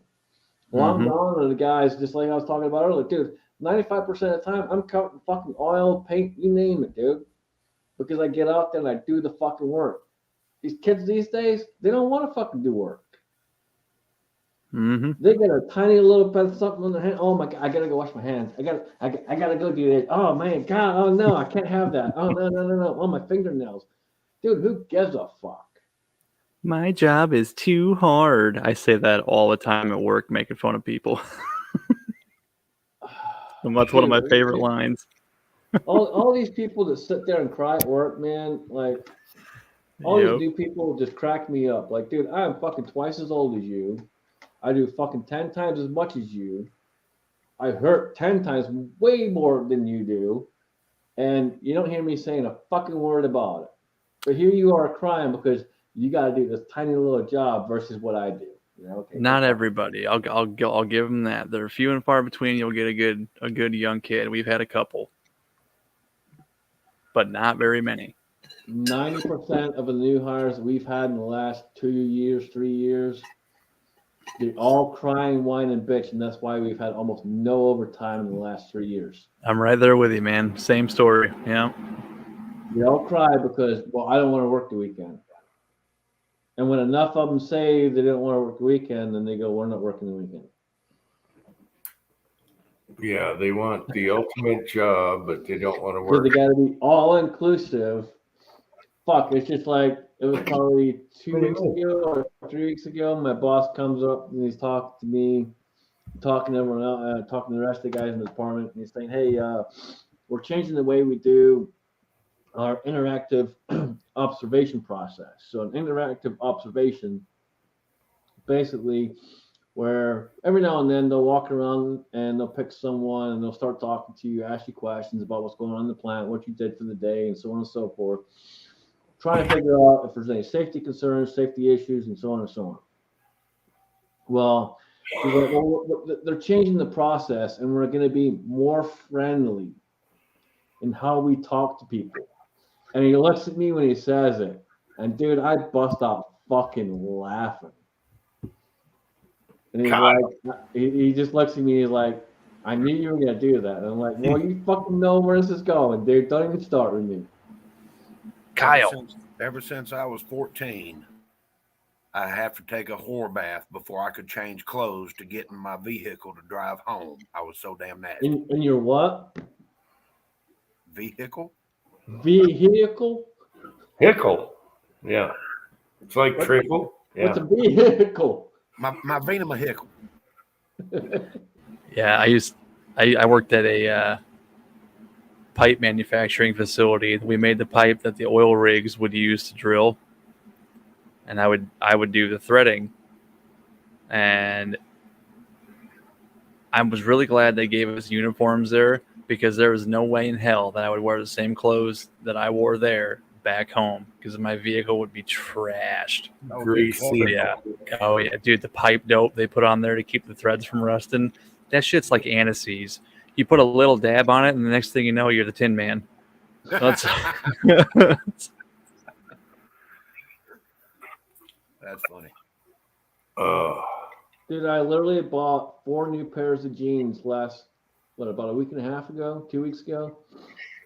I only have 2 good pairs of jeans left. It doesn't matter what I do. I try not to get them dirty. I do my best, but never fails, dude. Never fails. Since we were talking lowers, Tractor Supply has a great sale on pants. I picked up 4 pair today. They're $9.99 a pair. dang, that's a cheap lower. Right. And they're $10 not for a cereal. pair of pants, man. And they're Yeah, not cereal. I bought a pair that was really was a good fit too. Yeah. What was the brand? I forget. Oh well. We went in there the other Supply day. left my looking for business something, years ago. and,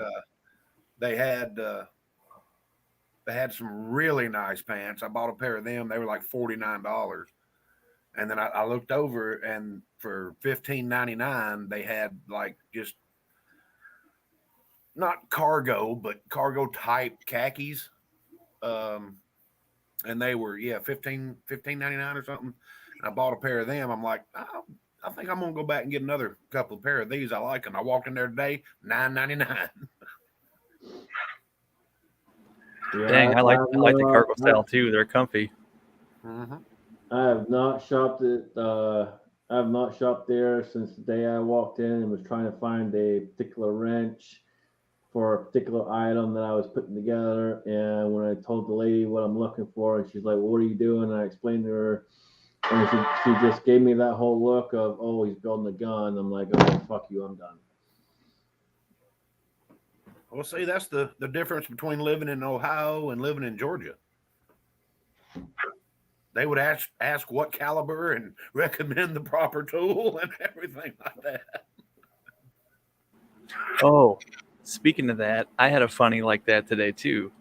Our change jar got full on our stove, so I take it and put it in the car and go to the bank and give it to them to count it, because they do it for free in their little change machine or whatever. Lady comes back to the window and she hands me a spent 45 ACP case. I was like, "Oh shit, how'd that get in there? Sorry." Yes. She's like, "I don't know what that is." I'm like, "Yeah, me neither. Sure, well, whatever." It's used to do heroin. Just give it back. If I was to go through my truck right now and clean it out, I guarantee you there's probably at least 50 to 100 pieces of brass somewhere scattered all over my truck. Do y'all remember Chico's video? Where he dude, was, the cop car, was- yes. yeah, where he was refurbing that cop car. The Ford, yeah. He was like gold mine. It was a range car or something like that where they did mobile training and stuff like that. There was brass all over the damn thing. Well, I think it was a Crown Vic. Yeah, his Grand Vic. He was like, "Y'all look at here." Look, the last time I went through and cleaned out the truck and got it kind of organized to a certain degree, I found a bag of about 200 pieces of brass. Like, You shouldn't be I- mobile managing that much. I got the spare tire thing in the back hatch of my Jeep where the spare tire is, or no, they got rid of that. So the spare tire's underneath, but they still have the compartment where the spare tire would have sat. Like where And- it swung on the back? Like what? Where it swings on the back? No, it's tucked up underneath like it is on a truck, and you got to lower it with the winch. Yeah. So He's talking about I have like the Grand Cherokee or something like that. Yeah. yeah, it's a Grand Cherokee. So they still have a little compartment there that you can put. It's not very deep, but you can put some crap in there. Dude, brass always falls in that thing. I go to get something out of there, and there's just cases rolling around. And you can hear them going around turns on the highway and stuff, just clinking around back there. Yeah, there's a gold mine in there. Hey, what you need to do is let Chico detail your car. dude, it doesn't matter how much I clean my truck, I always find something gun related. Always. Let me get My- away from this. My truck, the seat folds up and it's got dual rifle racks behind the seat. You close the seat, you can't see nothing because it's a single cab. That's how I bought it. I should do a video on that with rifles on it. Yeah. That's badass. I remember your video where you were cleaning up underneath the couches, and you found a whole bunch of brass under your couch. That was the cat toy one. Yeah. I would do a video on cleaning my truck, but man, I'm embarrassed, man. I'm not. I don't get embarrassed easily, but I'll tell you right now, my truck is a fucking disaster, and I'm ashamed. I am ashamed. You can't have any passengers because there's too much garbage in it. Pretty much. You can't. So the back seat is full of tools and stuff I use on a daily basis on my second job, and the front seat basically is full of trash and crap that there's no one getting in my truck, dude. Yeah, my car is full of fast food wrappers and empty styrofoam cups. When I tell you I literally get off work and I go work another job for another 8 hours, that's what I do. I'm not joking. That's what I do. So it's You need a fucking mess. Uncle John. what? We need to see a short. Uncle John. He's I'm making gonna fun of you tell about your right now random what short you can do with videos. your short. Shorts. I You can can't take that stand. short and you can shove it up your.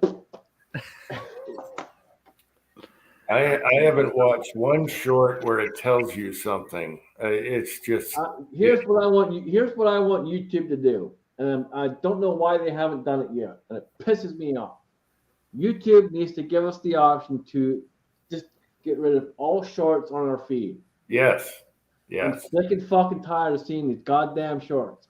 If I that's something you agree. want to do, that's great. I That's don't great. agree because I like the shorts. Well, fuck you. I- No one cares. No. Listen, because you'll like it too. No, I don't. I flip through them and it'll have clips from sketches from comedians that I like. Oh, That Okay, cracks me great. up, man. Like I Dave don't Chappelle wanna and George fucking Carlin. watch you, period. If I The want to what? watch your video, I want to watch your video. I don't want to sit there and fucking deal with shorts all day. Well, I mean, Yeah, I guess there's some good shorts out there, but like you say, comedians giving one-liners, but most shorts don't tell you nothing. They're annoying. I get tons of them, and mhm. I wish I'm with Scotsman. I When wish you get all shorts. This isn't TikTok, okay? it's Yeah. I agree with Uncle Jim. It's not fucking TikTok. It sounded like someone jumped in. I don't know. Maybe they did or not. It sounded like there was a beep. There's somebody Probably backstage. No, it's probably Kyle taking a bath. But you know, these shorts are so fucking annoying, dude. When you're subscribed to so many people like I am, dude, they're everywhere, every fucking where. Everyone's I have a hard enough time keeping up with videos as it is, let alone with all these fucking shorts. Well, at least it only takes 30 seconds to watch.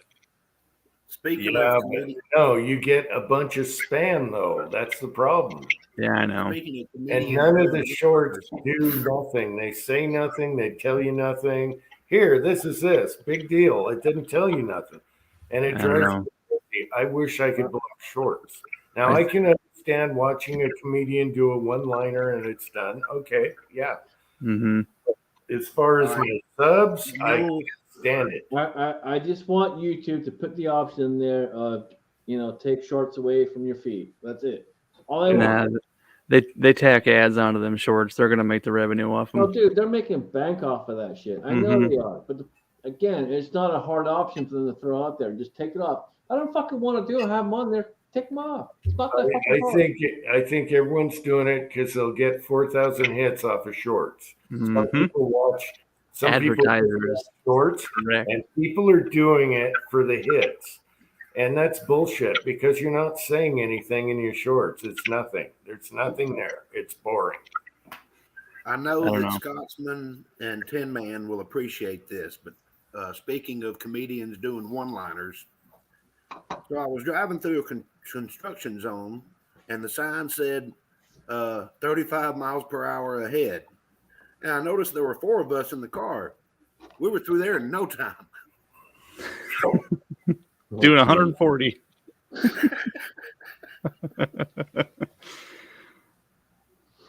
It's funny. Did y'all hear about the girl that was arrested on the University of Kentucky campus? Mhm. She was caught on video using racial slurs and physically abusing 2 black students.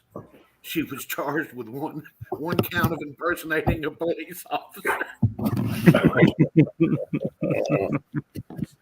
Oh, Okay, I'm done. yeah, you're done. You, The Dave Chappelle shorts that pop up on mine. Dave Chappelle is one of my favorite comedians. That dude is funnier than hell. Yep, him and Cedric the Entertainer. Yep. And I cut like it Dave Landau's. Dave Landau's pretty good too. George, obviously George Carlin and Eddie Murphy and all them. Oh yeah. Have you heard the Cedric the Entertainer Bominicious? Yeah, you can show that too. Bominicious. The king will always be Rodney Dangerfield for one-liner shorts. Mm-hmm. Yeah, that's Always. true. It looks good on you though. Last time I saw a mouth like that, it had a hook in it. Rodney started it all as far as one-liner shorts. He's the king. He's the king. And I could do Rodney Dangerfield shorts. That's one thing I could do.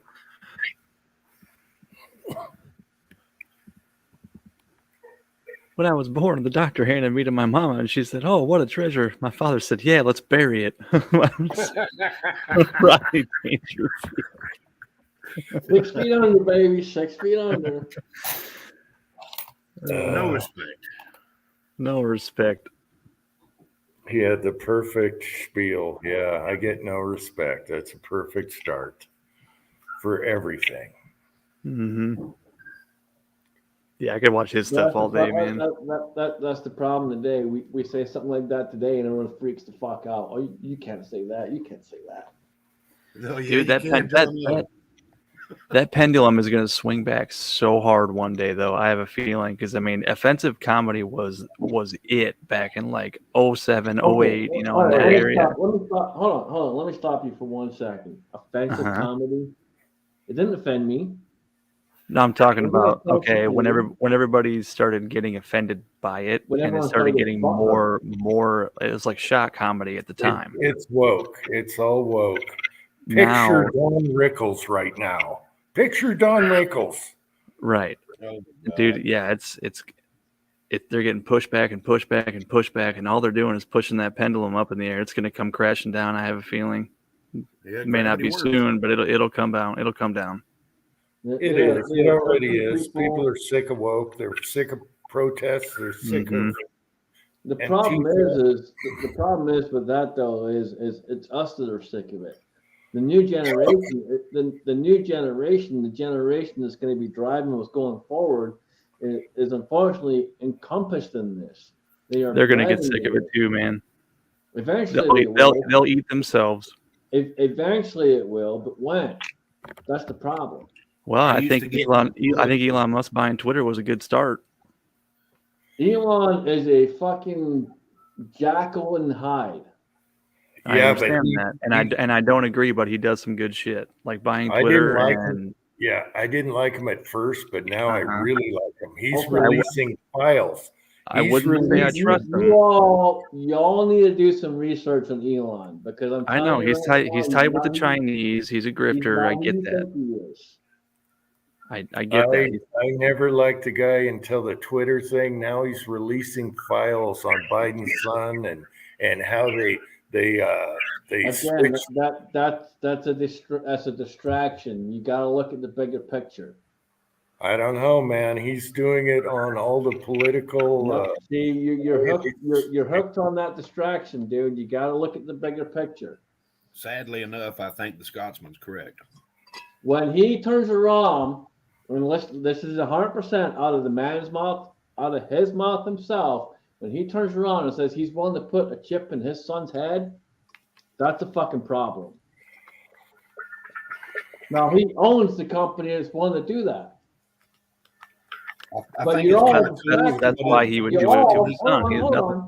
Nothing bad's going to happen to his kid. He's going to make sure of that, but everybody else is going to get Of screwed. course, but everyone else is going to have to fucking deal with the bullshit that comes after it. Exactly, and I'm not disagreeing with you on that, man. But What I'm you're all saying is, distracted by the fact that he has Twitter and he's releasing all these files and doing this and doing that, and that's the big fucking distraction. Be aware of what else the man does. Yeah, but what he's doing with releasing the files on all the elections and everything, it's actually spurring on heat on YouTube and everyone else because he's bringing this out. And what he's doing there is good. Like I said, I never liked him before. right? Until he started doing this stuff. And he's a character. I love it. He likes to poke people good. He is a funny little guy. He's funny, but again, guys, it's a distraction. He's poking a lot of antis and it's pissing him off. And I love it. I love every minute of it. I'm just looking at right now what he's doing. He is a huge part of what's going on, and unfortunately, so many don't realize it, but he is. And I understand the whole thing. I mean, wanting to put chips in people's heads is bad, but how many people do you think are going to resist? I mean, they're not going to put a chip in my head because I'll be dead before that happens. Because it'll get to that point. But look at all the people that stood there and took the whole fucking mask thing. All the people that still are out there today still doing it, and we know it does nothing. We've known from right before it even started that it does fucking nothing. Mm-hmm. I think he realized and he turned. He changed his ways. He went more right because he saw that this is bullshit. It's a fucking distraction. That's all it is. I think it's good what he came out with. He said maybe the optic nerve center is still in your brain, and maybe this chip can stimulate it, and we can give vision to people that were born blind, and maybe give movement to people that were paralyzed in a car wreck. I mean, that's I mean, how it starts, and the next thing you know, that chip will be able to, push a button and you'll just drop dead. Who knows? yeah, I'm not blind. But what and he's I haven't what he's been doing with car what he's wreck. doing with Twitter, I like. It Yeah, can control everything that you fucking do. It's a very fine line we're walking on.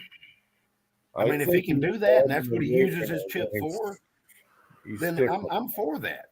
But like I said, I'm not blind, and I haven't been in a car wreck, and I'm not paralyzed, so I don't need What most of you guys need to realize is that the reason that most of these sicknesses even exist is because the government and the people that are supposed to represent you have caused you to have these fucking sicknesses, have these illnesses. 95% of the stuff they push on you to eat, 95% of stuff they push on you to put in your body that's supposed to help you and make you healthier, don't make you healthier. It makes you fucking sicker. That's I true. mean, people were blind before the government, but I get it. I get it. How long ago was the chip, though? Dude, it wasn't that long ago. Because he kind of got the light on what's going on, and I like what he's doing on Twitter. But regardless, you got to understand that again, he's playing a card here because he has investments in all this stuff too. And unfortunately, a lot of this comes down to fucking power, money, and control, and that's where it all lies. And he's a part of it. Whether you want to believe it or not believe it, he's a part of it. Yeah, but I like how he Summit fired all somewhere those and people. announced his little chip thing. I think it was like 2, maybe 3 months ago. How many months ago? 2, maybe 3. If people want to do it, that's on them, man. We have Mad Guru, and he's saying he's destroying with that right-wing BS. Oh yeah, well he's making free speech is so far right. Yeah, all the extremists are clamoring for free speech. Who would ever want free speech? My body, my choice. Who's got a ranch? Who would ever want free? That's awesome. Oh my God, free speech. That's terrible.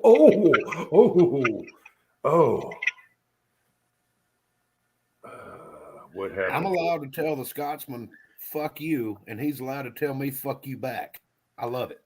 Destroying Twitter, meaning that 75% of child porn is gone, and he's letting people back on that should have never been banned. Yeah, that's destroying it, all right.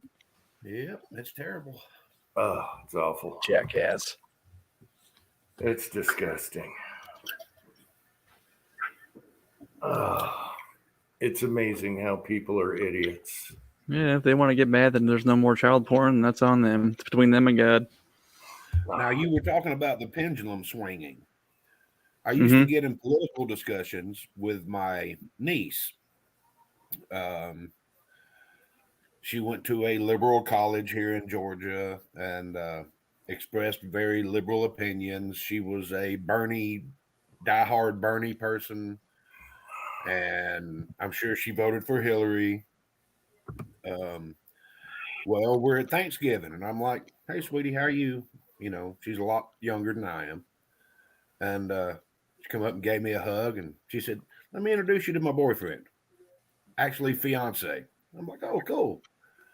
And got to talking with him. He's a diehard Republican, ex-military, and she has changed her entire way of speaking. We actually had a decent conversation where nobody got pissed off about politics.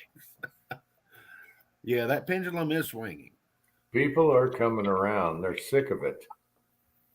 The woke thing is disgusting. You know, they're sick of it. So I think she finally got a job that paid decent money, and she looked at her paycheck stub and says, "Why is all this money going to Ukraine?"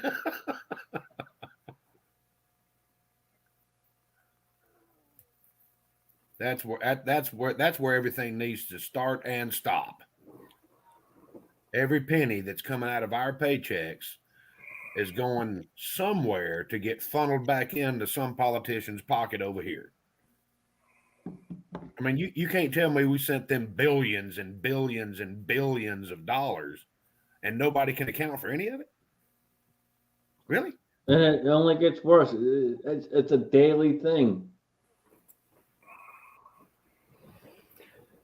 That's what I want. Just a 30-minute audit of where that money went. That should tell you everything you need to know.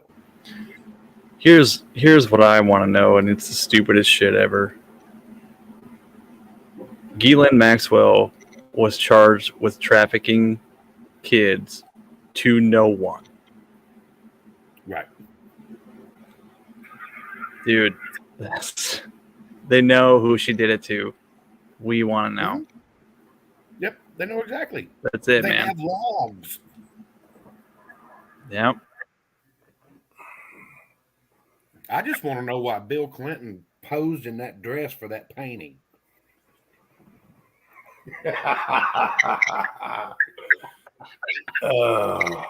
heard he's got COVID now. He's got COVID. Monica promised him another blowy. Ooh. Yeah, I heard old Bill's got COVID again. He must have taken several jabs. Yeah. Yeah, what do y'all think with all these young athletes just keeling over? I mean, they're 20 years old in their prime, like freshmen in college and stuff like that. That's been happening for a while. There's another one today, and the 18-year-old fucking girl from TikTok. She passed away.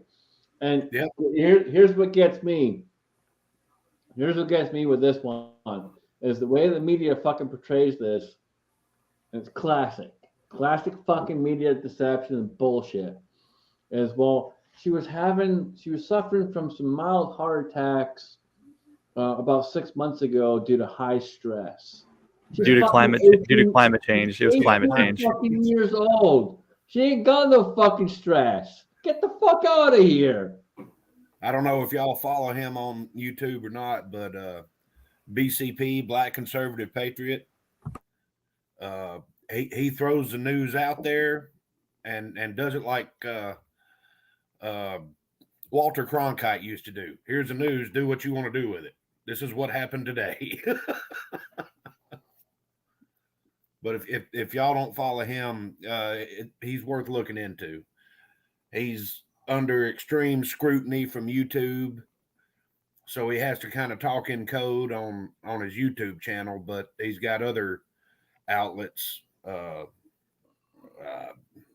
bcp.com or something like that. He's got his own domains and all that where he can talk unfiltered. And the man's smart. He's a retired finance manager, moved out of California to Utah, Jim. And he's caught up on politics and he's keeping an eye on all these weird demises that these young people are having. He's not a conspiracy guy. He doesn't wear a tinfoil hat or anything like that. But it's worth a watch. If y'all want to go check him out, check him out. But I enjoy it. That's where I get a lot of my news because it's just news. It's not his opinion. Okay, ran over. One of my favorites is the Salty Cracker. You guys familiar with him? Checked out the Salty Cracker. Dude, I think you'll like him. Really? Okay. Yeah. Hang on, let me. Very, very funny. Let me grab my mobile spying device here. Search. Ads. Is it all one word? I think it's 3 separate words. The Salty Cracker. I got it. James Woods is suing Democrats for censoring. That's the guy. Yep, he's got a ton of gold videos. Yes.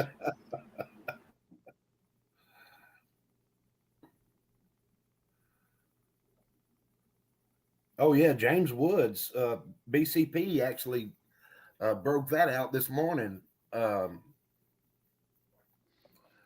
He's going batshit on them. They tried to push back James on him. Woods is one of the few and the many actors who I actually will support and say yes. That guy right there has got some balls behind him.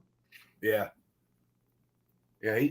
They're pushing back on him, and he's pushing right back with the damn bulldozer from hell. You know what they call that thing? That armored bulldozer in California? Talking about the movie Tread. No, I'm talking about the actual thing that happened, Death Dozer or whatever, where he was driving through buildings and all that, driving over. Yeah, I think that was. I thought that was Utah or maybe Nevada. I could be wrong. I can't remember. I think they made a movie about that called Tread. I forget the guy's name. I thought it was California, but yeah, it's somewhere out west. I forget what the guy's name was, but yeah, he got screwed over by the zoning commission and all that shit, and he just Killdozer. That's it. Killdozer. That's it. Yeah. William Ganley says Killdozer. That was it. The only way they stopped him is when he ran out of gas. Yeah.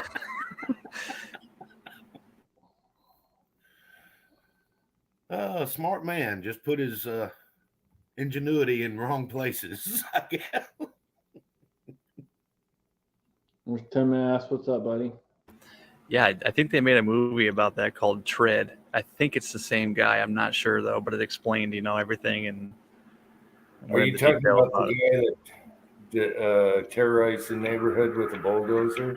Yes. Yeah, that was. I missed your conversation, but that was funny as hell. He got pissed off for what was he pissed about? The zoning commission was trying to put pipelines and shit through his property, and he said no. And then they found a way to legally do it and just screwed the guy.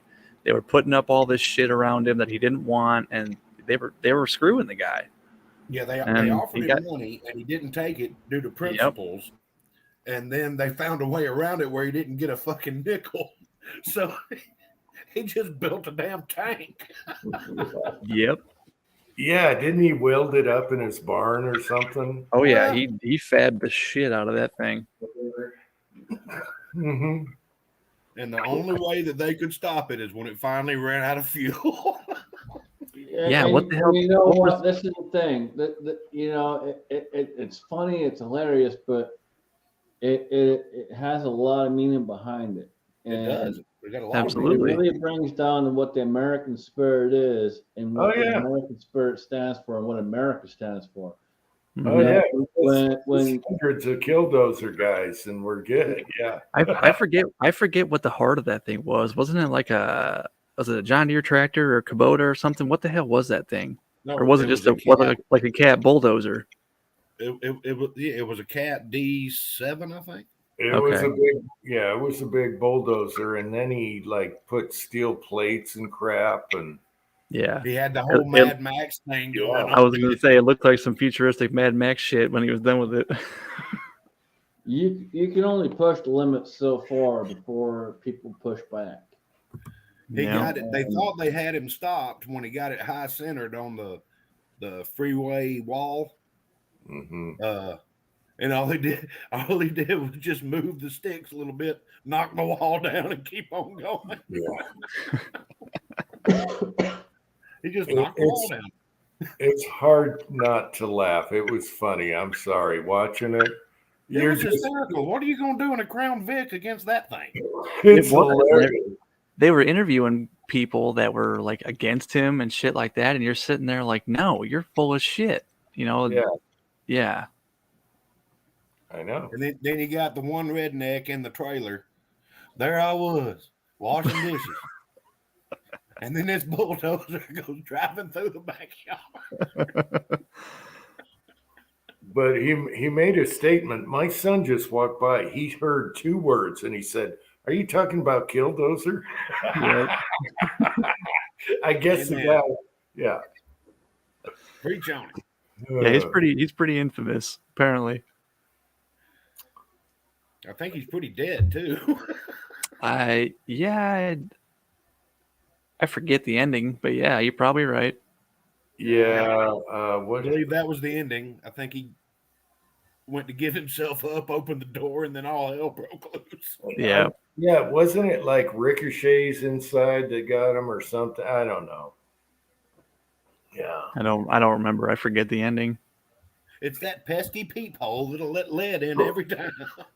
I tell you one thing, I'm gonna click on YouTube and put in Killdozer tonight and catch up on the documentary. Yeah, Oh man, he was yeah. man he the guy was very serious about his emotions. I can say that. Yeah, he might have shot himself. That's right, James. He might have Yeah, shot. you may be right. Yeah. I don't Yeah. remember. But can you imagine thousands of Killdozer guys can't take it anymore? That's where we're going. So yeah, I've got a snapper. yeah. Wouldn't you love to see Killdozer on an Antifa riot? Oh yeah, baby. Actually, I would. I just hate to be the cleanup man. Take the dick off the snapper and shove that clutch lever forward. You pop the front wheels off the ground right now. I was watching a video where people had enough with the protesters because they were bashing in their cars. You had your wife and kids in there, and they just started flooring it and just running over. And they running got away. over. They didn't get charged with anything. Correct. Yep, they didn't break the damn law. Mhm. They had a lady where they gave her probation and public service if she pleaded guilty for running him over, and she said no. Oh, isn't that the lady that the turned down the plea deal for Yeah. 6 days of probation? or She something? said, I'd rather face like 20 years and plead my case as not guilty than go for your bullshit. I have to do community service and, Yep. and plead guilty. That Good for is her. right there. Yeah, Good for her. she turned down, I think it was 6 hours of community service and 6 days of probation. And she said, No. go to hell. I think it was 6 months probation, but yeah. It was something stupid. Hell, I got more for my DUI 20 years ago. But that's an American right there. She's like, no, Yeah, me too. what is right, and I'm going to fight. Yeah. No, they don't screw around with DUIs, do they, Kyle? Not at all. No. But I can tell you this, that woman was not in the wrong. You have the right to protest. You do not have the right to block a public highway. Or bash your car in. They were bashing. Especially when there's signs on every on and exit ramp that says pedestrians prohibited. So there's a law that says that you can't be there. I'm Unless in a car. I can be here. Unless the pedestrians are going faster than 40 miles an hour.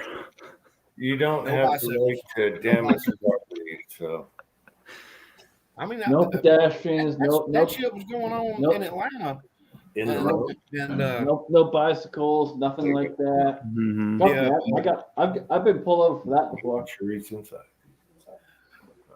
when all that shit was going on in Atlanta, me and Jamie were talking about it. And he goes, what would you do if something like that happened? I said, floor it.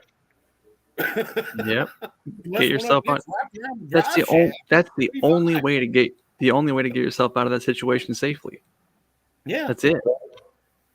I might get a busted window or something like that, but y'all ain't mobbing me. Y'all ain't doing no Rodney King shit on me. Somebody's gonna get a busted skull. Yeah. They had one truck driver. They were just annihilating his truck, and I'm like, why don't you put it in gear? Yeah, grab a gear and go. Yeah. No way. Trust me, you've got enough torque to handle the I think situation. Yeah. so many. I think so many are afraid of the repercussions of what they do. Repercussions be damned. You could be dead. Well, and that's the thing. You got to think about what's going to happen if you don't fucking do it. I'd rather be alive in jail than in a fucking box. You Yeah. won't be in jail. You didn't break the law. Right. But I'm saying. You got The only reason people you to look broke out the for. law You got is people to because you rely were on. You got people 45 that miles are an out hour. there. Leon, And you got to just fucking hammer to the floor, dude. Fuck that shit. Hammer it to the floor and get the fuck out of there. Mm-hmm. what are you going to print? Oh, okay. I'm just asking. I should fire my printer up. It's been like 6 months. I ain't printed nothing. Yeah, he's just cleaning the plate right now. I asked him what he's going to print, and he's like, I'm not printing anything. Oh, excuse me. Tin Man, you need to print me something. Shoot. Something. All right. Well, Tin Man, what's cool in the printer world right now as far as parts, like reloading or guns or whatever? Couldn't tell you. I'm kind of out of the loop right now. I haven't even touched that thing in like 6 months. Have you ever tried like M-locks, rails and stuff? That would be Like cool. The rail covers or The rails where you can put a tack light on it. You can make your own with screws. Okay, so here's something for you, Tin Man. I got Nope. one for you, brother. So I have to tourniquet print a holders. killdozer.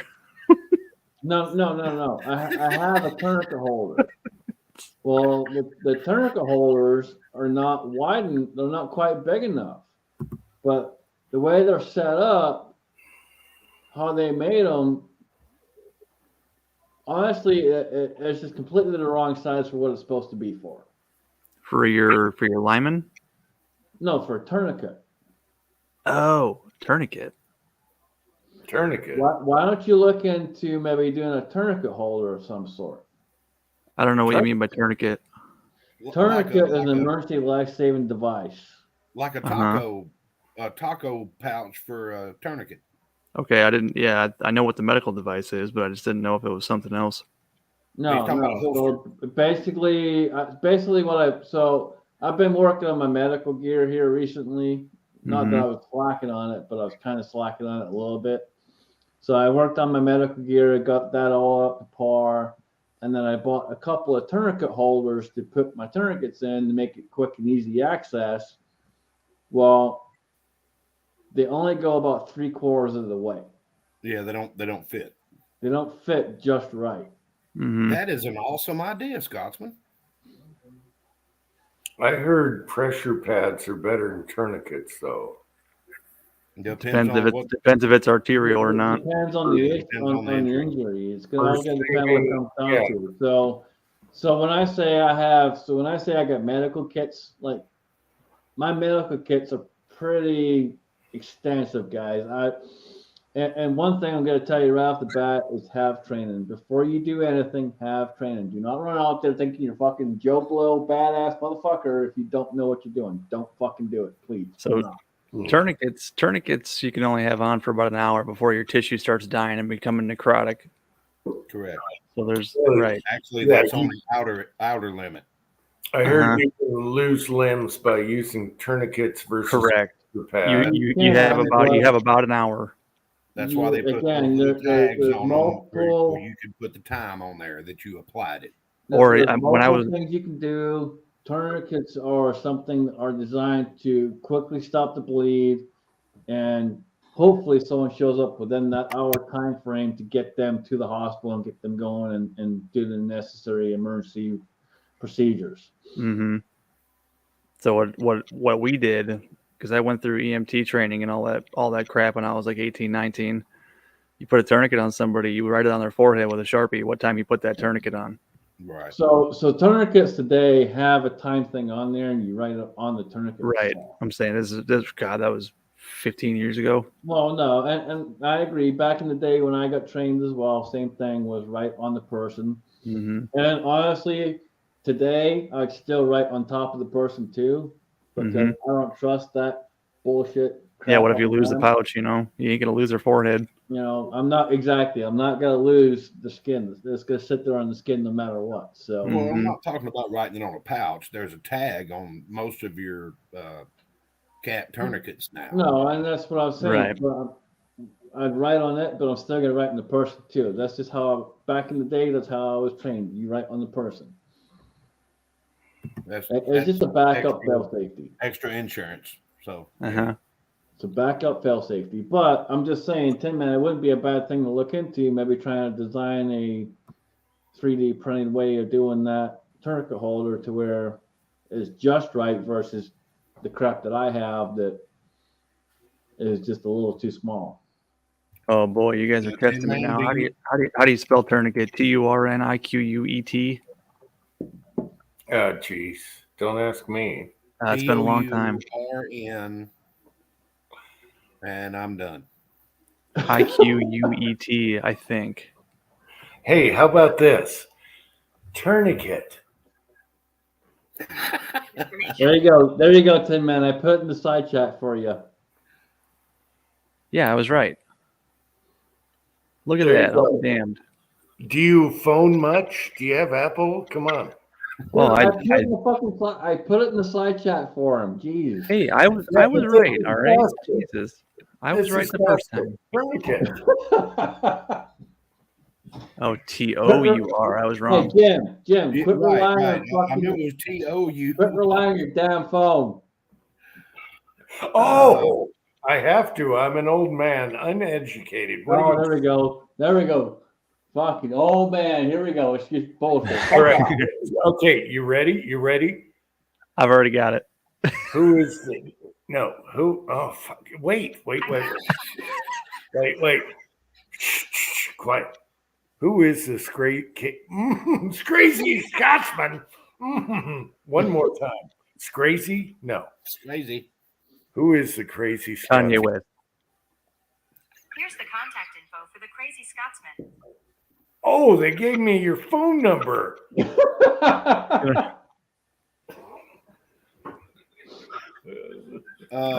you do. You have my phone number. I know.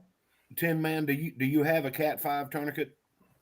I don't. So this says there are several different holsters available. It's a cat tourniquet holster, combat tourniquet, cat holster. There's a bunch of them. So here's what I'll do, man. I'll send you a couple that I have and how I set them up to be ready to go.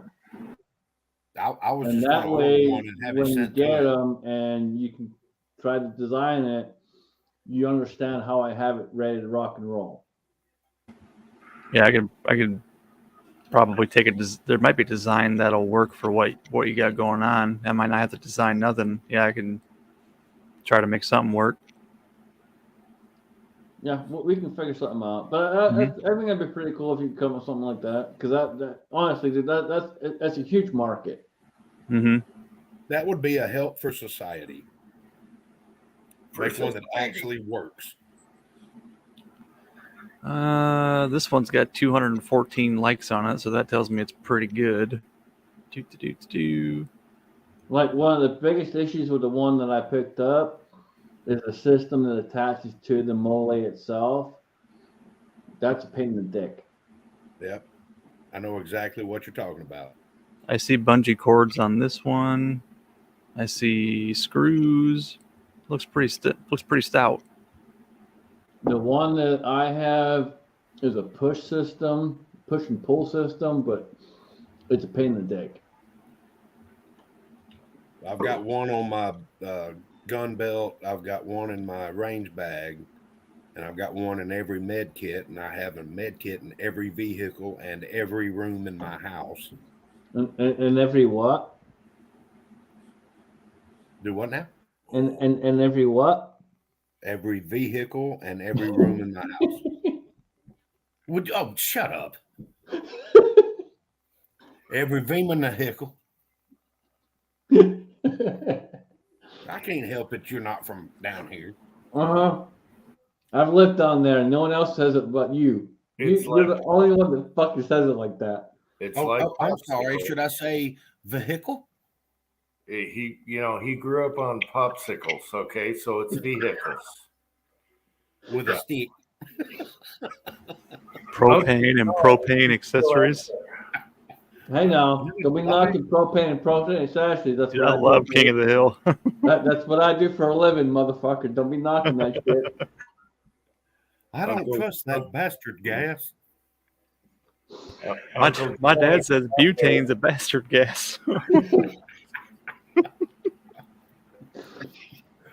Technical shit. I technically sell propane and propane accessories. Oh,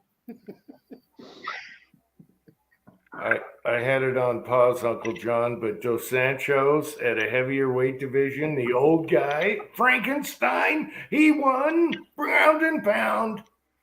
Wonder Boy is next. Oh, baby, I'm way behind. I think we all are at this point. Wonder Boy, the Karate Kid. Let's see what happens. Dude, those were some of the best days of my life when Jordan was really little. And she'd wake up in the middle of the night. I'd go in her bedroom and bring her out into the living room while Mama was sleeping. And we'd sit there and watch King of the Hill with her on my lap. And we'd be out there for 2 hours. And she'd just want to hang out with me and watch King of the Hill. I had the first 7 seasons on DVD. You know what we're gonna do when I come out there? And I'll be coming out there again this year here pretty soon. But we need to set out in the street, man. Out in the street, watch King of the Hill. Yep. Mhm. Just drinking beer in the alley. Damn right, brother. Damn right. Hell yeah. My son, before he could talk, he liked Mayberry. He liked the whistling before the show. And we would sit and watch Mayberry. Yeah. You know what Ford stands for? Fix it again, Tony. Mm-hmm. Dale, that's Fiat. That's Fiat. Ford is found on road dead. So what does Mopar stand for? I forget. Somebody made one up. I forget what it was. Moron on, I don't know. I like Mopars nowadays, so or the old ones. Yeah, I go back to looking at the old ones now. Massively overpowered and respected. They should put unibody in there, which sucks for restoring because the bottom end is shot on the car.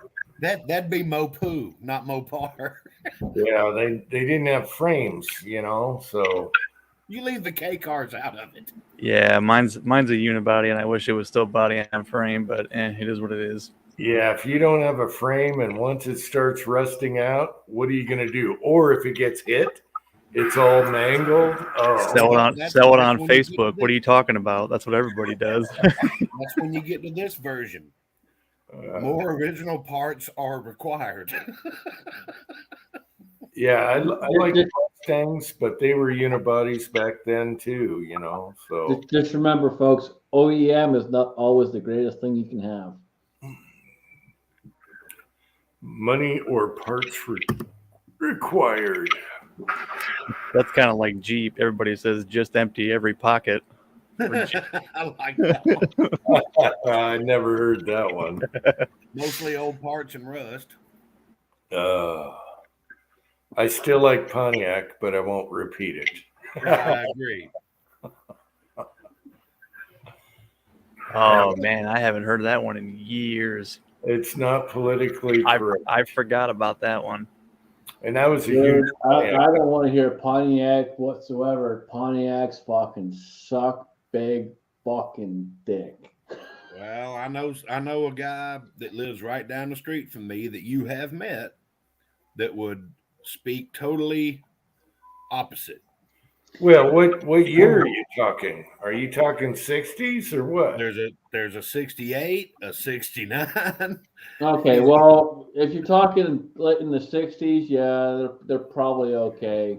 Yeah, they did pretty bad in the 2000s. As a matter of fact, it caused them to go under. Okay.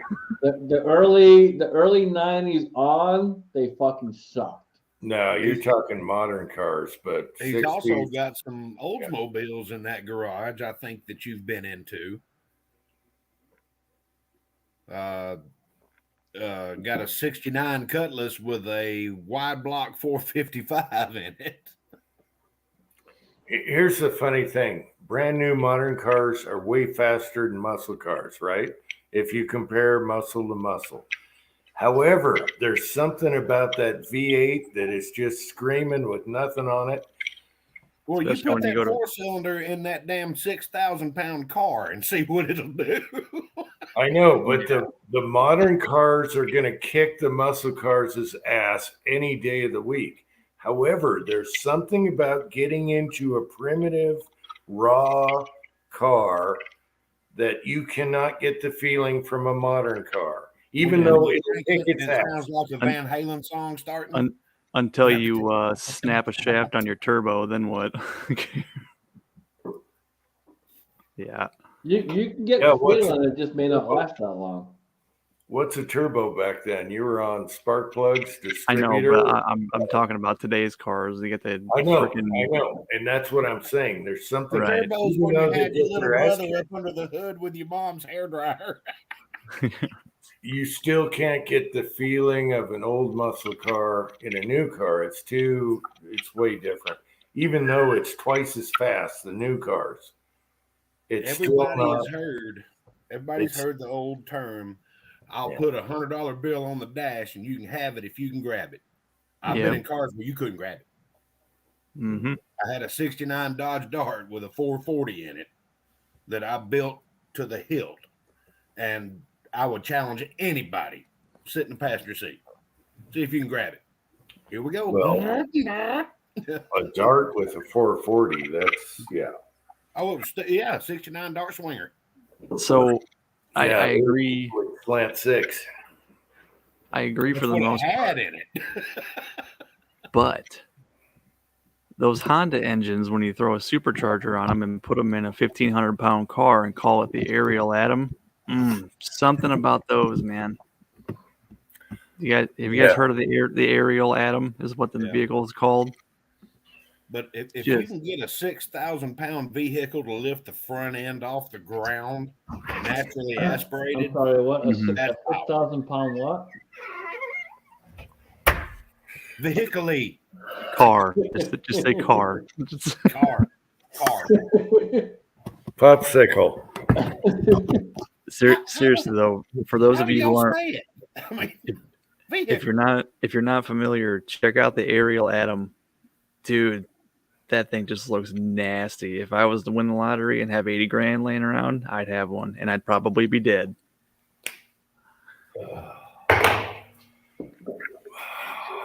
They put a damn Honda engine. I can't remember which engine it was. I'm not a big Honda guy. They supercharged it. It's a rear engine vehicle. The thing's lighter than hell.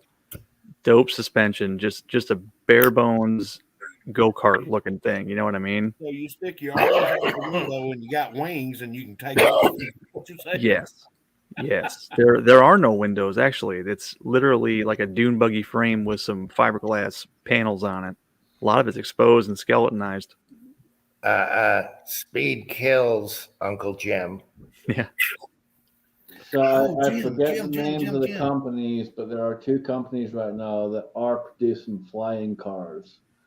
I'm not joking. They are producing flying cars.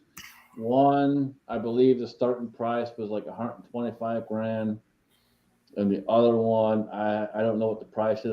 They never released what the price is, but they just started making them. But yeah, it's. Are they the helicopter type, like a drone? You don't see nothing. So more than likely, it's probably like a hover underneath. All right, that automatically tells me I can't afford the insurance. More than likely, it's kind of under the wing would be my thought process on that. I don't remember exactly on the second one, because the second one you don't see anything whatsoever. The second one was literally, it just looked like a straight V. There was nothing. There was you couldn't see a damn thing. Jim, you speaking of Zippos, I'm fixing to give a whole lot of no information. I can't remember who it was that I was watching earlier.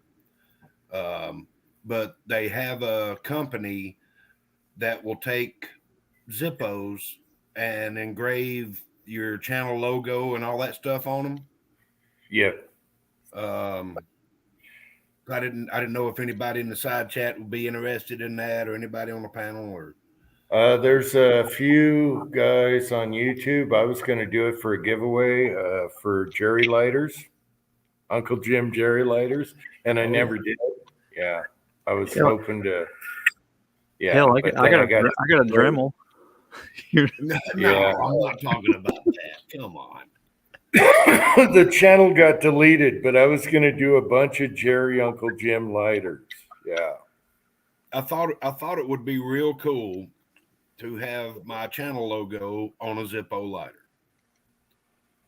Yeah, you can go on YouTube and they'll engrave any, or not YouTube, but eBay. There's engravers that'll do it, and they'll buy the lighter brand new, and just engrave it. So you don't have to send them anything. Well, this was color and everything, Mm-hmm. so it would show up exactly like my logo looks right now. Yeah, I was gonna have an Uncle Jim piss on the back. You should. You should. That's what I was thinking. Piss Rock Zippo. You have the rock on the front and the piss on the back. It would have Jerry on the front for talking and the piss on the back. Yeah. Nice. Always piss on the back. I've been said Dude. that. I catch myself watching those videos of the laser engravers. Like, remember when Kenny had his, I can't remember what Kenny had engraved, one of his barrels or something. Those crazy ass machines that do the laser engraving, they sound like an Eddie Van Halen solo. Oh God, yeah. When they do magazines, put the like Punisher Yes. skulls and stuff in the magazines. Oh my God, Those are badass. I want one. Just Yes. Oh, Pat. Pat. Cat. Yeah, I watch YouTube videos on those all the time with the volume up because it just sounds nasty. Really, Pat? Pat, You're if you surprised want we're to still come on. on? Come on, Pat. Pat, Pat, when you're if back you in want to Vegas, come on. What you got in here? when you're back in Vegas, you need to give Rob a call. He's expecting it. He will take care of you. Just tell him that I said to call you. Shit, if I was Kenny, in my stay in Vegas. Tin Man, do you have next Saturday off? Because we're killing our Christmas time here. At this point, I can't tell you. We usually don't find out until Wednesday. Okay. Well, I can skip a week because the last 2 weekends before Christmas, we're doing hat chats, baby. Your time Oh. reset today, though, didn't it? It's reset today, and I'm at 5 hours almost. I got $10. I can give you pay for I the get month. 20. No, I get 20. I'm not paying those bastards. No. They keep- It was all I could do to get on today. They had so much spam on their new crap before I could even do a live chat. I'm like, F you guys. Just keep it simple. I noticed StreamYard was different when I got on this time. Yeah, it's Jamie was way. talking about Oh, that last night. Mhm. I had like 15 minutes to start the chat, and I'm like, I got to go through these hoops.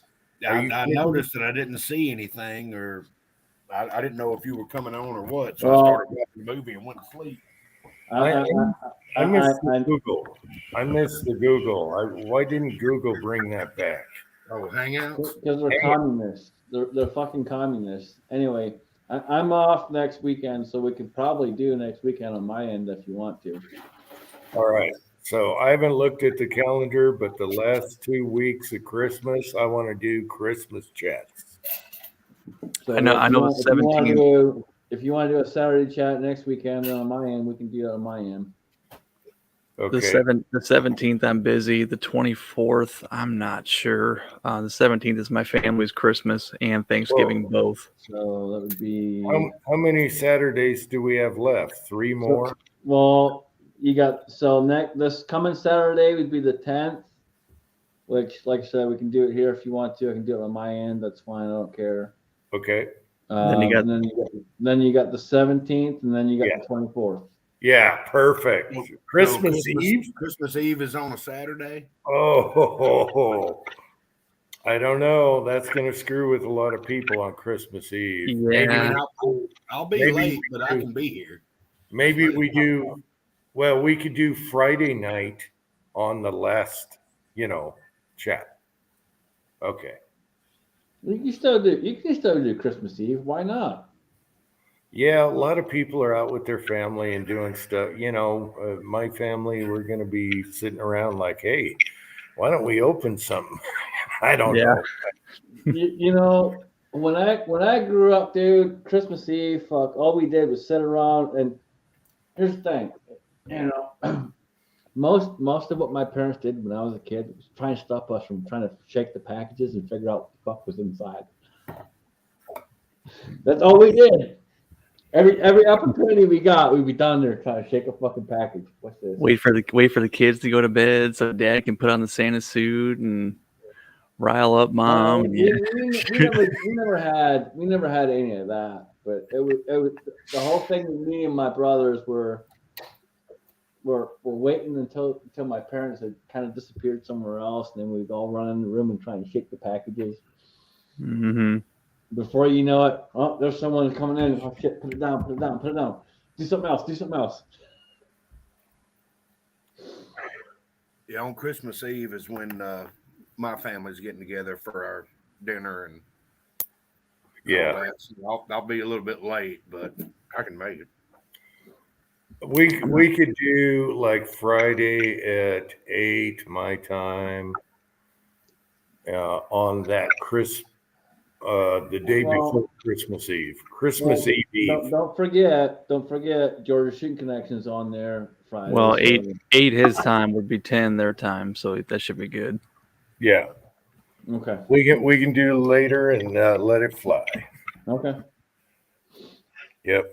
All right. Well, And you I'm want to do next whole weekend week, on? so I You want got to the do next whole week weekend to on recover. mine? What's that? So you want to do next weekend on mine? Yeah, we could. That Okay. way I got plenty of hours for the. Yeah, I got plenty of hours on mine, dude. Because I only do 2-hour chats usually, so I only use like 8 out of the 20, so I got plenty of hours. I don't use any, so if it comes down to it, I can start one up. I just need everybody's email addresses, or I'll just do what Jim does and throw a link in the side chat. Yeah, throw a link. I lost all my addresses when I got canned from. Yeah. Yeah, that's fine. We can do it. We can do it on mine. So I'll have it set up for next Saturday. We will make this happen. So I would say since most people are probably in bed at this point already, whatever, if you want to make a video and just say, hey, we're doing this and this and whatever. Yeah, I'll do a hey, we're going over here type deal. Yep. Mm-hmm. But yeah, that's fine. I'll set it up for Saturday. All right, Christmas is huge for me. We have so many good Christmas chats. I should reboot a few. That's with what started Willie. the hat chat. With Willie and everything. Yeah.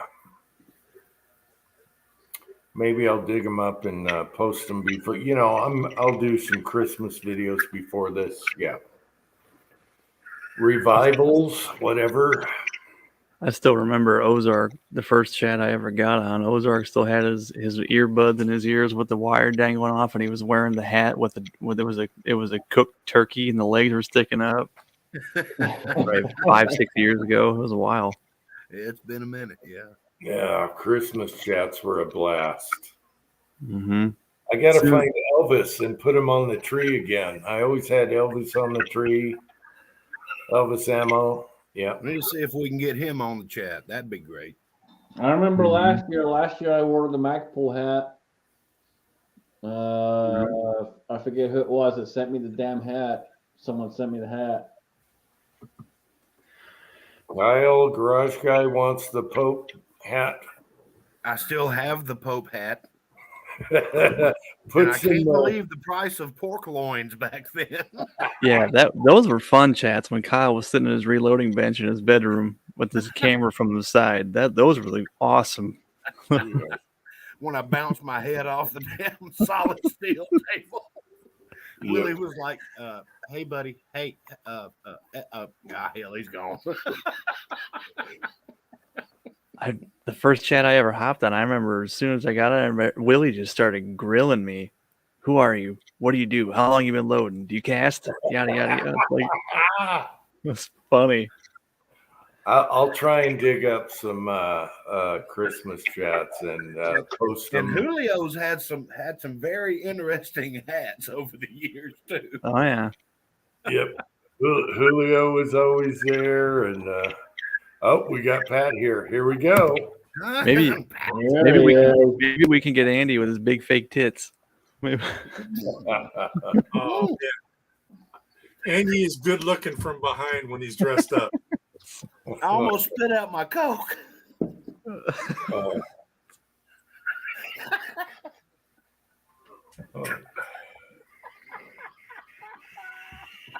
Pat, cheers, motherfucker. Oh, hell. Mm. Yeah, you better grab you something.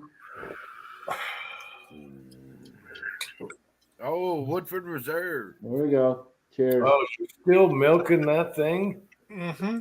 Oh my god, that would have been gone around He- here. He's retired now. He has Dude, to what are milk it. What are you talking about? Still milking that thing? That bottle looks huge in his hands, and Pat's not a small guy. That's a big ass bottle. Yeah, it's a Well, 1.75 liter.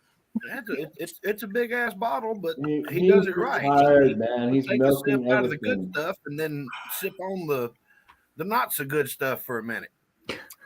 No, I call that brekkie. That's brekkie.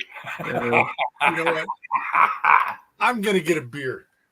Didn't that thing that's small in his hand? Dude, Oh, that Hey. bottle's nothing to him. He can drink that in the freaking I'm not saying he can't, but it's just funny. There's It's Yeah. not that big of a bottle.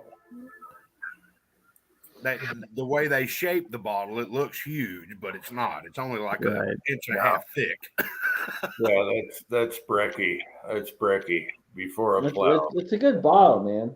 it's damn near a 2-liter. Honestly, if you're out there and you're considering whiskey, bourbon, and you're trying to figure out what you want, and you don't know what you want, and you don't want to go super high in price, going with a Woodford is a good choice. You can't beat Woodford.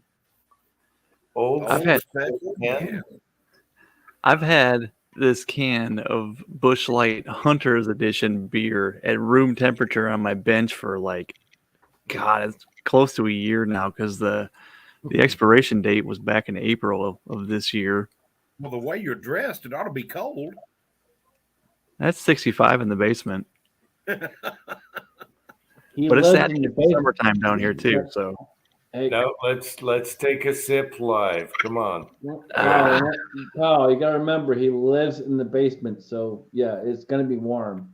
No, I want to see him. I want to see him shotgun it right now. Right now. okay, let's have a story about shotgun and beers. No. Here we go. The party was wrapping up after playing beer pong all night, and there were 2 warm beers that were left, and there was the last 2 beers there. Everybody was on their way out the door, and my buddy Tyler looks at me. He goes, "Shotgun them." Okay. First one went down, no problem.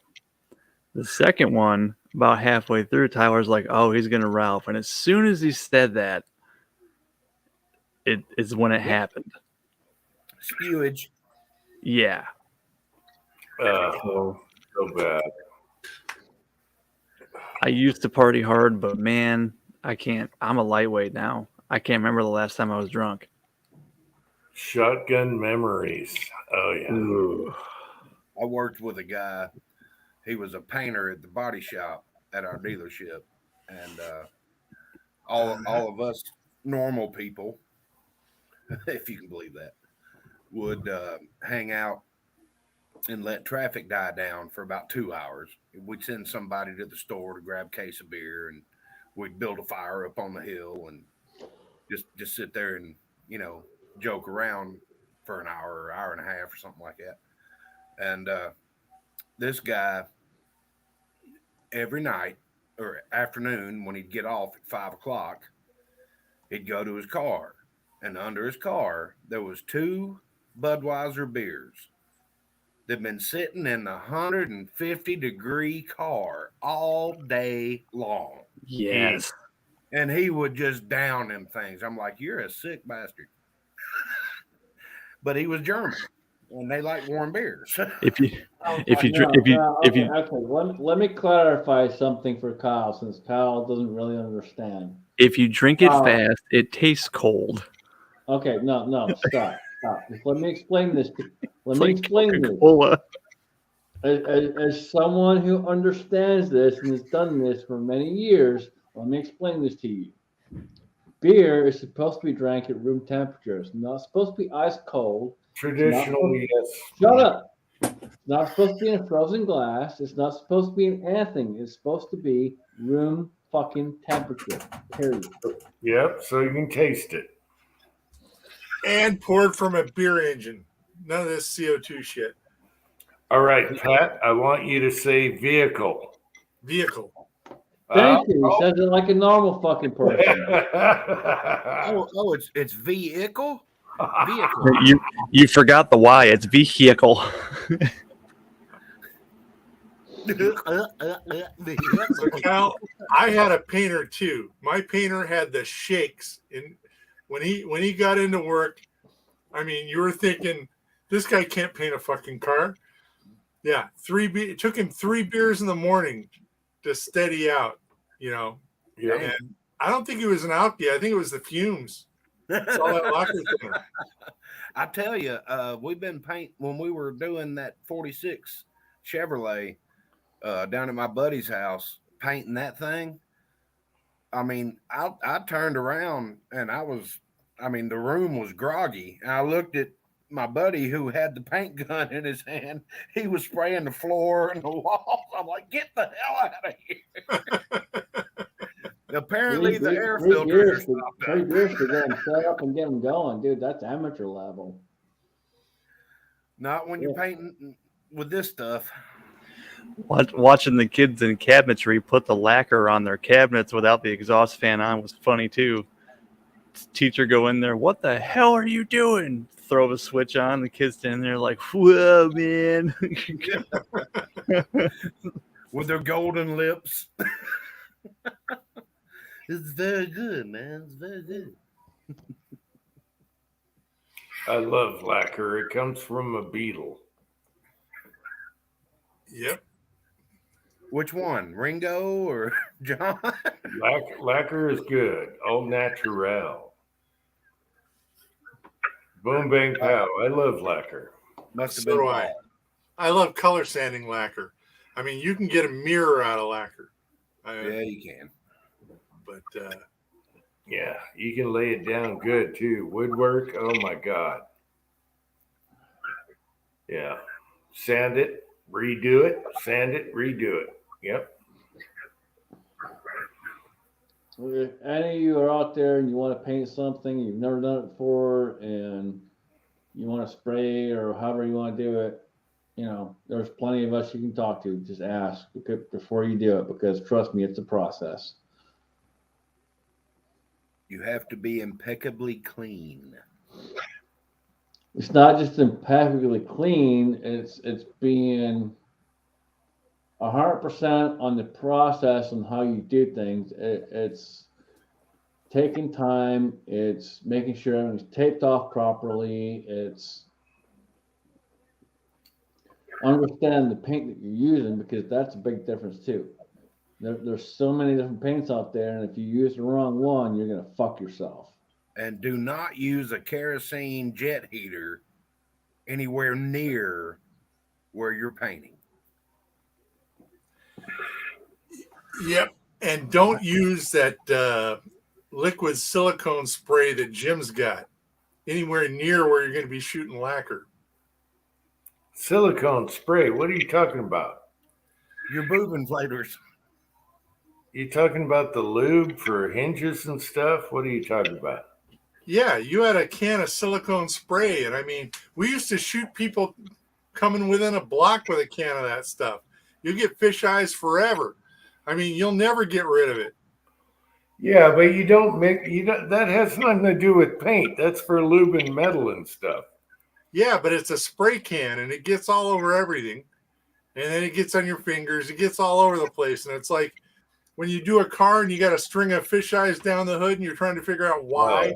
No, cars got to be sanitary. Yeah. Hence the jet heater reference that I made.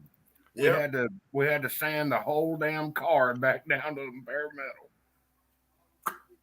Started. Yeah. The car's got to be degreased and then tack cloth, everything. Yeah, sanitary. Oh my God, Wonder Boy's getting his ass kicked. What the hell? Sorry, that was for Uncle John. That's how late I am on this. I didn't know I was getting kicked. Are you Wonder Boy?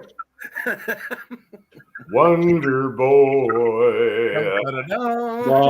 Well, let's all be honest.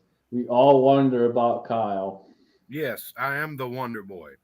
Say vehicle one more time. Vehicle. Vehicle. Vehicle. I got a hiccup. Hiccup. Yes. Hickle. Vehicle. Tin Man's just shaking his head. He's like, I mean, vehicle. I'm shaking my head because I was thinking about Pat earlier.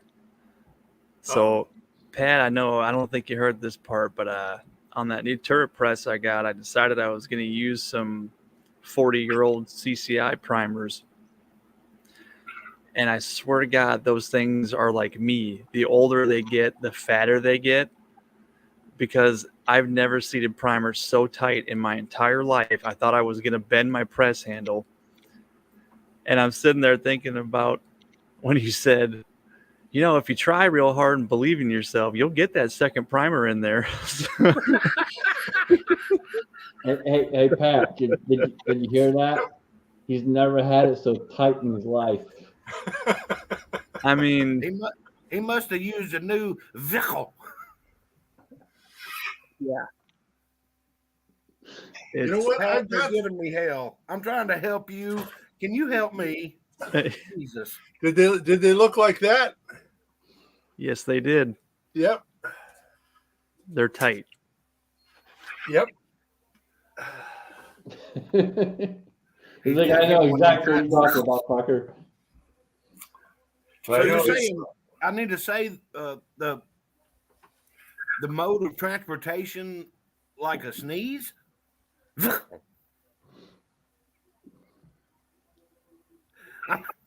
I mean, I don't know how I'm saying it wrong. Vehicle. It's a 3-syllable word. It's not like I'm making it 9. Vehicle. Hiccup. It's 2, not 3. How the fuck do you get 3? Well, if it's 2, it's vehicle. Wow. I think Man, this chat is really spiraled. I'm telling you. I know. Yeah. That's what You happens would when I think fall you off would the think it wagon. was 3 a.m. Yeah. Yep. I'm gonna go cook some food. I'm gonna just mute. I'll be back in a minute. But Are you going to transport it via vehicle? while I'm cooking food, you can all talk to Kyle in his vehicle, and yeah. Oh, I can smell the bung of an ox from here.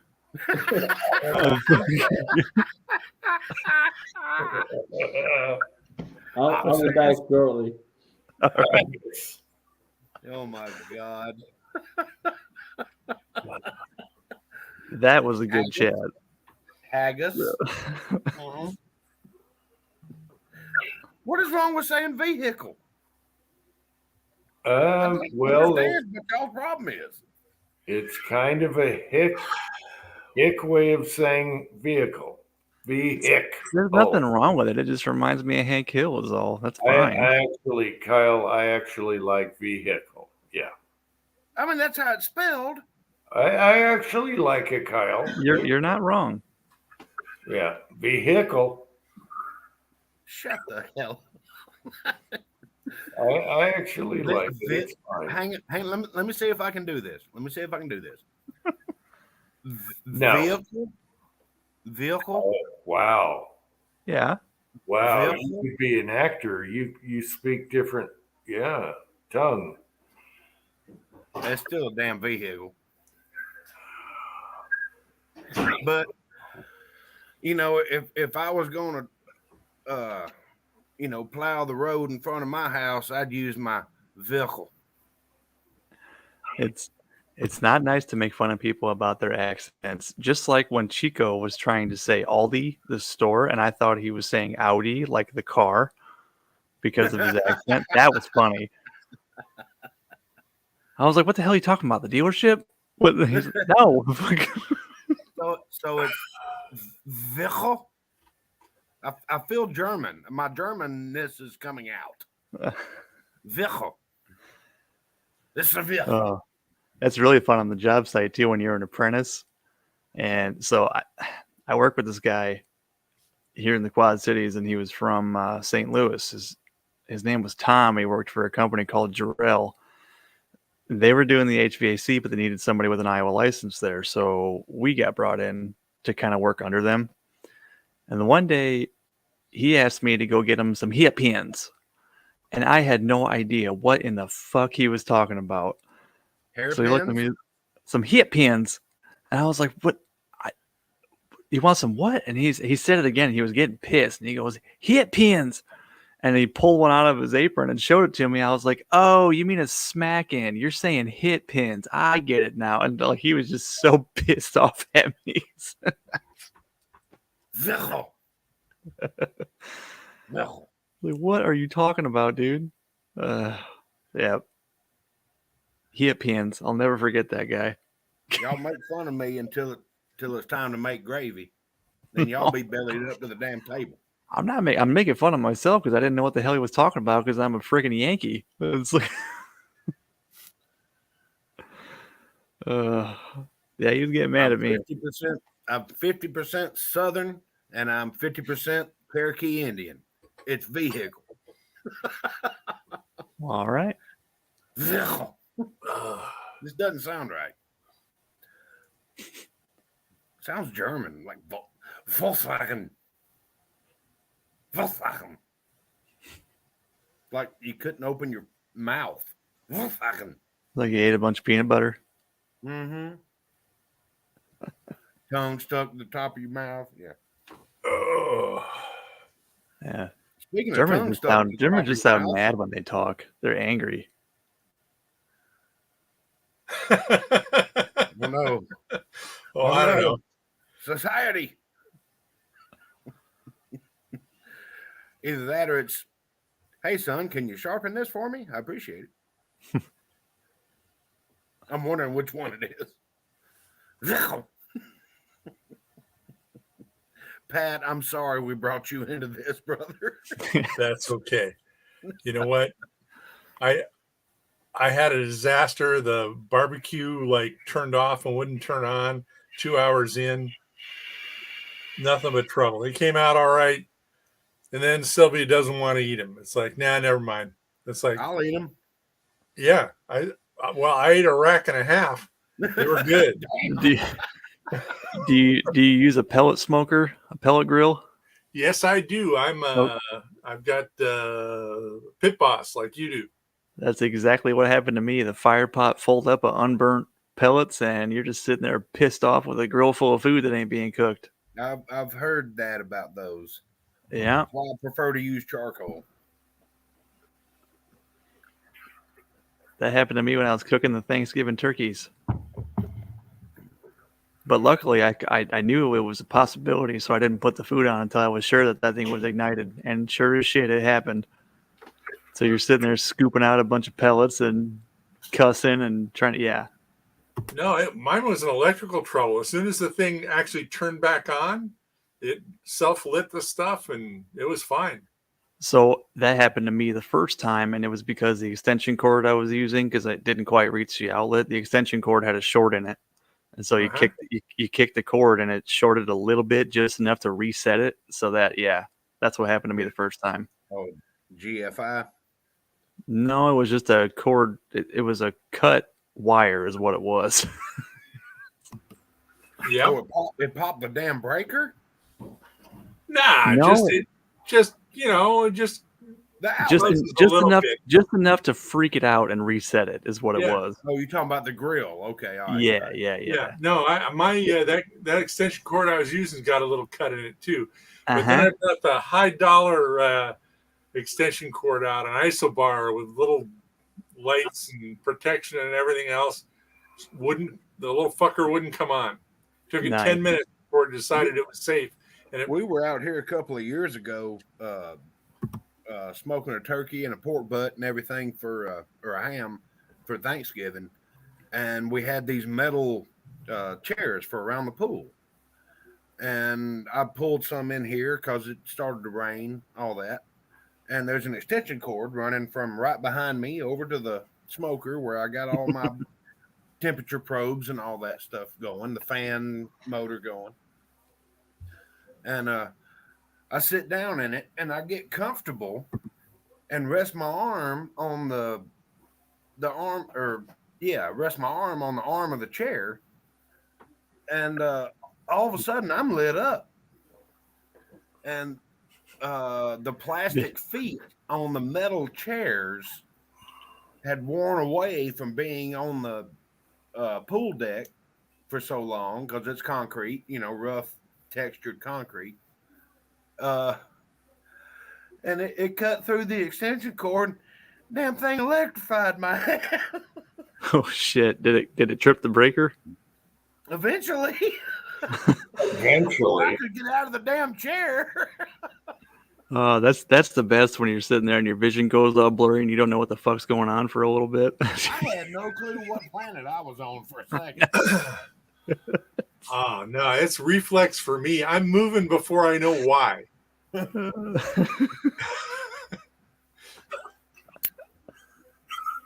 I hate electricity. I'm one of those guys that'll replace a light switch. Don't even bother with finding the breaker. It'd be all right. Just don't touch it. Yeah. Just leave one hand behind your back. Oh, shit. Oh, damn it. Yeah. But I sat down in that chair and got comfy. I rocked back, and I guess that chair just cut through the wires just good enough. And man, that somebody's lit me up. Oh my God. It was a involuntary convulsion that spit me out on the floor. Oh yeah. And Angel's sitting there going, the fuck just happened? I think Pat's story about the electrician putting 120 lighting fixtures on a 220 circuit or a 480 was it? That was funnier than shit when you told us that one. Oh man. I mean, it took me I told you it took me like the third exploded power strip to figure that shit out, right? The third exploded power strip. Hey, Pat, you were right about the TV. Don't bother. Oh my gosh. Now we had fun just a couple of days ago. I had the new IT guys that were fishing around trying to clean up the rack. And when the power supplies for the cameras go bad, it's supposed to be 12 volt DC. Well, it goes to 120 after a while. Oh, cool. That doesn't sound right. He stuck his hand in that pile of old cabling and came out real quick. Did you use your typical laugh, or were you quiet about it? I was quiet about it. No. The guy was already suffering, and it's not the shock. It's like the recoil that's the worst part of it. Yeah. The guy flew back about 8 feet. Yeah. About 3 motherfuckers and a son of a bitch.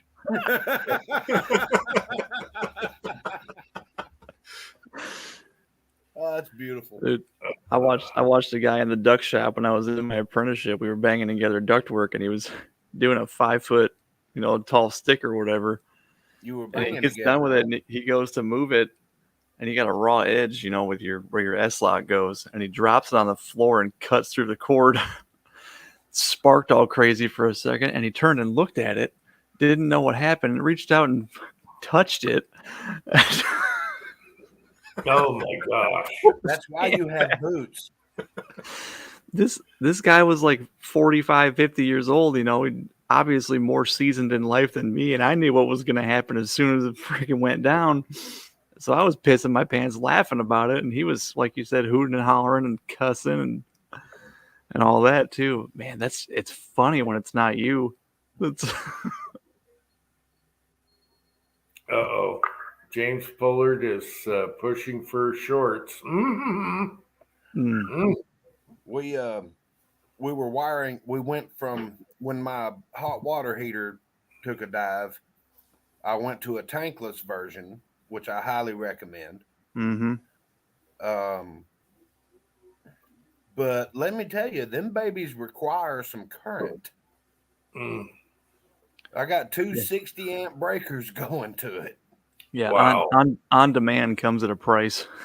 Yeah. I had I to tell you, rewire. if you've got a young girl in the household, it's a bad idea. It's best to let them run the tank out and then stop. Get them out of there. My 55-gallon hot water heater took a dump and flooded my basement, and I messed my back up trying to get it out of the house, which was on the same level because I have a door in the basement, and I'm like, well, I'm not messing with this anymore. So I went tankless, found one on Amazon. I went one step bigger than what I should need. That way I knew that I'd have it, and we're over here wiring it, and I'm like, oh man, good Lord. You don't have enough places in this breaker box. I'm like, well, let's just see what we can take out. Who needs first floor lights?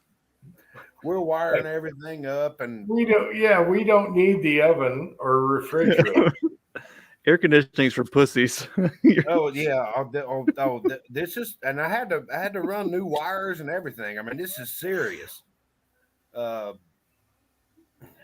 got everything all plumbed up and everything. We're ready to kick it on and all that. My buddy, who is actually educated in electrical theory involving houses, which I am not. I know the green ground screw is the ground. That's what I know. He's over there and he throws on one breaker. He's like, okay.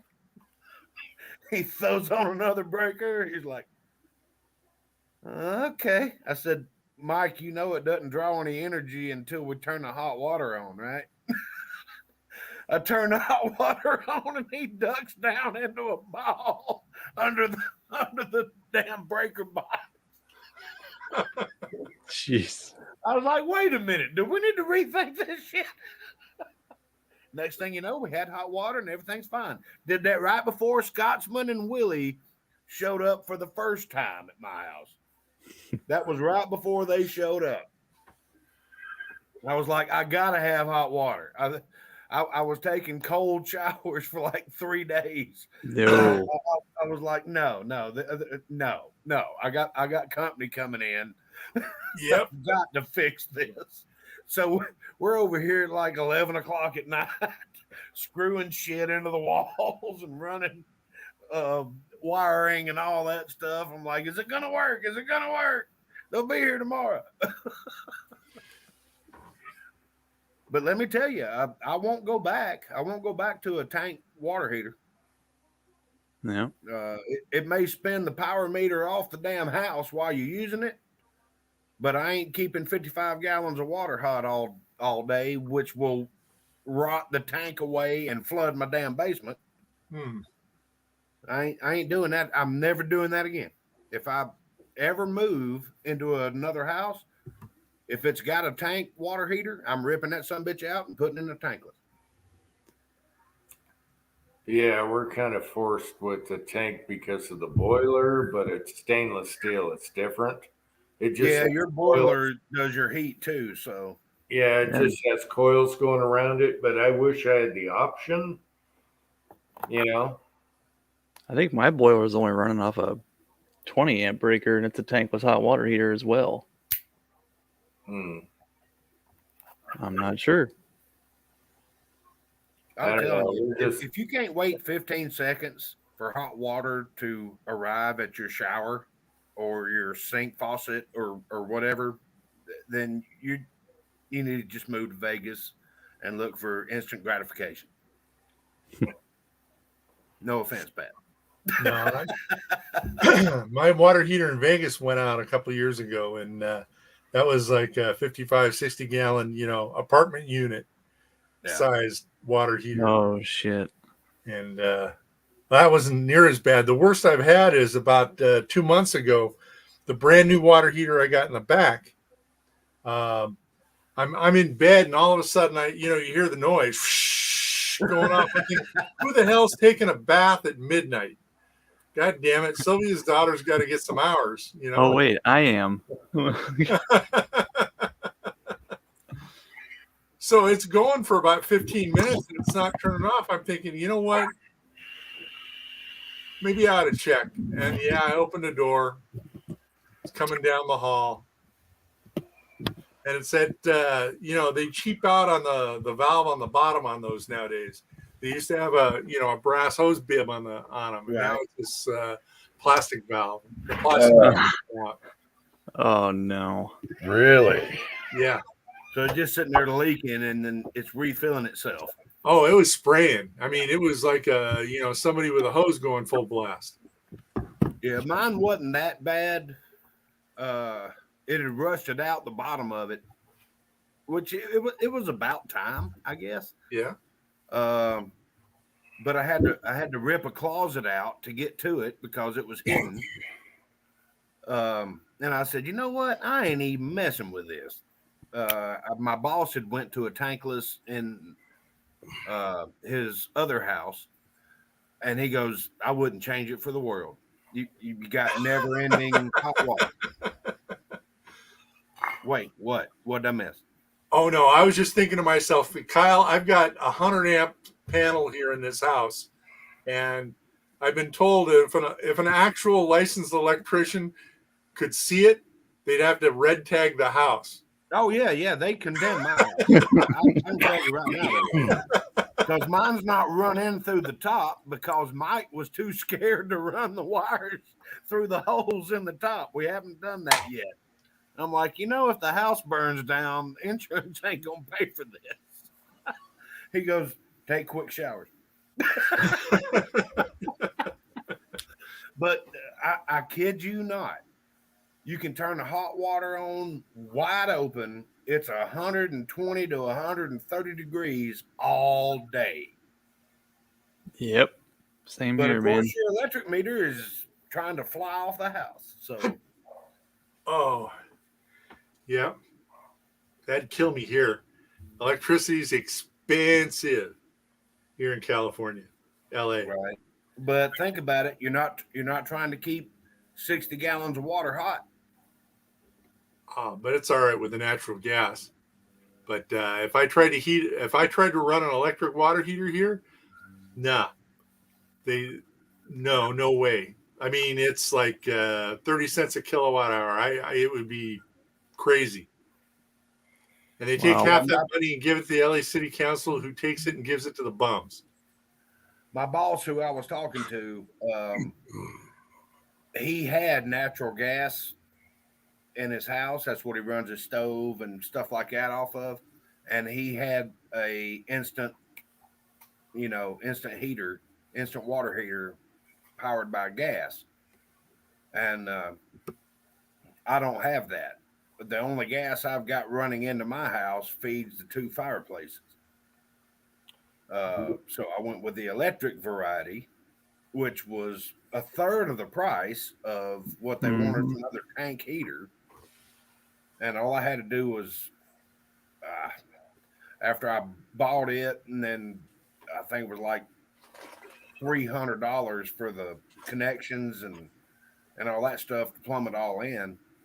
I noticed a drastic drop in my electricity bill because you just run the dishwasher, wash some dishes in the sink, and take showers and stuff like that. I'm not having to keep all that water that hot all the time. I can wait 15 seconds. Well, garage guy, you better put a tub under that because usually they'll rust out eventually. It happened to me. Yeah.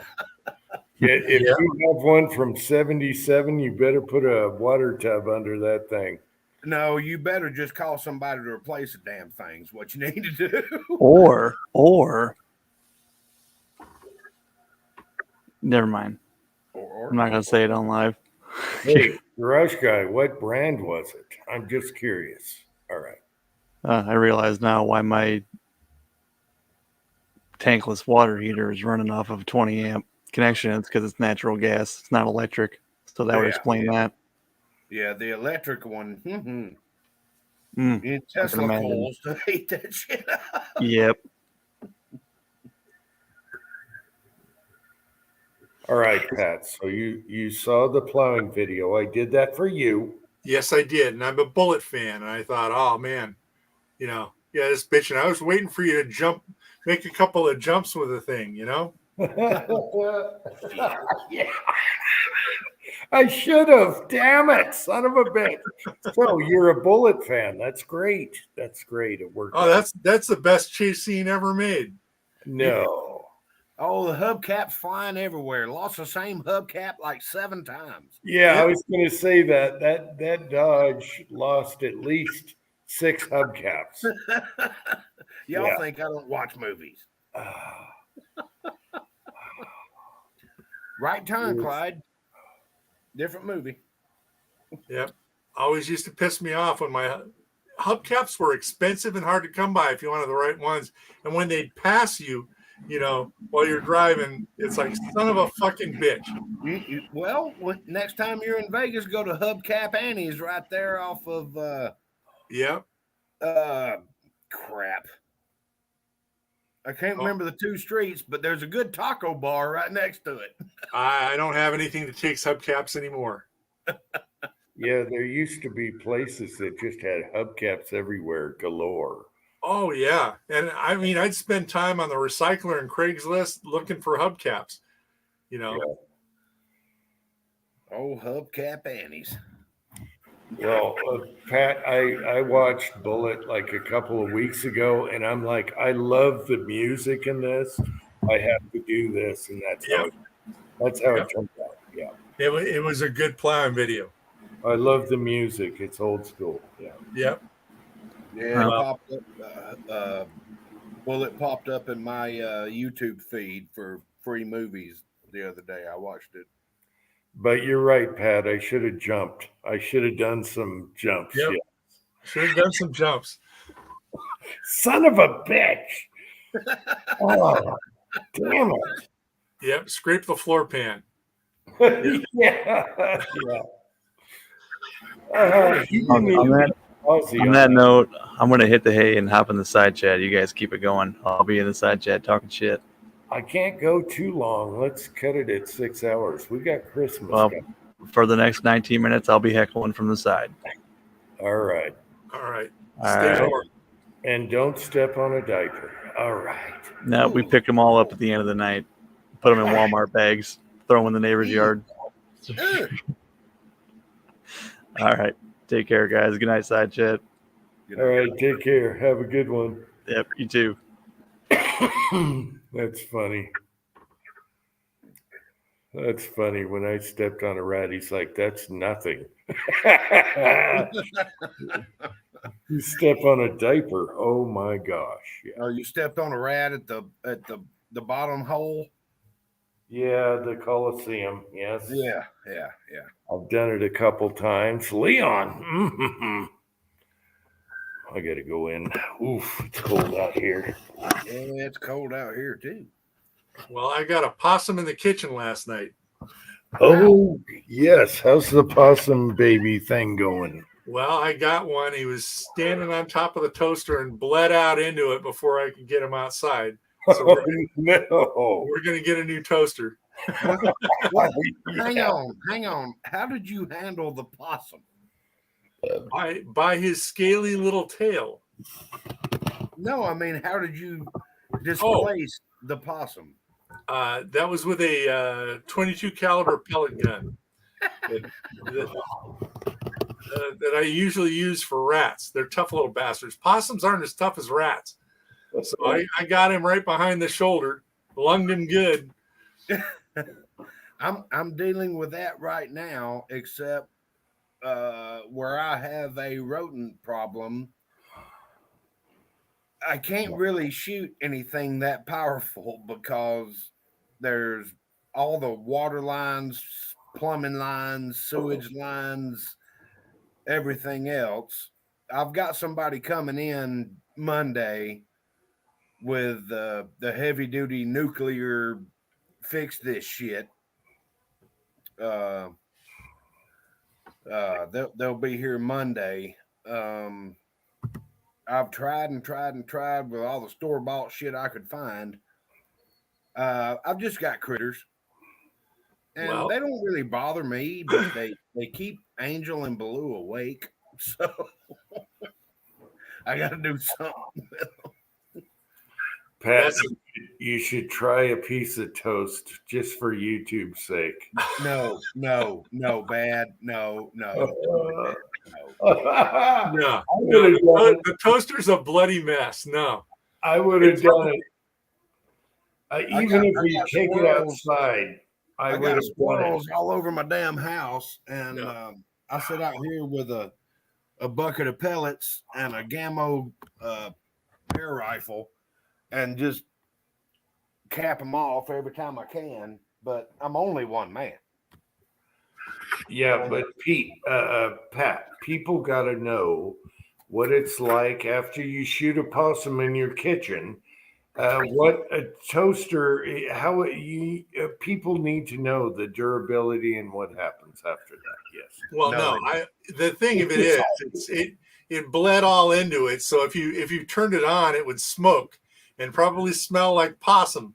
So yes. And no, people need no, to know it's done. It's an electrical appliance with a quart of blood in it. No, Jim, I'm pretty sure people don't give a shit what it smells like. it's for society. People need to know what happens after you shoot a possum in your kitchen. Pat, do not do it.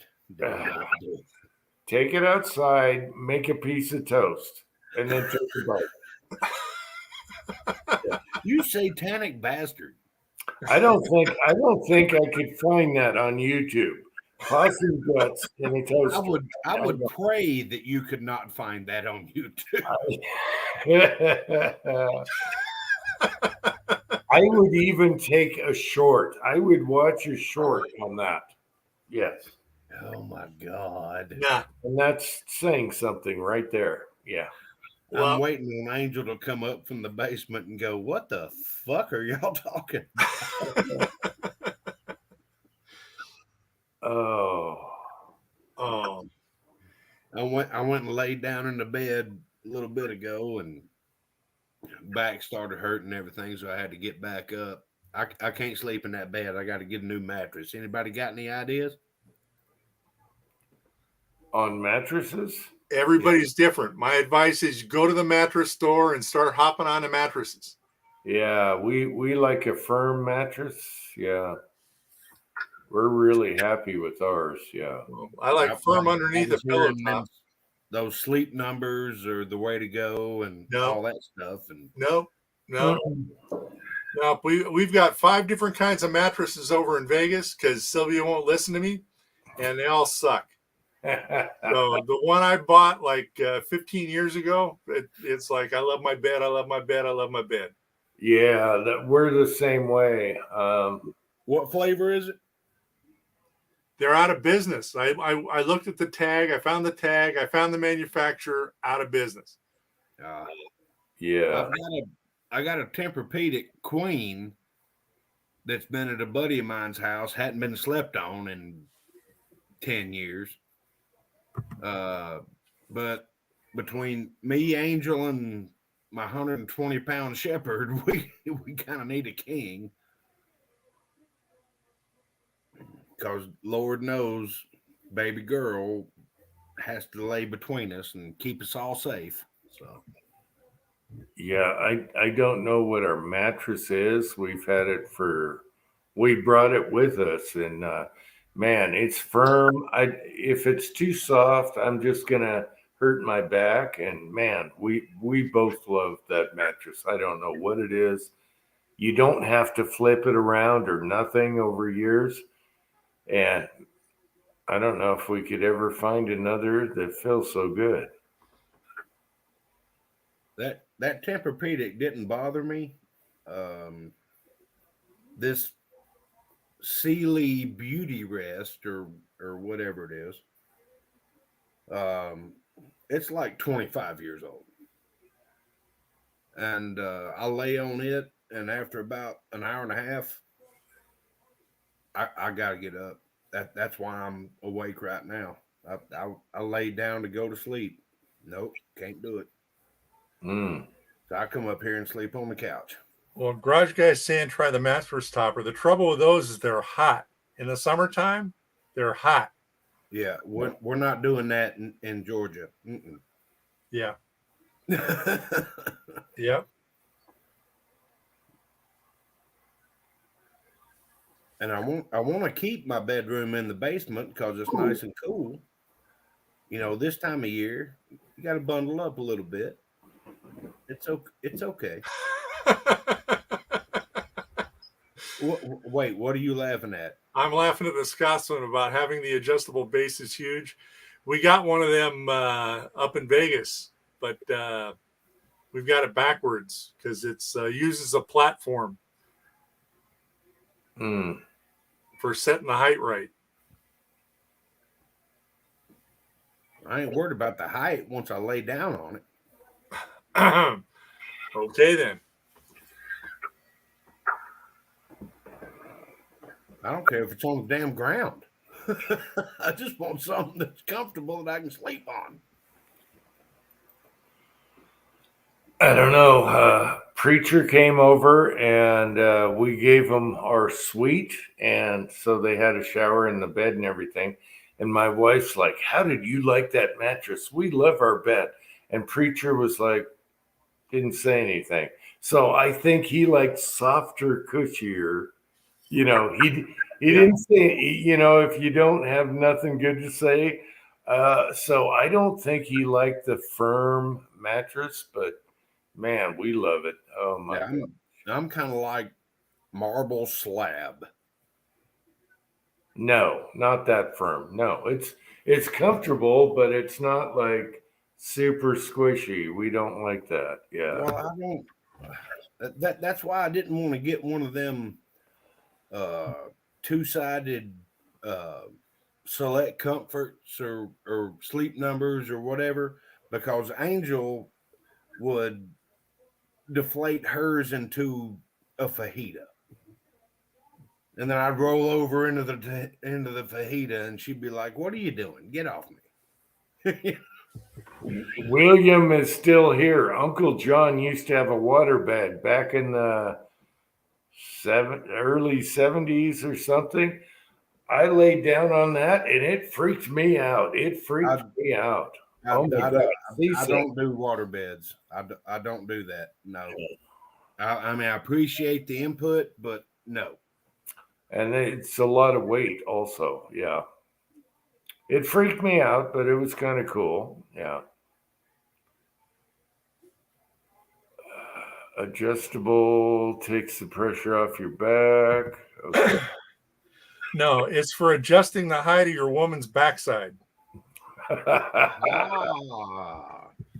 Assume the position. It's like having a lift in your bedroom. Yeah, I don't know what ours is. My wife bought it, and I'm like, really? That much? You know, that we could get cheaper. And she's like, no, I like this. And she was right. We've had it for years and years and years. And if I put another, man, it would take a hell of a lot getting used to it. So, and I haven't had back. I went to a chiropractor because of my, I had a knot somewhere that was driving me crazy. And the chiropractor said, for your age, you have an amazing spine. You should, yeah. And I'm like, really? Because the shit I did when I was younger, it should be all made of bones and everything. Yeah, it should be all compressed. The shit I did when I was younger. And he's like, you're actually in amazing shape. And he cracked it, and I was good. And it must be the bed. I don't know. I don't know. I was surprised. I was surprised a chiropractor told me that. He said, for your age, it's amazing what your spine looks like. And I'm, really? Yeah. There's no way. I beat the shit out of my back when I was younger. It must be the bed. It's the cushion. I don't know. I'd hate to sleep in another bed now. I just can't sleep in my bed. Well, change the cushion or at least flip it over and flip toe to front and try that. A lot of them the mattress that I'm sleeping on is 25 years old. Yeah, we had an old one, and you could see where it was concaved where you lay, and you don't want that. Yeah. I'm just looking for something new, and I don't want to spend $3,000 if I don't have to, but I'm willing to spend. Well, that's the thing. You go to the mattress store and don't go to just one, go to a few of them, and you just hop in there and you lie down for 10 minutes and then go to the next one and say, the sales guy is like, what do you think? Say, piss off.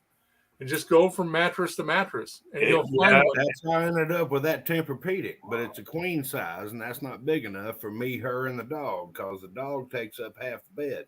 And it's going to be like the Three Bears. It's going to be hard to decide. Yeah. Oh. Jag is still here. Funny as hell. All right, Jag. Engine blood. Yeah. Sleeping. Well, it won't be the engine blood because I got the engine blood and my back hurts. Yeah. I don't know about that, but yeah, a good bed is nice. The couch is starting to kick my ass. When I take a nap, something sagged in the couch and it's screwing me up. Yeah. I always take a nap on the couch watching TV in the middle of the day, and that messes me up sideways. Oh. Well, I haven't degraded to the recliner yet. Recliner's good. I got one right here. Oh, yeah. Nice. Yeah. I inherited a Necronis stressless recliner from my uncle from the 50s, and I've been sold since. Most comfortable thing I've got in the house. I'm on my third so far. And if you find one on Craigslist for under $500, it's well worth it. Okay, Floyd Hicks is here. Hey, Floyd. And he's got good advice. 1.5 in boards under it. Yeah, firm. I think on the firm side is the way to go instead of on the cushy side. It's going to be way better for you.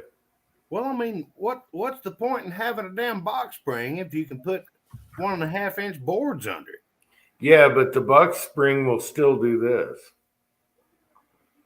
I don't know. Yeah, I don't do a whole lot of jumping on the damn bed. Are you sure about that, Kyle? I mean, well, get some knee pads; it'll be fine. I'm looking for the torsional. I think he had a trampoline in his yard, so I'm wondering about Kyle. Oh, Wonder Boy! Oof. All right. Sorry. I don't have the side chat pulled up, so I'm not seeing what you're seeing. Oh, well, let me quote.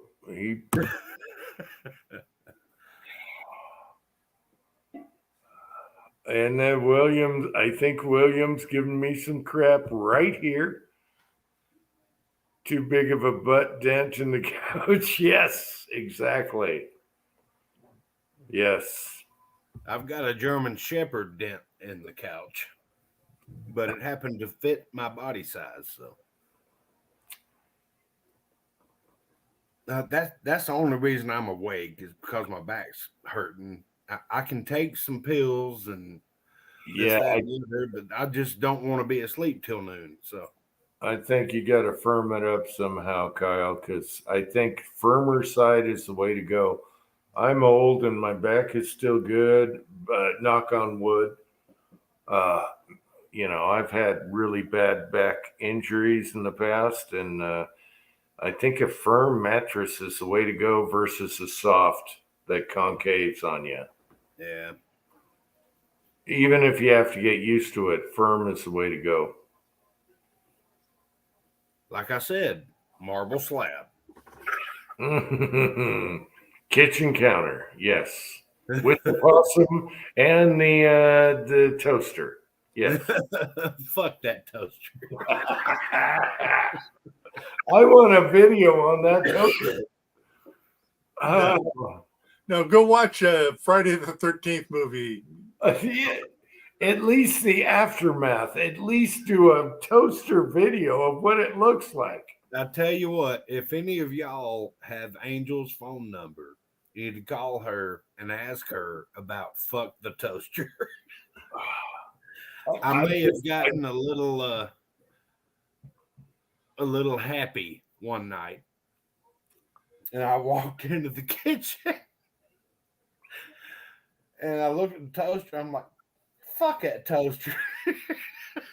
It happened. It happened. I just don't see how you can get a video opportunity, get away from shooting a possum in the toaster. To me, that is like gold. It's a gold mine of video. All right. God. And I would have too, Jim, but there were 2 possums in the kitchen. I had to go reload. I came back. The other little fucker had already left. And possum number 1 was over there. Yep. I had to hand the rifle to Sylvia, and she's like, God damn, this thing's heavy. But yeah, it had bled out into that toaster pretty good. Oh, that's funny. Yep. I don't know. It's just gold. I don't know. I couldn't let that one go. Oh wow, they gave it to Wonder Boy. Bam. All right. All right, Jim. It's 6 hours. I'm gonna call it. Okay. I'm gonna go lie down. All right. Good night, everybody. We're saving minutes for Christmas, and we'll see you next week.